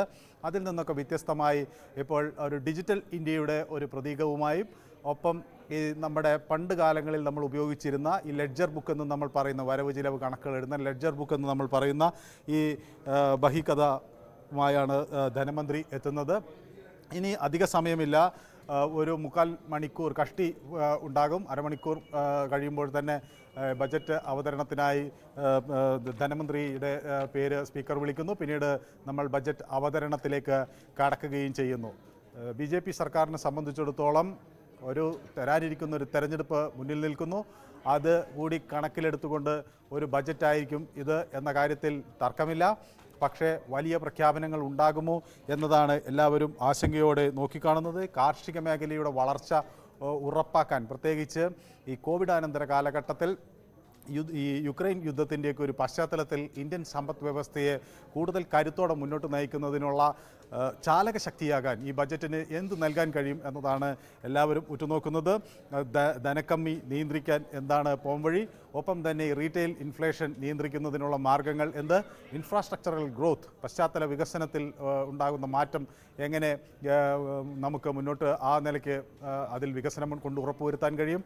അതുപോലെ ഒട്ടനവധി മേഖലകൾ ഗതാഗത രംഗവുമായി ബന്ധപ്പെട്ടുകൊണ്ട് ഇപ്പോൾ റെയിൽവേയുടെ മേഖലയിലൊക്കെ ഒരു 4 ലക്ഷം കോടിയുടെ ബജറ്റ് നീക്കിയിരിപ്പാണ് നമ്മൾ പ്രതീക്ഷിക്കുന്നത്. അതുപോലെ റെയിൽ, റോഡ്, എയർപോർട്ട്, അതുപോലെ നമ്മുടെ തുറമുഖങ്ങൾ, അതുപോലെ മാസ്റ്റർ സംവിധാനങ്ങൾ, ജലഗതാഗത ചരക്കു നീക്കം, ഇത്രയും മേഖലകളിലൊക്കെ നമുക്ക് വലിയ കുതിച്ചുചാട്ടം നടത്തേണ്ടതുണ്ട്. കഴിഞ്ഞ കാലങ്ങളിൽ നമുക്കറിയാം എവിടെയെല്ലാം ഫോറിൻ FDI ഇൻവെസ്റ്റ്മെൻറ്റ് കൂടുതൽ വരുന്നതിൻ്റെ ഒരു സൂചനകൾ നമുക്ക് കണ്ടിരുന്നു. ഇനി ടൂറിസത്തിൻ്റെ മേഖലയിൽ കുറേ കൂടെ ത്രസ്റ്റ് ഉണ്ടാകണം. ഈ ഉഡാൻ സർവീസുകൾ നമ്മൾ ആരംഭിച്ചിട്ടുണ്ട്. അതിൽ 51 ഫ്ലൈറ്റ് സർവീസുകൾ ഇപ്പോൾ ആക്റ്റീവാണ്. നമുക്ക് 59 റൂട്ടുകൾ ഉണ്ട്. അപ്പോൾ ഈ ടൂറിസം സെക്ടറിനൊക്കെ ഇതൊരു ബൂസ്റ്റ് നൽകാൻ കഴിയും. അപ്പോൾ ആ ടൂറിസം സെക്ടറിനെ കൂടുതൽ കരുത്താർജിപ്പിക്കാൻ, കാരണം ഈ സർക്കാരിൻ്റെ മുന്നിലുള്ള ഏറ്റവും വലിയ വെല്ലുവിളി കൂടുതൽ തൊഴിലവസരങ്ങൾ സൃഷ്ടിക്കുക, യുവാക്കളെ പരിഗണനയിൽ എടുക്കുക എന്നതാണ്.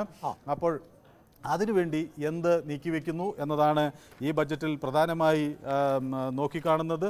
ഒപ്പം തന്നെ ഈ കടമെടുക്കൽ നമ്മളിപ്പോൾ ഈ തവണ അതൊരു 16 ലക്ഷം കോടിയിലേക്ക് നിർത്താനൊക്കെയുള്ള ശ്രമം ഉണ്ടാകും.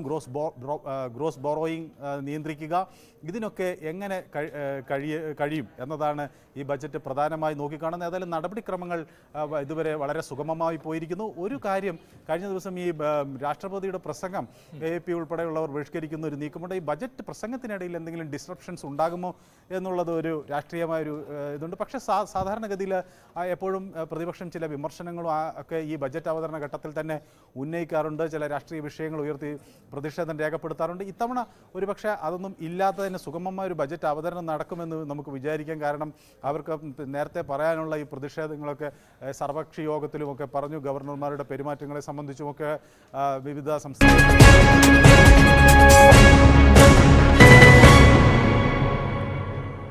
നമസ്കാരം. പ്രധാന വാർത്തകൾ. മാട്രിമോണി പ്രധാന വാർത്തകൾ നിങ്ങൾക്കായി സമർപ്പിക്കുന്നത് കേരള മാട്രിമോണിയിലുണ്ട് ലക്ഷക്കണക്കിന് പ്രൊഫൈലുകൾ, എല്ലാവരും ചൂസിയായിരിക്കാൻ.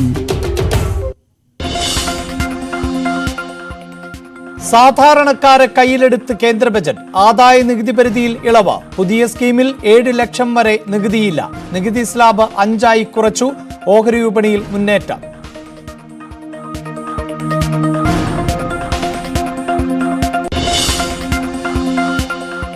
സ്വർണം വെള്ളി വില വർദ്ധിക്കും. സിഗരറ്റിന് വില കൂടും. മൊബൈലിനും ടിവിക്കും വില കുറയും. വൈദ്യുതി വാഹനങ്ങളുടെ ബാറ്ററിക്ക് വില കുറയും.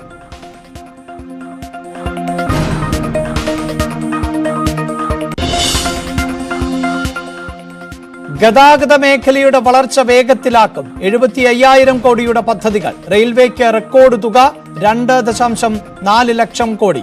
പ്രാദേശിക വിമാന സർവീസ് പ്രോത്സാഹിപ്പിക്കും. 50 വിമാനത്താവളങ്ങൾ നവീകരിക്കും. നഗരവികസനത്തിന് 10,000 കോടി.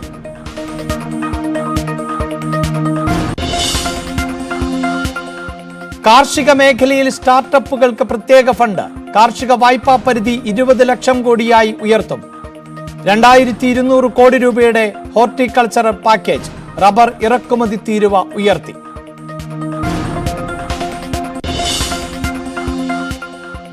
പാൻ കാർഡും തിരിച്ചറിയൽ രേഖയാക്കും. കീടനാശിനി ഉപയോഗം കുറയ്ക്കാൻ PM പ്രാണം പദ്ധതി. ഗോത്രവിഭാഗങ്ങൾക്ക് 15,000 കോടിയുടെ പ്രഖ്യാപനം. കൂടുതൽ ഏകലവ്യ സ്കൂളുകൾ സ്ഥാപിക്കും.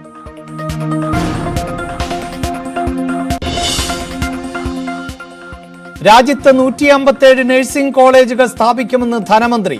ICMR ഗവേഷണ സൗകര്യങ്ങൾ വിപുലമാക്കും. ആരോഗ്യമേഖലയിൽ ഗവേഷണം വിപുലമാക്കും. 2047 മുമ്പ് അരിവാൾ രോഗം നിർമ്മാർജ്ജനം പ്രധാന ലക്ഷ്യം.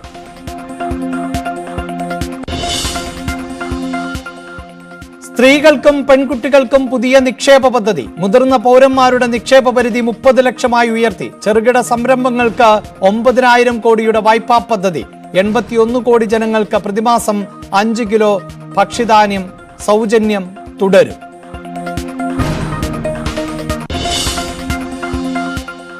സമ്പദ് വ്യവസ്ഥ ശരിയായ ദിശയിലെന്ന് ധനമന്ത്രി. വളർച്ചാ നിരക്ക് 7%-ലെത്തും. രാജ്യം തിളങ്ങുന്ന ഭാവിയിലേക്ക് മുന്നേറുന്നു. ലോകം ഇന്ത്യയെ ഉറ്റുനോക്കുന്നതായും നിർമ്മലാ സീതാരാമൻ.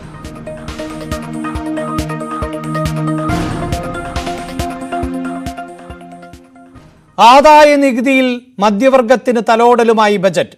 ആദായ നികുതി ഇളവിനുള്ള പരിധി 5 ലക്ഷത്തിൽ നിന്ന് 7 ലക്ഷമായി ഉയർത്തി. പുതിയ നികുതി വ്യവസ്ഥ തെരഞ്ഞെടുക്കുന്നവർക്കാണ് ഇളവ്. Currently, those with income up to 5 lakh do not pay any income tax in both old and new regimes. I propose to increase the rebate limit to 7 lakhs in the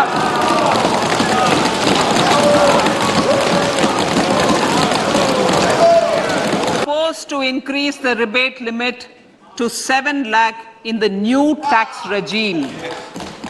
Thus, persons in the new tax regime introduced in the year 2020, the new personal income tax regime with 6 income slabs starting from 2.5 lakh. I propose to change the tax structure in this regime by reducing the number of slabs to 5 and increasing the tax exemption limit to 3 lakhs. The new tax rates are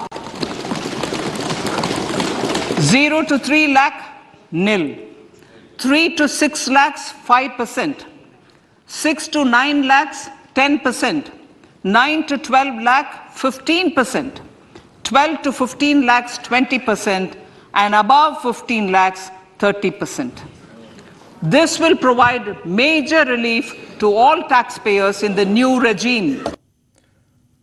സ്വർണത്തിനും വെള്ളിക്കും വജ്രത്തിനും വില കൂടും. സ്വർണത്തിന്റെയും വെള്ളിയുടെയും ഇറക്കുമതി തീരുവ കൂട്ടി.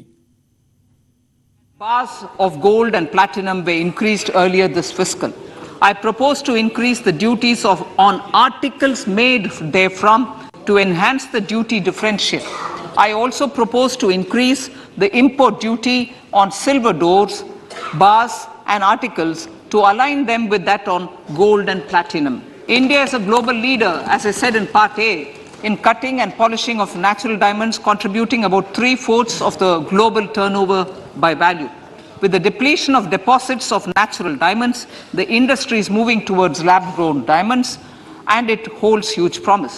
To seize this opportunity, I propose to reduce the basic customs duty on seeds used in their manufacture. ടിവിക്കും mobile ഫോണിനും വില കുറയും. Mobile ഫോണിന്റെയും T V നിർമ്മാണ സാമഗ്രികളുടെയും കസ്റ്റംസ് തീരുവ 2.5% കുറച്ചു. Domestic value addition in manufacturing of mobile phones, I propose to provide relief to customs duty. I propose to provide relief in customs duty on import of certain parts and inputs like camera lens, and continue the concessional duty on lithium ion cells for batteries for another year. Value addition in manufacture of televisions, I propose to reduce the basic customs duty on parts of open cells of TV panels to 2.5%. റെയിൽവേക്കായി 2.4 lakh crore രൂപ വകയിരുത്തി. 2013-14 ബജറ്റിനേക്കാൾ 9 മടങ്ങ് കൂടുതലാണ് ഇത് എന്നും ധനമന്ത്രി പറഞ്ഞു. A capital outlay of 2.40 lakh crores has been provided for the railways.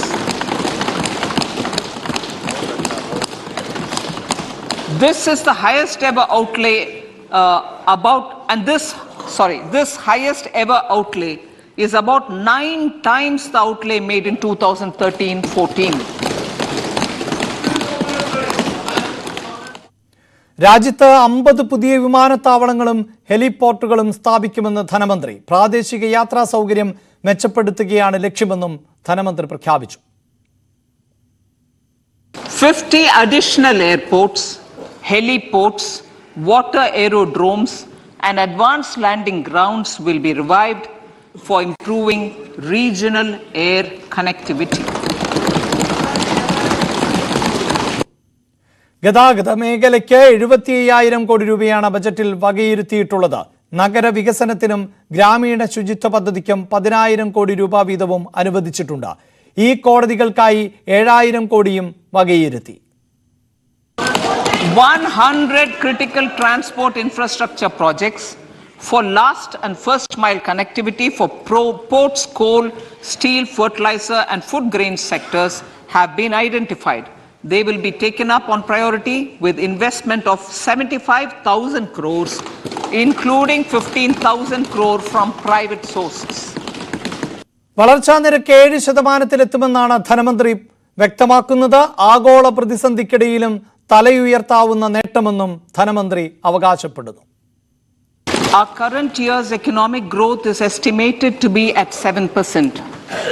It is notable that this is the highest among all the major economies. This is in spite of the massive slowdown globally caused by COVID-19 and the war. കാർഷിക മേഖലയിൽ സ്റ്റാർട്ടപ്പുകൾക്ക് പ്രത്യേക പരിഗണന. സ്റ്റാർട്ടപ്പുകൾക്ക് പ്രത്യേക fund വകയിരുത്തി. കാർഷിക വായ്പാ ലക്ഷ്യം 20 ലക്ഷം കോടിയാക്കി ഉയർത്തുമെന്നും പ്രഖ്യാപനത്തിലുണ്ട്.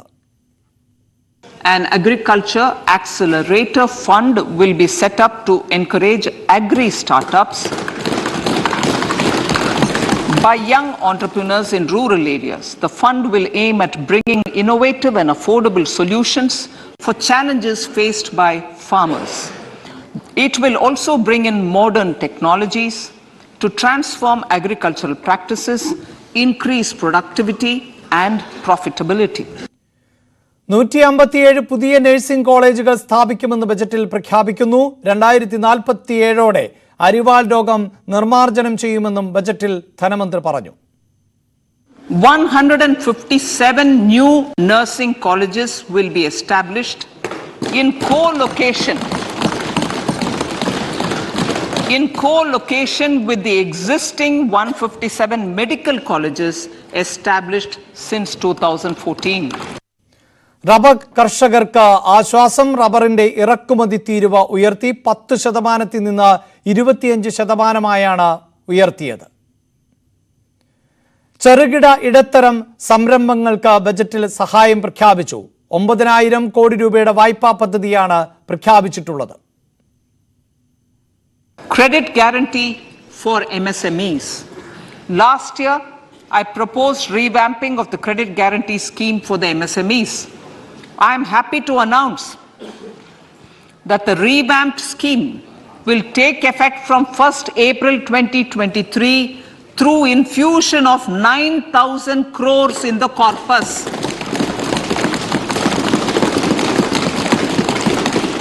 This will enable additional collateral-free guaranteed credit of 2 lakh crores of rupees. Further, the cost of credit will be reduced by about 1%. ഇടത്തരക്കാർക്ക് ആശ്വാസമാകുന്ന ആദായ നികുതി ഇളവ് അടക്കം ജനപ്രിയ പ്രഖ്യാപനങ്ങളുമായാണ് രണ്ടാം മോദി സർക്കാരിന്റെ അവസാന സമ്പൂർണ്ണ ബജറ്റ് അവതരിപ്പിച്ചത്. 7 ലക്ഷത്തിന് മുകളിൽ വാർഷിക വരുമാനമുള്ളവർ ഇനി ആദായ നികുതി അടച്ചാൽ മതി. പുതിയ നികുതി വ്യവസ്ഥ തെരഞ്ഞെടുക്കുന്നവർക്കാണ് ഇളവ് ബാധകമാവുക. കൃഷി, വ്യോമഗതാഗതം, റെയിൽവേ അടക്കമുള്ള മേഖലകൾക്ക് കൈയയച്ച് സഹായം പ്രഖ്യാപിച്ചിട്ടുണ്ട്. റബ്ബറിന്റെ ഇറക്കുമതി തീരുവ ഉയർത്തിയത് റബ്ബർ കർഷകർക്കും ആശ്വാസമാണ്. അതേസമയം സ്വർണം, വെള്ളി, വജ്രം ഉൾപ്പെടെയുള്ളവയുടെ വില കൂടുമ്പോൾ ഇലക്ട്രിക് വാഹനം, TV, മൊബൈൽ എന്നിവയുടെ വില കുറയുകയും ചെയ്യും. മനു ഭരത്താണ് ബിസിനസ് ഡെസ്കിൽ നിന്ന് ചേരുന്നത്. മനു, ഈ ബജറ്റിലെ ഹൈലൈറ്റ് എന്നത് ആദായ നികുതി പരിധി, ഇളവ് പരിധി ഉയർത്തി എന്നുള്ളതാണ്. അത് പുതിയ നികുതി സമ്പ്രദായത്തിലേക്ക് മാറുന്നവർക്കാണ് ഇതിൻ്റെ ആനുകൂല്യം ലഭിക്കുക. പക്ഷേ ലക്ഷക്കണക്കിന് ആളുകൾ കാത്തിരുന്ന ഒരു പ്രഖ്യാപനം തന്നെയായി അതിന് നമുക്ക് കാണേണ്ടി വരും. തെരഞ്ഞെടുപ്പ് കൂടി മുന്നിൽ കണ്ടുകൊണ്ട് എന്തൊക്കെ പ്രഖ്യാപനങ്ങൾ ആണ് നടത്തിയിട്ടുള്ളത്? നമ്മൾ കഴിഞ്ഞ മണിക്കൂറുകളിൽ ഇതൊരു ജനപ്രിയ ബജറ്റായിരിക്കുമോ അതെയോ ഒരു പ്രാക്ടിക്കൽ ബജറ്റ് ആയിരിക്കുമോ എന്ന ആശങ്ക, അല്ലെങ്കിൽ എന്തായിരിക്കും ഈ ബജറ്റിൽ ഉണ്ടാവുക എന്നത് സംബന്ധിച്ച ആശയക്കുഴപ്പമുണ്ടായിരുന്നു. ഇപ്പോൾ ബജറ്റ് അവതരിപ്പിക്കുമ്പോൾ എങ്ങനെയാണ് ഇതിനെ മനസ്സിലാക്കാൻ സാധിക്കുന്നത്? എല്ലാവരും ഉറ്റുനോക്കിയിരുന്നത് അഭിലാഷ് സൂചിപ്പിച്ചതുപോലെ ഇതൊരു പോപ്പുലർ ബഡ്ജറ്റ് ആയിരിക്കുമോ, ഒരു പ്രാഗ്മാറ്റിക് ബഡ്ജറ്റ് ആയിരിക്കുമോ, അതായത് ജനപ്രിയമായ ഒരു ബഡ്ജറ്റ് ആയിരിക്കുമോ, അല്ല പ്രായോഗിക തലത്തിൽ നടപ്പിലാക്കാൻ കഴിയുന്ന ഒരു ബഡ്ജറ്റ് ആയിരിക്കുമോ എന്നാണ് എല്ലാവരും ഉറ്റുനോക്കിയത്. അപ്പോൾ ഇതിൽ രണ്ടിൻ്റെയും സ്വഭാവങ്ങളുണ്ട്. ഇത് ഒരു ഘട്ടത്തിൽ ഇത് ജനപ്രിയമാകുന്നു, എന്നാൽ ഒപ്പം തന്നെ ഇത് വലിയ തോതിൽ തന്നെ പ്രായോഗികമായി നടപ്പിലാക്കാൻ കഴിയുന്ന ഒരു ബജറ്റാണ് എന്ന് വ്യക്തമാവുകയും ചെയ്യുന്നു. ഇതിൽ ഒരു കാര്യം അഭിലാഷ് സൂചിപ്പിച്ചതുപോലെ ഏറ്റവും അധികം ആളുകൾ കാത്തിരുന്നത് ആദായ നികുതി സ്ലാബുകളുടെ ഒരു പരിഷ്കരണമായിരുന്നു. അത് 5 നിന്ന് 7 ലക്ഷമാകുമ്പോൾ ഈ സാലറിഡ് ക്ലാസ്സിലെ ഒരു വലിയ ശതമാനം ആളുകൾ, 50%ഓളം ആളുകൾ ഒരുപക്ഷെ ഈ സ്ലാബിലായിരിക്കും വരിക. അതുകൊണ്ട് തന്നെ അത്ര വലിയ ആളുകൾ അത്രയും വർദ്ധിച്ചിട്ടുണ്ട്. അപ്പോൾ അവരിലും അവർക്കും ചില ഇളവുകളൊക്കെ കിട്ടുമെന്നൊരു പ്രതീക്ഷയുണ്ടായിരുന്നു. കാരണം ഈ 15 ലക്ഷത്തിന് മുകളിലേക്കൊക്കെ ഉള്ളവരുടെ ആദായ നികുതി 30%. അത് ഒരു 25 ലക്ഷമൊക്കെ ആക്കിക്കൂടെ എന്നൊക്കെയുള്ള വിമർശനങ്ങൾ പലയിടത്തുണ്ടായിരുന്നു. ഏതായാലും അങ്ങനെ ഉയർന്ന വരുമാനക്കാരെ ഒന്നും ഇത്തവണ അവർക്കൊന്നും കാര്യമായി ഇളവുകൾ നൽകിയിട്ടില്ല. ഏതായാലും ചെറുകിട വരുമാനക്കാർക്ക് കാര്യമായി ഇളവുകൾ നൽകിയിരിക്കുന്നു. ജനപ്രിയ ബഡ്ജറ്റ് ആക്കാനുള്ള ഒരു ശ്രമത്തിൻ്റെ ഭാഗമായിട്ട് ആണത്. എന്നോടൊപ്പം കിരൺ ബാബു കൂടി ചേരുന്നു. കിരൺ ബാബു, ഈ ഒരു തെരഞ്ഞെടുപ്പ് മുന്നിൽ കണ്ടുകൊണ്ടാണ് എന്നത് വലിയ തോതിൽ ചർച്ച ചെയ്യപ്പെട്ടിരുന്നു. ഈ ബഡ്ജറ്റ് തെരഞ്ഞെടുപ്പ് മുന്നിൽ കണ്ടുകൊണ്ട് തന്നെ ഈ ആദായ നികുതി ഇളവ് രാഷ്ട്രീയമായി കൂടി ഒരു നേട്ടമാകും എന്നല്ലേ കരുതേണ്ടത്? സ്വാഭാവികമായും രാഷ്ട്രീയമായി വലിയ നേട്ടം തന്നെ ആവേണ്ടതാണ്. കഴിഞ്ഞ കുറേ വർഷങ്ങളായി തന്നെ ഈ ആദായ നികുതിയിൽ ഇളവ് വേണമെന്നുള്ളത് അത് സ്വകാര്യ മേഖലയിലായാലും അതോടൊപ്പം തന്നെ സർക്കാർ മേഖലയിലായാലും മാസ ശമ്പളക്കാരെ സംബന്ധിച്ചിടത്തോളം അത് അവരുടെ പ്രധാനപ്പെട്ട ഒരു ആവശ്യമായിരുന്നു. അവർ പ്രധാനമായി ഉന്നയിച്ചിരുന്നത് തന്നെ ഞങ്ങളുടെ ശമ്പളം അക്കൗണ്ടബിൾ ആണ്, അതുകൊണ്ട് തന്നെയാണ് ഞങ്ങൾക്ക് കൃത്യമായി നികുതി നൽകേണ്ടി വരുന്നത്. ഞങ്ങളെക്കാൾ എത്ര ഇരട്ടി വരുമാനമുള്ളവരുണ്ട്, അവർക്കൊന്നും ഈ നികുതിയിൽ ഇത്തരത്തിലുള്ള ഒരു കണക്കില്ല, അതുകൊണ്ട് നികുതി നൽകേണ്ടി വരുന്നില്ല, അവരുടെ കയ്യിൽ നിന്ന് അമിതമായി നികുതി പിരിക്കുകയാണ് എന്നുള്ളൊരു വലിയ പരാതി ഉണ്ടായിരുന്നു. കഴിഞ്ഞ 1-2 ബഡ്ജറ്റുകളിലെല്ലാം വളരെ വലിയ തോതിൽ പ്രതീക്ഷിച്ചാണ് പല നിയമസഭാ തെരഞ്ഞെടുപ്പുകളൊക്കെ വന്നപ്പോൾ ഇത് ഇളവുണ്ടാവുമെന്ന്. പക്ഷേ അപ്പോഴൊന്നും ഇളവുണ്ടായിരുന്നില്ല. അതിനെല്ലാം ശേഷം ഇപ്പോൾ അത് എനിക്ക് തോന്നുന്നു അവസാനത്തെ വെടിക്ക് വേണ്ടി വെച്ചിരുന്നതാണ്. ഫൈനൽ ലോക്സഭ തെരഞ്ഞെടുപ്പിന് വേണ്ടി ഒരു 3-ാം ഊഴം ലഭിക്കുകയാണെങ്കിൽ അവിടെ ഒരു കാത്തിരുന്നതാണ്. ഇടത്തരക്കാരുടെ ഇടയിൽ ഒരു അതിർത്തി ഉണ്ടെങ്കിൽ ആ അതിർത്തി പരിഹരിച്ചുകൊണ്ട് അവരെ കൂടെ നിർത്തുക എന്നുള്ളതിന് അത്തരം ഒരു രാഷ്ട്രീയ നീക്കത്തിന്റെ കൂടി ഭാഗമാകണം. എന്തായാലും ആ ആവശ്യം ഇപ്പോൾ അംഗീകരിച്ചിരിക്കുന്നു. ഇത് ഡയറക്റ്റ് ആയിട്ട് ഈ സാലറി ക്ലാസ് വരുന്ന എല്ലാ ആളുകളെയും അവർക്കെല്ലാം ഡയറക്റ്റായി അവർക്ക് ഗുണമുണ്ടാകുന്നതാണ്. അതുകൊണ്ട് തന്നെ ഒരാളിന് നേരിട്ട് ഒരു ഗുണമുണ്ടാകുക എന്ന് പറയുമ്പോൾ സ്വാഭാവികമായും അവരുടെ ഒരു വലിയ മറ്റു തരത്തിലുള്ള അവരുടെ എതിർപ്പുകളെ, അല്ലെങ്കിൽ സർക്കാരിന്റെ നയങ്ങളുടെ എതിർപ്പുകളെ, അല്ലെങ്കിൽ സർക്കാരിന്റെ മറ്റ് പ്രവർത്തനങ്ങളുടെ എതിർപ്പുകളെ ഒക്കെ അതിജീവിക്കാൻ നിങ്ങൾക്ക് ഡയറക്റ്റായിട്ട് നിങ്ങളുടെ സാമ്പത്തികമായ ലാഭം ഉണ്ടാകുകയാണ്. അത്തരം ഒരു രാഷ്ട്രീയമായി വളരെ കൃത്യമായ ഒരു നീക്കം തന്നെയാണ് നടത്തിയത് എന്ന് വേണം കരുതാൻ. അത് ഈ സർക്കാരിന്റെ എല്ലാ പദ്ധതികളും നമ്മൾ നോക്കുകയാണെങ്കിൽ നേരത്തെ തന്നെ ഉള്ളൊരു വലിയ വിമർശനം ആളുകൾ ഉന്നയിച്ചിരുന്നത് ഈ സർക്കാർ പല പദ്ധതികളും പ്രഖ്യാപിക്കുമ്പോൾ അത് താഴെത്തട്ടിൽ എത്തുന്നില്ല എന്നുള്ളതാണ്. പക്ഷേ ഈ സർക്കാരിൻ്റെ ഒരു പദ്ധതികൾ നമ്മൾ പലപ്പോഴും എടുത്തു നോക്കുകയാണെങ്കിൽ അത് നേരിട്ട് ആളുകളിലേക്ക് എത്തിക്കാനുള്ളൊരു ശ്രമം അവർ നടത്തുന്നുണ്ട് എന്ന് നമുക്ക് മനസ്സിലാക്കാൻ കഴിയും. ഈ മൻമോഹൻ സിംഗിൻ്റെ കാലത്ത് വലിയ പദ്ധതികൾ പ്രഖ്യാപിച്ചെങ്കിലും അതൊക്കെ ആളുകൾക്ക് ബോധ്യപ്പെടാൻ സമയമെടുത്തു എന്നതാണ് പിന്നീട് UPA സർക്കാരിനെ അധികാരത്തിൽ വരുന്നതിൽ നിന്ന് തടഞ്ഞത് എന്നൊരു വിമർശനവും ഉണ്ടായിരുന്നു. പക്ഷേ ഇവിടെ അതൊക്കെ മുന്നിൽ കണ്ടായിരിക്കണം ഒരുപക്ഷെ നേരിട്ട് ആളുകളിലേക്ക് സർക്കാരിൻ്റെ നേട്ടങ്ങൾ അല്ലെങ്കിൽ സർക്കാർ പ്രഖ്യാപിക്കുന്ന ഇളവുകൾ എത്തിക്കാനുള്ള അങ്ങനെ ഒരു നയം ഇതിലുണ്ട് എന്ന് വേണ്ടേ കരുതാൻ? അത് വളരെ കൃത്യമാണ്. നേരത്തെ മനു പറഞ്ഞത് UPA സർക്കാരിന്റെ അവസാന ഘട്ടത്തിൽ 40,000 കോടി രൂപയുടെ കാർഷിക കടമാണ് എഴുതിത്തള്ളിയത്. സ്വാഭാവികമായും ഇന്ത്യയിൽ വലിയൊരു വിഭാഗം വരുന്ന കർഷകർ, ഇന്ത്യയിൽ ഏറ്റവും കൂടുതൽ പേർ വരുന്ന എണ്ണത്തിൽ വരുന്ന കർഷകരാണ്, അവർക്കെല്ലാം നേരിട്ട് പ്രയോജനപ്പെടുന്ന ഒരു പദ്ധതിയായിരുന്നു നടപ്പാക്കിയത്. പക്ഷേ UPA സർക്കാരിന് അതുകൊണ്ട് ഏതെങ്കിലും തരത്തിൽ രാഷ്ട്രീയമായി ഒരു ഗുണവും ഉണ്ടായില്ല എന്നതാണ് യാഥാർത്ഥ്യം. അത്രത്തോളം വലിയ ദയനീയമായ പരാജയത്തിലേക്കാണ് പോയത്. അന്ന് സർക്കാരിന് കഴിയാതെ പോയത് സർക്കാർ നടപ്പാക്കിയ പദ്ധതികൾ കൃത്യമായി ഞങ്ങൾ ഇന്ന പദ്ധതികൾ നടപ്പാക്കുന്നുണ്ടെന്ന് ജനങ്ങളിലേക്ക് എത്തിക്കുന്നതിൽ വലിയ പരാജയമായിരുന്നു. ശരിയായ രീതിയിൽ അതിൻ്റെ ഒരു പരസ്യം കൊടുക്കാൻ, അല്ലെങ്കിൽ ഞാൻ ഇതിനൊക്കെ ചെയ്യുന്നുണ്ട് എന്ന് കൊടുക്കാൻ, ഇപ്പോഴത്തെ പുതിയ ഭാഷയിൽ പറഞ്ഞാൽ ഒരു PR വർക്കിൻ്റെ കാര്യത്തിൽ വലിയ പരാജയമായിരുന്നു. പക്ഷേ ഈ സർക്കാരിൻ്റെ കൃത്യമായ പദ്ധതികൾ ബഡ്ജറ്റ് പ്രഖ്യാപനം അടക്കം നോക്കിയാൽ അറിയാം നിങ്ങൾ ഓരോ മേഖലയും എവിടെയാണ് അവർക്ക് വേണ്ടത്, ആരെയാണ് ഞങ്ങൾക്ക് ഫോക്കസ് ചെയ്യേണ്ടത്. ഇപ്പോൾ അവർ ഫോക്കസ് ചെയ്തിരിക്കുന്നത് മധ്യവർഗത്തെയാണ് പ്രധാനമായും. മാത്രമല്ല ഇനി വരാനിരിക്കുന്ന കുറച്ച് ദിവസങ്ങളിൽ ഈ ബജറ്റിന്റെ കാര്യങ്ങൾ ജനങ്ങളിൽ എത്തിക്കാനുള്ള പ്രചാരണ പരിപാടികൾക്ക് കൂടി അവർ തുടക്കം കുറിക്കുകയാണ്. അപ്പം ഈ എന്ത് ചെയ്തു സർക്കാർ എന്ന് ഓരോ ആളെയും എഡ്യൂക്കേറ്റ് ചെയ്യാനുള്ള, അവരെ പഠിപ്പിക്കാനൊക്കെ ഉള്ളൊരു നീക്കവും കൂടി നടത്തുന്നു. അപ്പോൾ തീർച്ചയായും ഇത് തെരഞ്ഞെടുപ്പ് മുന്നിൽ കണ്ടുകൊണ്ടായിരിക്കണം, എങ്കിലും അതിന്റെ ഫലങ്ങൾ ജനങ്ങൾക്ക് കിട്ടുന്നു എന്നതും കൂടി. നിങ്ങൾ എന്ത് ചെയ്തു എന്നതല്ല, നിങ്ങൾ എന്തു ചെയ്തു എന്ന തോന്നൽ ജനങ്ങൾ ഉണ്ടാക്കുന്നു എന്നുള്ളതാണ് രാഷ്ട്രീയത്തിൽ ഏറ്റവും പ്രധാനം. നിങ്ങൾ ചെയ്യുന്നതിനേക്കാൾ അപ്പുറമാണ് ഞങ്ങൾക്ക് ഇന്നതൊക്കെ കിട്ടി അല്ലെങ്കിൽ നല്ലത് ചെയ്യുന്നു എന്നുള്ള തോന്നൽ ഉണ്ടാക്കുക. അത്തരമൊരു തോന്നൽ ഉണ്ടാക്കാൻ വേണ്ടി ഏതെങ്കിലും ഒരു ഭാഗത്തു നിന്ന് ശക്തമായ എതിർപ്പ് ഉയരാൻ ഇനി സാധ്യതയുള്ളത് കർഷകരുടെ ഭാഗത്തു നിന്നോ അല്ലെങ്കിൽ അത്തരം മേഖലയിൽ നിന്നാണ് എതിർപ്പ് ഉയരേണ്ടത്. പക്ഷെ അതിപ്പോൾ ഓൾറെഡി തന്നെ ഈ കർഷകരുടെ ഭാഗത്തു നിന്നുണ്ടായ എതിർപ്പുകളെ അതിജീവിക്കാൻ മറ്റു വഴികളിൽ നിന്നുള്ള ആളുകളുടെ കൂടുതൽ സഹായം സർക്കാരിലേക്ക് വരിക. സാലറി ക്ലാസ് എന്ന് പറയുന്നത് ആകെയുള്ള ഇന്ത്യയിലെ ജനങ്ങൾ 21% വരുന്നവർ ഏതെങ്കിലും തരത്തിൽ സ്വകാര്യ മേഖലയിലോ അല്ലെങ്കിൽ സർക്കാർ മേഖലയിലോ അങ്ങനെ പല മേഖലകളിലായിട്ട് മാസ വരുമാനത്തിൽ ജീവിക്കുന്നവരാണ്. മറ്റുള്ളവരാണ് കച്ചവടമോ അല്ലെങ്കിൽ കർഷകരായിരിക്കും മഹാഭൂരിപക്ഷം വരുന്നത്. പക്ഷേ ഇത്രയും ഏറെന്ന് പറയുന്നത് ഇടത്തരക്കാരായതുകൊണ്ട് തന്നെ അത്തരക്കാരെ പെട്ടെന്ന് വോട്ട് പൊളിറ്റിക്സിൽ ആകർഷിക്കാനുള്ള സാധ്യത, അവർ പെട്ടെന്ന് എനിക്ക് എന്ത് നേട്ടമുണ്ടാകുന്നു എന്നുള്ള തോന്നലിലേക്ക് അവരുടെ ചിന്ത മാറാനുള്ള സാധ്യതയൊക്കെ കൂടുതലാണ്. ആ പുതിയ വോട്ട് പൊളിറ്റിക്സ് കൂടി കണ്ടാവണം ഇത്തരം ഒരു തീരുമാനം. കഴിഞ്ഞ വർഷങ്ങളിൽ പെൻഡിങ്ങിൽ വെച്ചൊരു തീരുമാനമാണ്. മാത്രമല്ല ഈ കർണാടകയ്ക്ക് ഒരു പ്രത്യേക പാക്കേജ് പ്രഖ്യാപിക്കുന്നു. വടക്ക് കിഴക്കൻ സംസ്ഥാനങ്ങളിലുള്ള വികസന പ്രവർത്തനങ്ങൾ, അതിർത്തിയിലെ ഗ്രാമങ്ങൾ ശക്തിപ്പെടുത്താനുള്ള നീക്കങ്ങൾ, അതൊക്കെ ഇതിന്റെ ഭാഗമായുണ്ട്. അപ്പോൾ ഇതൊക്കെ അവിടേക്കൊക്കെ എത്തും എന്ന് വേണം. രണ്ട് കാര്യങ്ങളാണ്. ഒന്ന്, കർണാടകയെ സംബന്ധിച്ച് ഇന്ന് ഇന്ത്യയിലെ മറ്റൊരു സംസ്ഥാനത്തിനും ഇല്ലാത്ത രീതിയിലേക്കാണ് കർണാടകയ്ക്ക് വേണ്ടി 5500 കോടി രൂപയുടെ ഒരു വലിയ വരൾച്ചാ ദുരിതാശ്വാസ പാക്കേജ് കൊടുത്തിരിക്കുന്നത്. കർണാടകയിൽ തെരഞ്ഞെടുപ്പ് വരാൻ പോവുകയാണ്. അവിടെ BJPയെ സംബന്ധിച്ച് അങ്ങനെ അനായാസമായി തെരഞ്ഞെടുപ്പ് വിജയത്തിന് സാധ്യമായ ഒരു സംസ്ഥാനമല്ല. അവിടെ BJPക്കുള്ളിൽ തന്നെ ആഭ്യന്തര പ്രശ്നങ്ങളുണ്ട്. അപ്പോൾ അവിടെ വിജയം ഉറപ്പാക്കാൻ കഴിയണമെങ്കിൽ കർണാടകയെ സംബന്ധിച്ച് വലിയ പ്രഖ്യാപനങ്ങൾ ആവശ്യമായിരുന്നു. ഫലത്തിൽ ഈ ബഡ്ജറ്റിനെ സംബന്ധിച്ച് നോക്കിക്കഴിഞ്ഞാൽ ഒരു വലിയ പ്രഖ്യാപനം എന്ത് എന്ന് ചോദിച്ചാൽ അത് ഈ കർണാടകയ്ക്കുള്ള പ്രഖ്യാപനം എന്ന് മാത്രം പറയേണ്ടി വരും. മറ്റ് സംസ്ഥാനങ്ങൾക്കോ അല്ലെങ്കിൽ അത്തരത്തിലുള്ള സർക്കാർ അങ്ങനത്തെ ബാധ്യതകളൊന്നും, ഒരു ബാധ്യത ഏറ്റെടുത്തത്, സാമ്പത്തിക ബാധ്യത ഏറ്റെടുത്തത് കർണാടകയ്ക്ക് വേണ്ടി മാത്രമാണ്. പിന്നെ അതോടൊപ്പം തന്നെ ഈ അതിർത്തി ഗ്രാമങ്ങളെ കേന്ദ്രീകരിച്ചുള്ള വിഷയം പ്രധാനമായും കേന്ദ്ര സർക്കാരൊക്കെ ഉയർത്തുന്ന ഒരു പ്രധാനപ്പെട്ട വിഷയം തന്നെയാണ്.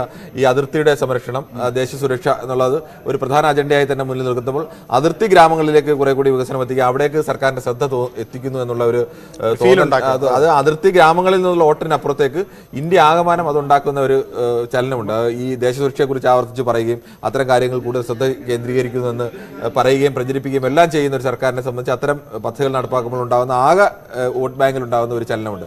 അതുകൂടി ലക്ഷ്യമിട്ടാവണം അത്തരം ഒരു പദ്ധതികൾ കൂടി നമ്മൾ പൊളിറ്റിക്കൽ ആംഗിളിൽ നോക്കിയാൽ, അതല്ല ബഡ്ജറ്റിന്റെ സാമ്പത്തിക ആംഗിളിൽ നോക്കിക്കഴിഞ്ഞാൽ സ്വാഭാവികമായും അവിടെ എല്ലാം വികസനം വരേണ്ടത് തന്നെയാണ്. അതിർത്തിയിൽ പലപ്പോഴും അത്തരം ഗ്രാമങ്ങളിലൊക്കെ വികസനം എത്തി നോക്കാത്ത ഗ്രാമങ്ങളാണ്. റോഡ് സൗകര്യം അല്ലെങ്കിൽ മറ്റ് കമ്മ്യൂണിക്കേഷൻ സൗകര്യമൊക്കെ മറ്റ് ഗ്രാമങ്ങളെ അപേക്ഷിച്ച് വളരെ കുറഞ്ഞ സ്ഥലങ്ങൾ കൂടിയാണത്. മാത്രമല്ല ഈ വേറൊരു കാര്യം, ഈ യുവാക്കളെ നല്ലോണം ഈ ബജറ്റ് ഫോക്കസ് ചെയ്യുന്നു എന്നുള്ളതാണ്. പ്രത്യേകിച്ച് നമ്മൾ നേരത്തെ പറയുന്നത് പോലെ ഈ ഒരു ടെക്നോളജി ഡ്രിവൺ ബജറ്റ് എന്ന തരത്തിലേക്ക് കാര്യങ്ങൾ വരുന്നുണ്ട്. ഇലക്ട്രോണിക് ഗാഡ്ജറ്റ്സിൻ്റെ വിലകൾ കുറയാൻ സാധ്യതയുണ്ട്. കാരണം അതിൻ്റെ ക്യാപിറ്റൽ ഗൂഡ്സും അതുപോലെ മെഷീനറികളും ഇമ്പോർട്ട് ഇറക്കുമതി ചുങ്കം കുറച്ചിരിക്കുന്നു. അപ്പം കൂടുതൽ കുറവ് ഈ ടെക്നിക്കൽ അല്ലെങ്കിൽ ഈ ഇത്തരം സാധനങ്ങളുടെ വിലയിൽ ഒരു കുറവുണ്ടാകും എന്ന് നമുക്ക് കരുതാനാകും. ഇതൊക്കെ യുവാക്കളിൽ കൂടുതൽ ഒരു താല്പര്യം സർക്കാരിനോട്. യുവാക്കളെ സംബന്ധിച്ചും എനിക്ക് തോന്നുന്നു തൊഴിലില്ലായ്മയെ സംബന്ധിച്ച് സർക്കാരിനെതിരെ വരുന്ന വിമർശനങ്ങൾക്ക് ഒരു പരിധിവരെ മറുപടി കൊടുക്കാൻ കൂടിയാവണം യുവാക്കൾക്ക് വേണ്ടി 3 വർഷത്തേക്കുള്ള ഈ ട്രെയിനിങ് പ്രോഗ്രാം പ്രഖ്യാപിക്കുകയും അതിന് സ്റ്റൈഫൻഡ് പ്രഖ്യാപിച്ചുകൊണ്ട് കൂടുതൽ യുവാക്കളെ ആ പദ്ധതിയിലേക്ക് കൊണ്ടുവരും. അതോടൊപ്പം തന്നെ ഈ 5G ആപ്പുകൾ പുതുതായി അവിടെ ലാബുകൾ, അത് 50 എഞ്ചിനീയറിംഗ് കോളേജിൽ ലാബുകൾ വരെയാണ്. ഇത് 50 എഞ്ചിനീയറിംഗ് കോളേജുകളിൽ ലാബുകൾ വന്നതുകൊണ്ട് അവിടെ നിന്ന് ഇന്ത്യയിലെ ഒരു 5G വിപ്ലവമൊന്നും ഉണ്ടാകാനല്ല. പക്ഷേ അതിനപ്പുറത്തേക്ക് സാധാരണക്കാരായ എഞ്ചിനീയറിംഗ് സ്റ്റുഡൻസിന് ഇത്തരം കുറച്ചെണ്ണമായി ഉണ്ടായാൽ പോലും അതിന് കിട്ടുന്ന പ്രാധാന്യം വളരെ വലുതായിരിക്കും. അവർക്ക് കിട്ടുന്ന ഒരു പ്രോത്സാഹനം ആകെ ഞങ്ങൾ എഞ്ചിനീയറിംഗ് സ്റ്റുഡൻസിനെ ആകെ പരിഗണിക്കുന്നുണ്ട് ഈ സർക്കാർ. ഞങ്ങൾക്ക് ഇത്തരം ഗവേഷണ പദ്ധതികൾക്ക് സർക്കാർ അവസരം നൽകുന്നുണ്ട്. അത് അത്തരം ഗവേഷകർ ചിലപ്പോൾ ഒരുപാട് പേർ ഉയർന്നു വരാം. അത്തരം ഒരു പോസിറ്റീവായ ഒരു അന്തരീക്ഷം യുവാക്കളിലേക്ക് എത്തിക്കാൻ വേണ്ടി, അതും പ്രധാനമായും ഈ ഇടത്തരം യുവാക്കളിലേക്ക് എത്തിക്കാൻ വേണ്ടി, അതുപോലെ കൂടുതൽ പേർക്ക് വായ്പ കൊടുക്കുക, പുതിയ സംരംഭങ്ങൾ, ഇന്നോവേഷൻ ആൻഡ് ഓണ്ടർപ്രണർഷിപ്പ് എന്നാണ് പിന്നെ സംരംഭങ്ങൾക്ക് കൂടുതൽ ഇളവുകൾ നൽകുക. അത് സാധാരണഗതിയിൽ ചെറുകിട സംരംഭങ്ങളായാലും ഈ സൂക്ഷ്മ സംരംഭങ്ങളായാലും എല്ലാം ഈ സാധാരണക്കാരോ അല്ലെങ്കിൽ ഇടത്തരക്കാരോ ഒക്കെയാണ് ഇതിൽ നിൽക്കുന്നത്. ഏറ്റവും വലിയ സമ്പന്നർ തുടങ്ങുന്ന സ്ഥാപനങ്ങളല്ല, സാധാരണക്കാരോ അല്ലെങ്കിൽ അപ്പർ മിഡിൽ ക്ലാസ് എന്ന് വരെ പറയാം, അതുവരെയുള്ള ആളുകളായിരിക്കും. അപ്പോൾ അത്തരം ആളുകൾക്ക് തുടങ്ങേണ്ട സംരംഭങ്ങൾക്ക് ചെറിയ സഹായങ്ങൾ കൊടുക്കുക. അപ്പോൾ അവരുടെ മേഖലയിലേക്ക് ഞങ്ങളെ കൂടി സർക്കാർ പരിഗണിക്കുന്നു. ആ ഇടത്തരക്കാരെ സംബന്ധിച്ചിടത്തോളം ഈ ബഡ്ജറ്റിൽ അവർക്ക് പരിഗണന ഉണ്ട് എന്ന് ശമ്പളക്കാരായാലും അല്ലാത്തവരായാലും ഒക്കെ തോന്നുന്ന, അല്ലെങ്കിൽ അവർക്ക് പരിഗണിക്കുന്ന കുറേയേറെ ഘടകങ്ങൾ ഈ ബഡ്ജറ്റിലുണ്ട്. സ്ത്രീകളുടെ സേവിങ്സ് വർദ്ധിപ്പിക്കാനൊക്കെയുള്ള നീക്കമുണ്ട്, ആളുകളുടെ സമ്പാദ്യശീലം വർദ്ധിപ്പിക്കാനൊക്കെയുള്ള നീക്കമുണ്ട്. അപ്പോൾ അതിനു വേണ്ടിയൊക്കെയുള്ള പ്രത്യേക പദ്ധതികൾ നമുക്ക് ഈ ബഡ്ജറ്റിൽ കാണാൻ കഴിയുന്നുണ്ട്. അവരുടെ സേവിങ്സിന് കൂടുതൽ പലിശ നൽകുക, 7.5% പലിശ നൽകി 2 ലക്ഷം വരെ ഉള്ള തുകയ്ക്കുള്ള അങ്ങനെയുള്ള പദ്ധതികൾ. അതുപോലെ ഈ MSMEകൾക്ക് ധാരാളം ക്രെഡിറ്റ് കൊടുക്കുക, അങ്ങനെ കൂടുതൽ ഓണർപ്രണർഷിപ്പ് ഉണ്ടാക്കുക, സംരംഭകത്വം വർദ്ധിപ്പിക്കുക, അതുവഴി തൊഴിലവസരങ്ങൾ സൃഷ്ടിക്കുക എന്നതൊക്കെ ഒരുപക്ഷെ ഈ ബജറ്റിന് ഉൾക്കാഴ്ച ചെയ്യാൻ കഴിയും എന്നാണ്. അപ്പോൾ ഒരു കോവിഡ് അനന്തര കാലഘട്ടത്തിൽ മാന്ദ്യം അനുഭവിച്ചിരുന്ന ഒരു സാഹചര്യത്തിൽ നിന്ന് കുറെ കൂടി ഊർജ്ജസ്വലമായ ഒരു സമ്പദ് വ്യവസ്ഥയെ സൃഷ്ടിക്കാൻ ബജറ്റിന് കഴിയും എന്ന് കരുതാം, അല്ലേ? ഈ നേരത്തെ ഈ സ്ത്രീകളെ സംബന്ധിച്ച്, സ്ത്രീകളുടെ നിക്ഷേപം സംബന്ധിച്ച് പറഞ്ഞപ്പോഴും 7.5% എന്ന് പറഞ്ഞാൽ എന്നുള്ള സാധ്യതകൾ കൂടിയുണ്ട്. പക്ഷേ പിന്നീട് അതിൻ്റെ പലിശയെല്ലാം കുറഞ്ഞു. ഇപ്പോഴും 7.5 എന്ന് പറയുന്നത് സാധാരണഗതിയിൽ ഒരു വളരെ ആകർഷകമായ ഒരു പലിശ നിരക്കാണ് എന്ന് പറയാൻ കഴിയില്ല. എങ്കിലും ഈ പദ്ധതി, ഇത്തരം ഒരു പദ്ധതി സ്ത്രീകളെ കൂടുതൽ ആകർഷിക്കാൻ, കുറേ കൂടി ആകർഷിക്കാൻ കഴിയുന്ന, ആളുകൾ ആവശ്യപ്പെട്ടതുപോലെ സാധാരണക്കാരായ ജനങ്ങൾക്ക് മെച്ചപ്പെട്ട പലിശ കിട്ടുന്ന, അല്ലെങ്കിൽ അത്തരം പദ്ധതികൾ നേരത്തെ ഉണ്ടായിരുന്ന സുകന്യ സമൃദ്ധി പോലുള്ള ഒരു പദ്ധതി അതിൻ്റെ ആ നിലവാരത്തിൽ തുടരാൻ കഴിയുന്നുണ്ടോ എന്ന് ചോദിച്ചാൽ ഇല്ല എന്ന് പറയുമ്പോഴും ഇപ്പോൾ മറ്റ് മേഖലയിൽ കിട്ടുന്നതിനേക്കാൾ മെച്ചപ്പെട്ട പലിശ ഇവിടെ ഉറപ്പാക്കും. സ്വാഭാവികമായും ഇപ്പോൾ പലിശ നിരക്ക് ഒരു ഘട്ടത്തിൽ കുറച്ച് കുറയുകയൊക്കെ ചെയ്തു കോവിഡ് അനന്തര കാലഘട്ടങ്ങളിലൊക്കെ. വീണ്ടും നമുക്ക് കാരണം പലിശ നിരക്ക് കുറയുമ്പോൾ ആളുകൾ കൂടുതൽ ഇൻവെസ്റ്റ് ചെയ്യാനൊക്കെ, അവർ സമ്പാദ്യത്തിനപ്പുറത്തേക്ക് നിക്ഷേപത്തിലേക്ക് ആളുകളെ കൊണ്ടുവരാനൊക്കെ അതൊക്കെ ആവശ്യമായിരുന്നു. പക്ഷേ അത് മാറുമെന്നുള്ള സ്ഥിതി വരുന്നു. അതോടൊപ്പം തന്നെ ഈ റെയിൽവേ റെയിൽവേ ഒരു വലിയ ഒരു വിഷയമാണ്. നമ്മൾ പ്രത്യേകിച്ച് മലയാളികളെ സംബന്ധിച്ചിടത്തോളം ഏറ്റവും അധികം രാജ്യത്തിൻ്റെ നാനാഭാഗങ്ങളിലേക്ക് യാത്ര ചെയ്യുന്നവരാണ്. അപ്പോൾ ഈ റെയിൽവേയുടെ ഒരു മാറ്റം, റെയിൽവേക്ക് നൽകിയിരിക്കുന്ന ഒരു പ്രാധാന്യം, അതിനെ എങ്ങനെ വേണം നോക്കിക്കാണാൻ? റെയിൽവേ സംബന്ധിച്ച് യഥാർത്ഥത്തിൽ മലയാളികൾക്ക് നമ്മൾ ദൂരദേശത്ത് കൂടുതൽ പോകുന്നതുകൊണ്ട് ആശ്രയിക്കുന്നു എന്ന് മാത്രമല്ല, ഉത്തരേന്ത്യയിലായ പോലും ഉത്തരേന്ത്യയിലെ സാധാരണക്കാരെ സംബന്ധിച്ച് അവരുടെ ഒരു ദീർഘദൂര യാത്ര, നമുക്ക് യഥാർത്ഥത്തിൽ കേരളത്തിനുള്ളിൽ യാത്ര ചെയ്യാനാണെങ്കിൽ റെയിൽവേ ബസ്സൊക്കെ സംവിധാനങ്ങളുണ്ട്. പക്ഷേ ഉത്തരേന്ത്യയിലെ പല സ്ഥലങ്ങളിലും അവർ ദൂരയാത്രയ്ക്ക് വേണ്ടി പ്രധാനമായും റെയിൽവേ തന്നെയാണ് ആശ്രയിക്കുന്നത്. അതിൽ അവരുടെ ജീവിതവുമായി ഏറെ ബന്ധപ്പെട്ടിരിക്കുന്നത് തന്നെയാണ്. റെയിൽവേക്ക് കഴിഞ്ഞ നിർമ്മലാ സീതാരാമൻ പറഞ്ഞത് കഴിഞ്ഞ 2013 2023 എത്തുമ്പോൾ 9 വർഷം കൊണ്ട് 9 ഇരട്ടിയാണ് ആകെ റെയിൽവേക്ക് നീക്കിവെച്ച തുകയുടെ 9 ഇരട്ടിയാണ്. ഈ വർഷം 2.4 ലക്ഷം കോടി രൂപയാണ് റെയിൽവേക്ക് വേണ്ടി സർക്കാർ അനുവദിച്ചിരിക്കുന്നത്. അത് റെയിൽവേയുടെ സമഗ്ര വികസനം ലക്ഷ്യമിട്ടാണ് ഇത്രയും വലിയ തുക അനുവദിക്കുന്നതാണ് സീതാരാമൻ പറഞ്ഞത്. അതോടൊപ്പം തന്നെ 2014 ശേഷം റെയിൽവേക്ക് നൽകിയ ഏറ്റവും ഉയർന്ന തുകയാണ്, ക്രമാനുഗതമായി കൂട്ടി. പക്ഷെ അത് 10 വർഷം കൊണ്ട് 9 ഇരട്ടി വർദ്ധിക്കുക എന്ന് പറയുന്നത് സാമാന്യത്തിലധികം ഉള്ള വലിയ വർധനവ് തന്നെയാണ്. അതിൽ 1.37 ലക്ഷം കോടി രൂപ റവന്യൂ ചെലവുകൾക്കായിട്ടാണ്. അത് ഒരു പ്രധാനപ്പെട്ട ഇഷ്യൂ തന്നെയാണ്. 3267 കോടി രൂപയാണ്, പിന്നെ മറ്റ് ചെലവുകൾക്കായി 3267 കോടി രൂപയുമാണ് അനുവദിച്ചിട്ടുള്ളത്. ഏതായാലും റെയിൽവേ ലോകത്ത് തന്നെ ഏറ്റവും അധികം ആളുകളെ എംപ്ലോയ് ചെയ്യുന്ന ഒരു സിസ്റ്റം എന്ന നിലയിൽ, ഒപ്പം തന്നെ ലോകത്ത് ഏറ്റവും അധികം ആളുകളെ ഇൻവോൾവ് ചെയ്യുന്ന ഒരു മേഖല എന്ന നിലയിൽ, അപ്പോൾ 3 കോടി ആളുകളൊക്കെയാണ് ഏതാണ്ട് ട്രെയിനിൽ ഒരു ദിവസം സഞ്ചരിക്കുന്നത് എന്നൊക്കെയാണ് പറയുന്നത്. അപ്പോൾ അത്ര വലിയ ആൾക്കൂട്ടത്തിലേക്ക് എത്താൻ ഈ റെയിൽവേക്ക് ഒരു വലിയ വികസനം വഴി സാധ്യമാകും. നേരത്തെ റെയിൽവേ ബഡ്ജറ്റ് സെപ്പറേറ്റ് ആയിരുന്നു. ഇന്നിപ്പോൾ നമുക്ക് അത് ബഡ്ജറ്റിൻ്റെ ഭാഗമായിട്ടുണ്ട്. കൂടുതൽ എന്തൊക്കെയാണ് റെയിൽവേയിലേക്ക് വരാനിരിക്കുന്നത്, പുതിയ ട്രെയിനുകൾ എങ്ങനെ എന്നൊക്കെ, വന്ദേ ഭാരതിൻ്റെ കാര്യങ്ങൾ ഒക്കെ നമുക്ക് ചർച്ച ചെയ്യേണ്ട. പക്ഷേ എപ്പോഴും ഈ സ്പീഡ് ട്രെയിനുകൾ, ഈ ഗതാഗത മേഖലയ്ക്ക് ഈ സർക്കാർ കാര്യമായ ഒരു പ്രാധാന്യം നൽകി. വന്ദേ ഭാരതിൻ്റെ വിഷയം പറഞ്ഞപ്പോഴാണ് ഇനി ബഡ്ജറ്റിൻ്റെ കോപ്പി പുറത്തു വരണം. അതിനുശേഷം മാത്രമേ നമുക്ക് കേരളമടക്കം വന്ദേ ഭാരത് എക്സ്പ്രസ് ലഭിക്കുമെന്നുള്ള വലിയ പ്രതീക്ഷയിലൊക്കെ നിൽക്കുകയാണ്. അതിൻ്റെ തീരുമാനം നേരത്തെ റെയിൽവേ ബഡ്ജറ്റിനെ കൂടി ഇതെല്ലാം പ്രഖ്യാപിക്കുമായിരുന്നു. ഇപ്പോൾ അങ്ങനത്തെ പ്രഖ്യാപനങ്ങളില്ലാത്തതുകൊണ്ട് അങ്ങനെ ഉണ്ടോ ഇല്ലയോ എന്ന് അറിയാൻ കഴിയില്ല. എന്നാലും വിവരം കിട്ടിക്കഴിഞ്ഞാൽ ചിലപ്പോൾ ഏതെങ്കിലും തരത്തിൽ ഉണ്ടാവാൻ സാധ്യതയുണ്ട്. അതോടൊപ്പം തന്നെ പ്രധാനമായും പറഞ്ഞത് റെയിൽവേയുടെ വികസനം സംബന്ധിച്ച് റെയിൽവേയിൽ ഇത്രയും ആളുകൾക്ക് തൊഴിൽ നേരിട്ട് കൊടുക്കുന്നു. പിന്നെ റെയിൽവേയുമായി ബന്ധപ്പെട്ട് ഒരുപാട് പേരുടെ ഉപജീവന മാർഗ്ഗമുണ്ട്. ആ ഉപജീവന മാർഗ്ഗത്തിനെല്ലാം ഡയറക്റ്റായി ജനങ്ങളുമായി ബന്ധപ്പെടുന്നതും ഗതാഗത മേഖലയ്ക്ക് ആകെ സാധാരണഗതിയിൽ നേരത്തെ റോഡ് ഗതാഗതത്തിന് വലിയ പ്രാധാന്യം ഈ UPA സർക്കാർ നൽകിയത്. അത് UPA സർക്കാർ തുടങ്ങി NDA സർക്കാർ അടക്കം വലിയ വികസനത്തിലേക്കാണ് റോഡ് ഗതാഗതത്തിലേക്ക് വന്നത്.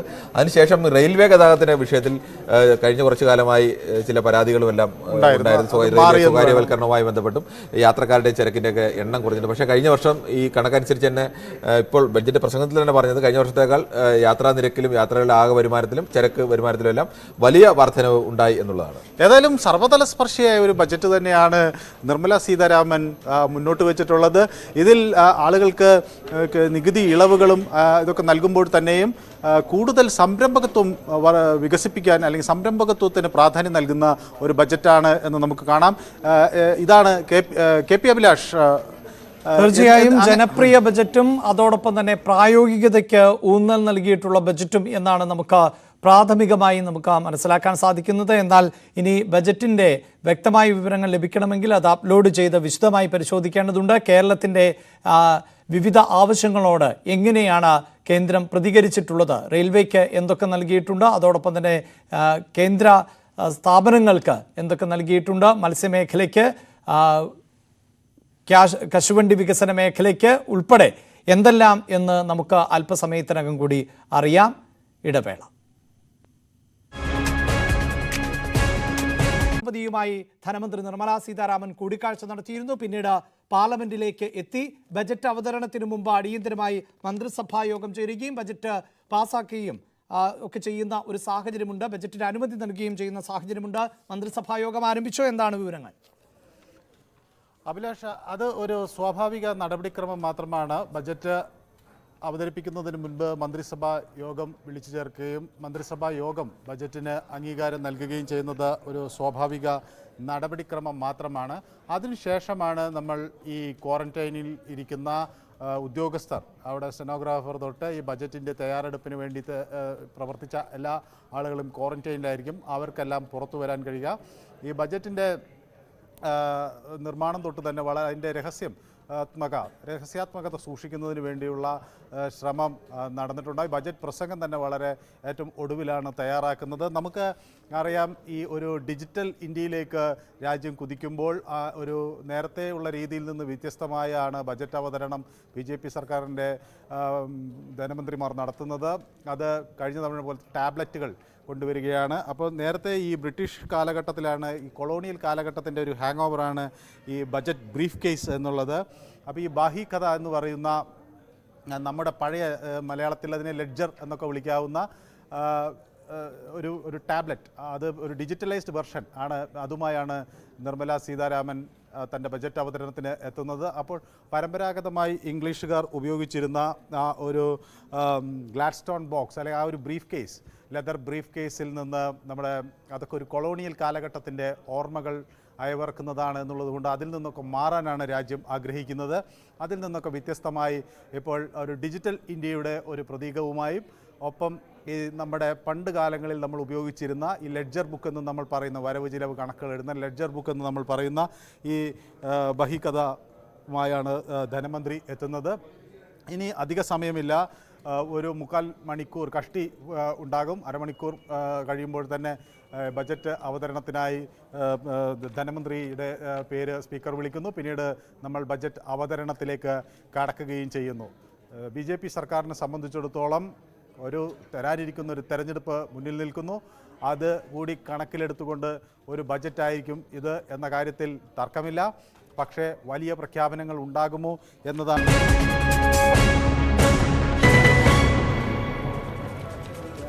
ബജറ്റ് പ്രഖ്യാപനങ്ങൾ ഒറ്റനോട്ടത്തിൽ. എല്ലാവരിലേക്കും വികസനം എത്തിക്കുകയാണ് ലക്ഷ്യമെന്ന് ധനമന്ത്രി നിർമ്മല സീതാരാമൻ. ഇന്ത്യൻ സമ്പദ് വ്യവസ്ഥ ശരിയായ പാതയിലാണ്. രാജ്യത്തിന്റെ വളർച്ചാ നിരക്ക് 7% ആകുമെന്നും നിർമ്മല സീതാരാമൻ. ഇന്ത്യൻ സമ്പദ് വ്യവസ്ഥ ശരിയായ ദിശയിലെന്ന് ധനമന്ത്രി നിർമ്മല സീതാരാമൻ. ലോകത്തിലെ 5ാമത്തെ വലിയ ശക്തിയായി ഇന്ത്യ മാറി. രാജ്യം തിളങ്ങുന്ന ഭാവിയിലേക്ക് മുന്നേറുകയാണെന്നും ലോകം ഇന്ത്യയെ ഉറ്റുനോക്കുകയാണെന്നും ധനമന്ത്രി പറഞ്ഞു.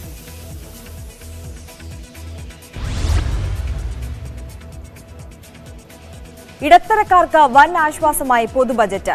ആദായ നികുതി ഇളവിനുള്ള പരിധി കൂട്ടി. 5 നിന്ന് 7 ലക്ഷമാക്കിയാണ് ഉയർത്തിയത്. പഴയ സ്കീമിൽ 3 ലക്ഷം വരെ നികുതിയില്ല.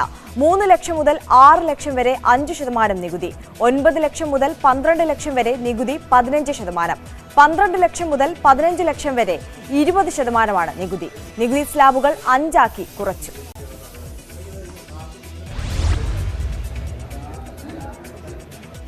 സിഗരറ്റിന് വില കൂടും. സ്വർണം, വെള്ളി, ഡയമണ്ടിനും വില കൂടും. വസ്ത്രങ്ങൾക്കും വില കൂടും. ക്യാമറയ്ക്കും വില കൂടും.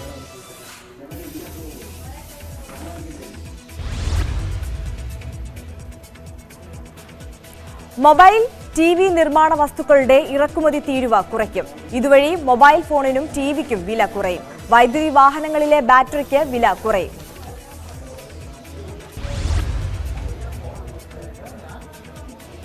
യുവാക്കൾക്ക് അവസരമൊരുക്കൽ മുഖ്യ പരിഗണനയെന്ന ബജറ്റ് പ്രസംഗത്തിൽ നിർമ്മല സീതാരാമൻ. സ്ത്രീകളുടെ സാമ്പത്തിക ശാക്തീകരണം ലക്ഷ്യം. തൊഴിലവസരങ്ങൾ സൃഷ്ടിക്കുകയാണ് ലക്ഷ്യമിടുന്നതെന്നും ധനമന്ത്രി.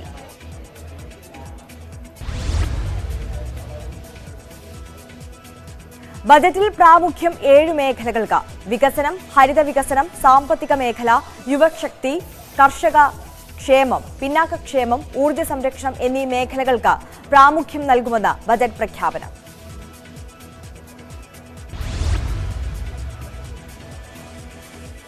ടൂറിസത്തിന് പ്രത്യേക ഫണ്ട്. കാർഷിക സ്റ്റാർട്ടപ്പ് ആപ്പുകൾക്ക് പ്രത്യേക പരിഗണന നൽകും. ഹരിത വികസന പദ്ധതികൾ നടപ്പാക്കുമെന്നും ബജറ്റ് പ്രഖ്യാപനം. ജമ്മുകശ്മീരിനും വടക്കുകിഴക്കൻ സംസ്ഥാനങ്ങൾക്കും പ്രത്യേക പരിഗണന നൽകും.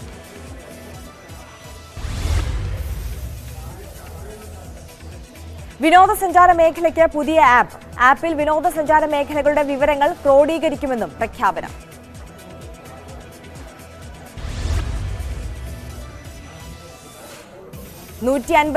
പുതിയ നഴ്സിംഗ് കോളേജുകൾ സ്ഥാപിക്കുമെന്ന ബജറ്റിൽ പ്രഖ്യാപനം. 2047ഓടെ അരിവാൾ രോഗം നിർമ്മാർജ്ജനം ചെയ്യുമെന്നും ബജറ്റിൽ ധനമന്ത്രി. വിദ്യാഭ്യാസ മേഖലയ്ക്ക് നവീന പദ്ധതികൾ.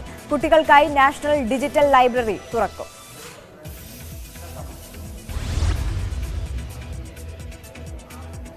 രാജ്യത്ത് 50 പുതിയ വിമാനത്താവളങ്ങളും ഹെലിപോർട്ടുകളും സ്ഥാപിക്കുമെന്ന് ധനമന്ത്രി. പ്രാദേശിക യാത്രാ സൗകര്യം മെച്ചപ്പെടുത്തുക ലക്ഷ്യമെന്നും ധനമന്ത്രി. നിലവിലുള്ള വിമാനത്താവളങ്ങളിൽ കൂടുതൽ സൗകര്യമൊരുക്കും.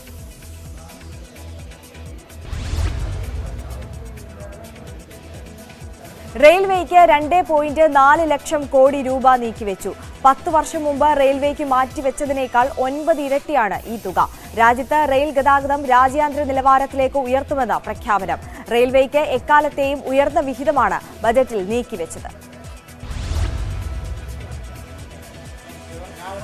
മത്സ്യമേഖലയ്ക്ക് 6000 കോടിയുടെ പദ്ധതി. ഹോർട്ടിക്കൾച്ചർ പാക്കേജിന് 2200 കോടിയും നീക്കിവെച്ചു.